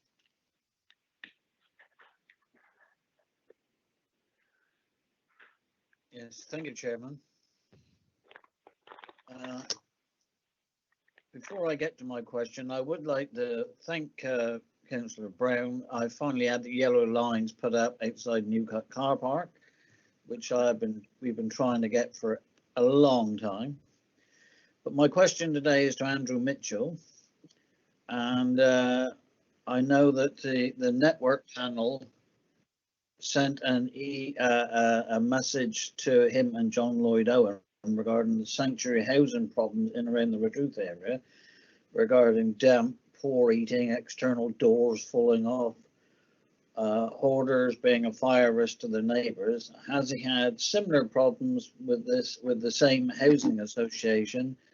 And does he know if the housing association are treating this as an urgent matter and are going to take urgent action? Councillor Mitchell. Thank you, Chairman. Thank you, Stephen. So yes, I did receive the email, and we're doing all we can to support the members in the network area in resolving their residents' concerns and issues. I think all housing associations here in Cornwall work well with the council, and we try to work together to provide the best. Issues do arise.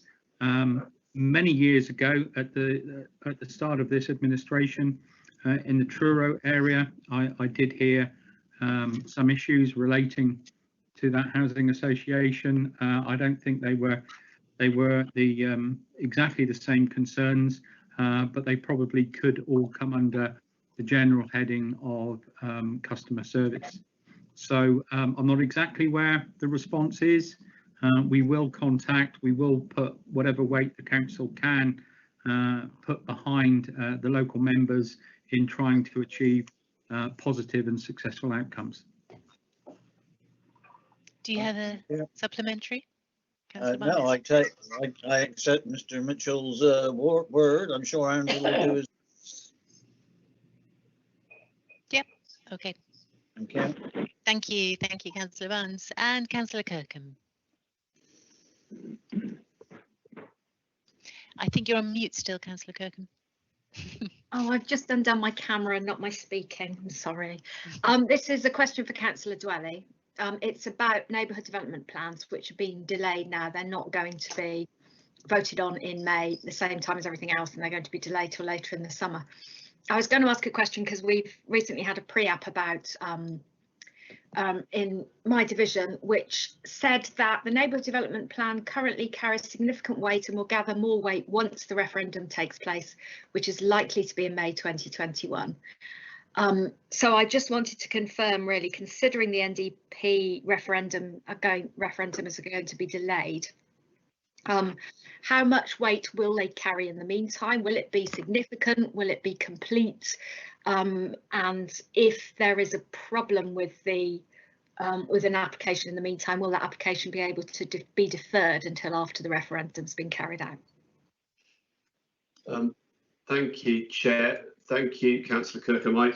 I think the answer is some weight, but obviously there's a lot more weight later on. So to get you a really specific answer, I'm going to have to ask our head of planning to give you that information. What I will do, though, is with the opportunity, is say how worried we are, and I'm sure you'll agree, about the potential threat to neighbourhood plans from government proposals to impose certain blanket approaches to things like design of housing. And I think that's something we all across Cornwall Council are very concerned about. So in the next administration, no doubt, many of us, if we're still here, will want to come together to keep the neighbourhood plan process important. Thank you. Thank you very much. Okay, thank you.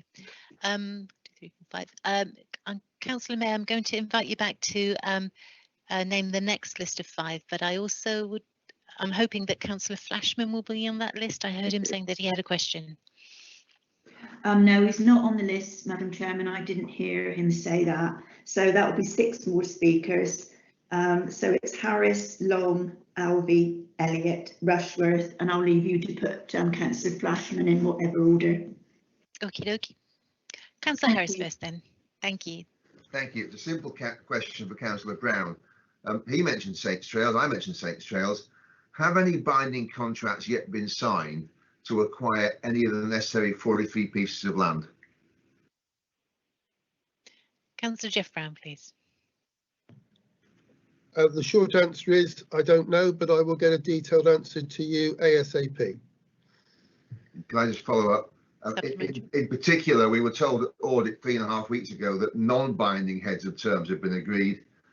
So it would be good to hear in particular on those and whether they'd actually now become binding contracts. Councillor Brown. Point taken. Thank you. Thank you. Thank you. Councillor Long then, please. Hajistar, Marastis, thank you very much. It's a question for the leader. The crossing of the Tamar has for long been a challenging one for many of us who live in the east of Cornwall, and this issue has only got worse over the last year in particular, with roads closed and long periods of congestion for businesses and travellers alike. The 4 community network panels along the border have signalled their strong support for a call by myself and Councillor Kirk for a cross-Tamar summit early after the elections to discuss the long-term solution for getting across the river. Will the leader agree that this is much needed and support the call for such a meeting under the new administration? Thank you, Councillor Long. Thank you, Councillor Long, for your question. Yes, I'd be happy to lead the council in that summit. Thank you. Marastis. Thank you. Councillor Flashman, if I could bring you in now. Yeah, it's a question to the planning portfolio holder. Just recently, I've had 2 emails today to say that the March and April Plan and East Committee meetings have been cancelled.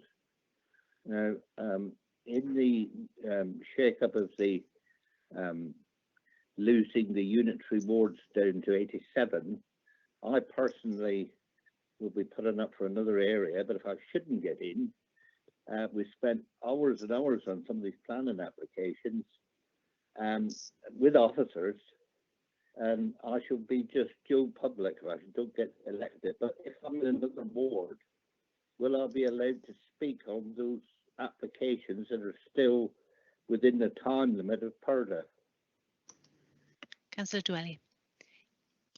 Sorry, Councillor Flashman, I think I heard that right, that you were asking primarily whether you can speak on those during PERDA.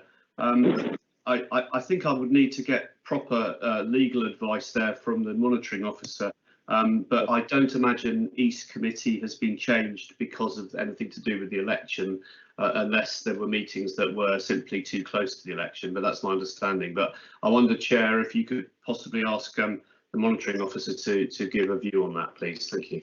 Monitoring officer, could I call you in, please?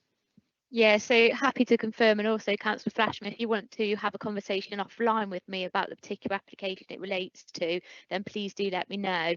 While we're in the pre-election period, it doesn't affect you conducting your role as a councillor, and one of those rights is obviously to respond to a planning application, so you would still be permitted to respond to that application in the usual way, but happy to have a conversation offline in relation to that as well, Councillor Flashman.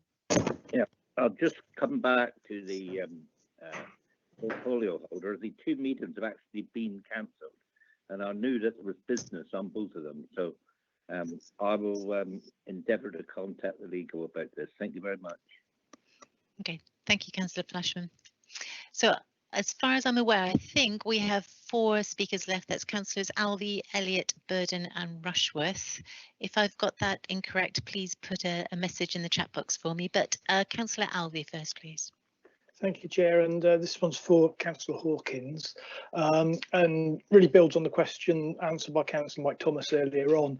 And please, I'm not trying to trip her up here, but I, a week or so ago, sent her an email and a link from a constituent who actually runs a preschool in my division, giving an example how Doncaster County Council have been able to nominate the early years workers within their jurisdiction for early vaccinations as priority social care frontline workers.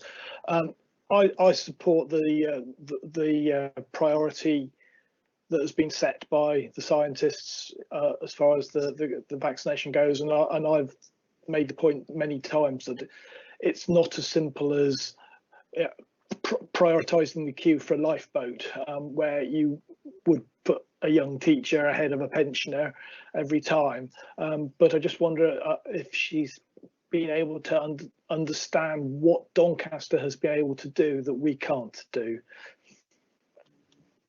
Councillor Hawkins. So I think the important thing here is that the we is not us. It's an NHS decision. It's not the council who sets the vaccine priorities. It's not the council who delivers the vaccine. So that's what I thought was sort of confusing about the article you sent, because it did imply that it was a council decision, which is not. It's not one that's in our gift to make. And I wouldn't have thought it was in the gift of Doncaster to make it either, but I don't know a lot about how they might arrange their systems. It was helpful as part of evidence to be continually making the case that I think there is something specific that the early years sector needs. That there are some element of local discretion needed, but again, it's not. That's possible, but again, it's not our decision alone. It's not the council's decision. It's one made by our NHS colleagues. Earlier I could have said that the early years workers, who are key workers who look after clinically extremely vulnerable children, are offered vaccine, because that's comes within the guidance. But when we have previously raised examples of people who appear to have been given different treatments in different parts of the country, the investigations then have come back sometimes with, well, our understanding is that was an error and that it doesn't conform with the rules that were set by the JCVI. So we will continue to make the case for early years workers and for the staff in our special schools, because I think those absolutely are ones that we need to see covered and protected as soon as possible. Thanks, Councillor Hawkins, and I've not got a supplementary on that, and I just wanted you to be able to clarify the Doncaster situation. Thank you. Thank you. Thank you both. So we have two councillors left with questions. They are Councillors Elliott and Rushworth. So Councillor Elliott, please. Thank you, Madam Chair. And I'm sure Councillor Dwelly will be upset that the Ludgvan neighbourhood plan where he lives is being delayed, because a lot of hard work has been done on that one. So if anything can be done to change the decision on that, it would be really good.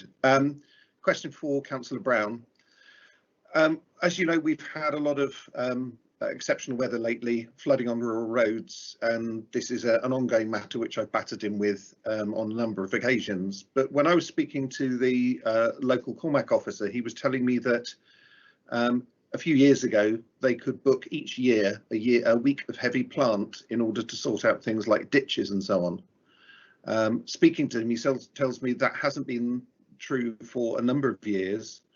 And so the last time one of the main rural roads had its ditches cleared down here was 4 years ago, and only 2 weeks ago there was heavy flooding on the road, which caused damage to the road. And one of the questions I would have is this not a false economy to not provide our Cormac workers with the equipment that they need when they need it, in order to avoid unnecessary expenditure from carriageways breaking up? They're doing a tremendous job, and I must thank him for making sure that Gear Hill is finally getting resurfaced. But without the work on ditches, with the heavy plant they need, I'm worried that the hard work they do will be undone. Thank you. Thank you. Councillor Jeff Brown, please.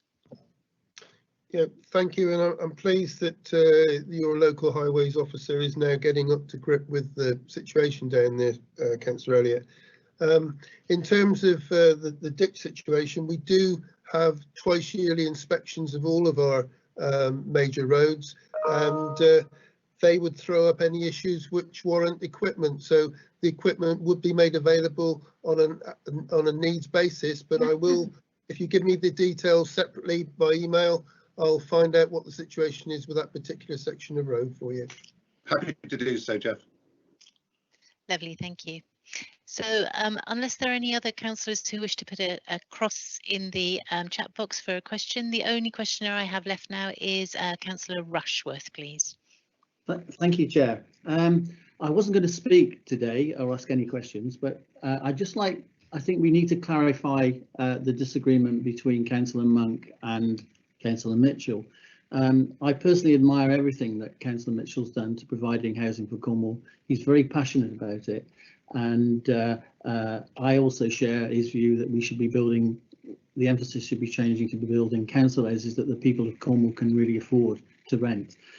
But I'd just like to say, Councillor Painter at the very beginning, probably enthusiastically, did say we were going to build 1,000 homes on more than one occasion.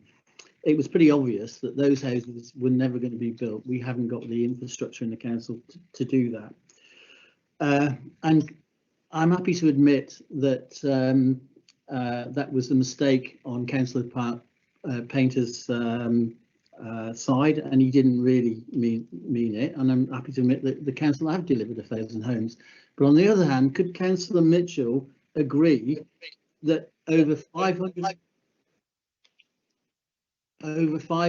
of the houses in this 1,000 houses have been delivered through grants from Home England and also from the Council Housing Investment Programme, which was a 10-year programme set up by the Tory administration in 2012, and that over the last two administrations, from 2009 to 2013 and 2013 to 2017, 500 homes have been delivered for that period, and that's equivalent to the 500 homes that form part of the 1,000. So I hope that Councillor Mitchell will agree that, and I wish him well. Thank you. Councillor Mitchell. Thank you, Chairman, and thank you, Councillor Rushworth. So you've looked up those figures and had them to hand. I'm afraid I don't. I will certainly admit that there are a number of policies that have helped deliver us to that figure. When they were set up in the council, I'm not exactly sure, and I'm not going to fall out with you over them either. You know, I know certainly Councillor Monk and yourself and many other Conservatives have supported and agreed with the administration's view of this being a highly prioritised target. It is what the people of Cornwall want us to see to do, and I think it's great when we can all work together to do something on behalf of the people of Cornwall, rather than argue over I delivered these or you delivered those. We delivered them, and I think it's great. So if you wish me to agree to those figures, I will need to do some more delving and digging into the history. I'm more than happy to do that. I'm also more than happy to confirm that, as Councillor Monk also said, a number of them were provided through schemes which our housing association partners have delivered. We have bought a great number of them from developers under Section 106 agreements, and more importantly, seen many go into the housing revenue account, which are social affordable rents. So I'm not sure if that satisfies Councillor Rushworth. As I say, I'm more than happy to delve into the figures and facts, but let us all come together and celebrate in a fantastic piece of work that we have done, which was a request from the people of Cornwall. And sorry, I didn't have my camera on then. It's fine. Councillor Rushworth, do you wish to? No, I'm sure that when he's looked at the figures, he will find that they're true. And I think it's every administration's ambition to build as many affordable homes for Cornwall. And we all as political parties should be doing to do that without trying to set figures that become the political boasts. Thank you. Yes, indeed. Thank you. So I cannot see that we have any more people putting councillors putting a question. Just a quick point about the planning meetings that Councillor Flashman says has been cancelled. We've been trying to confirm, but we cannot see any evidence that they have actually been cancelled. So I don't know.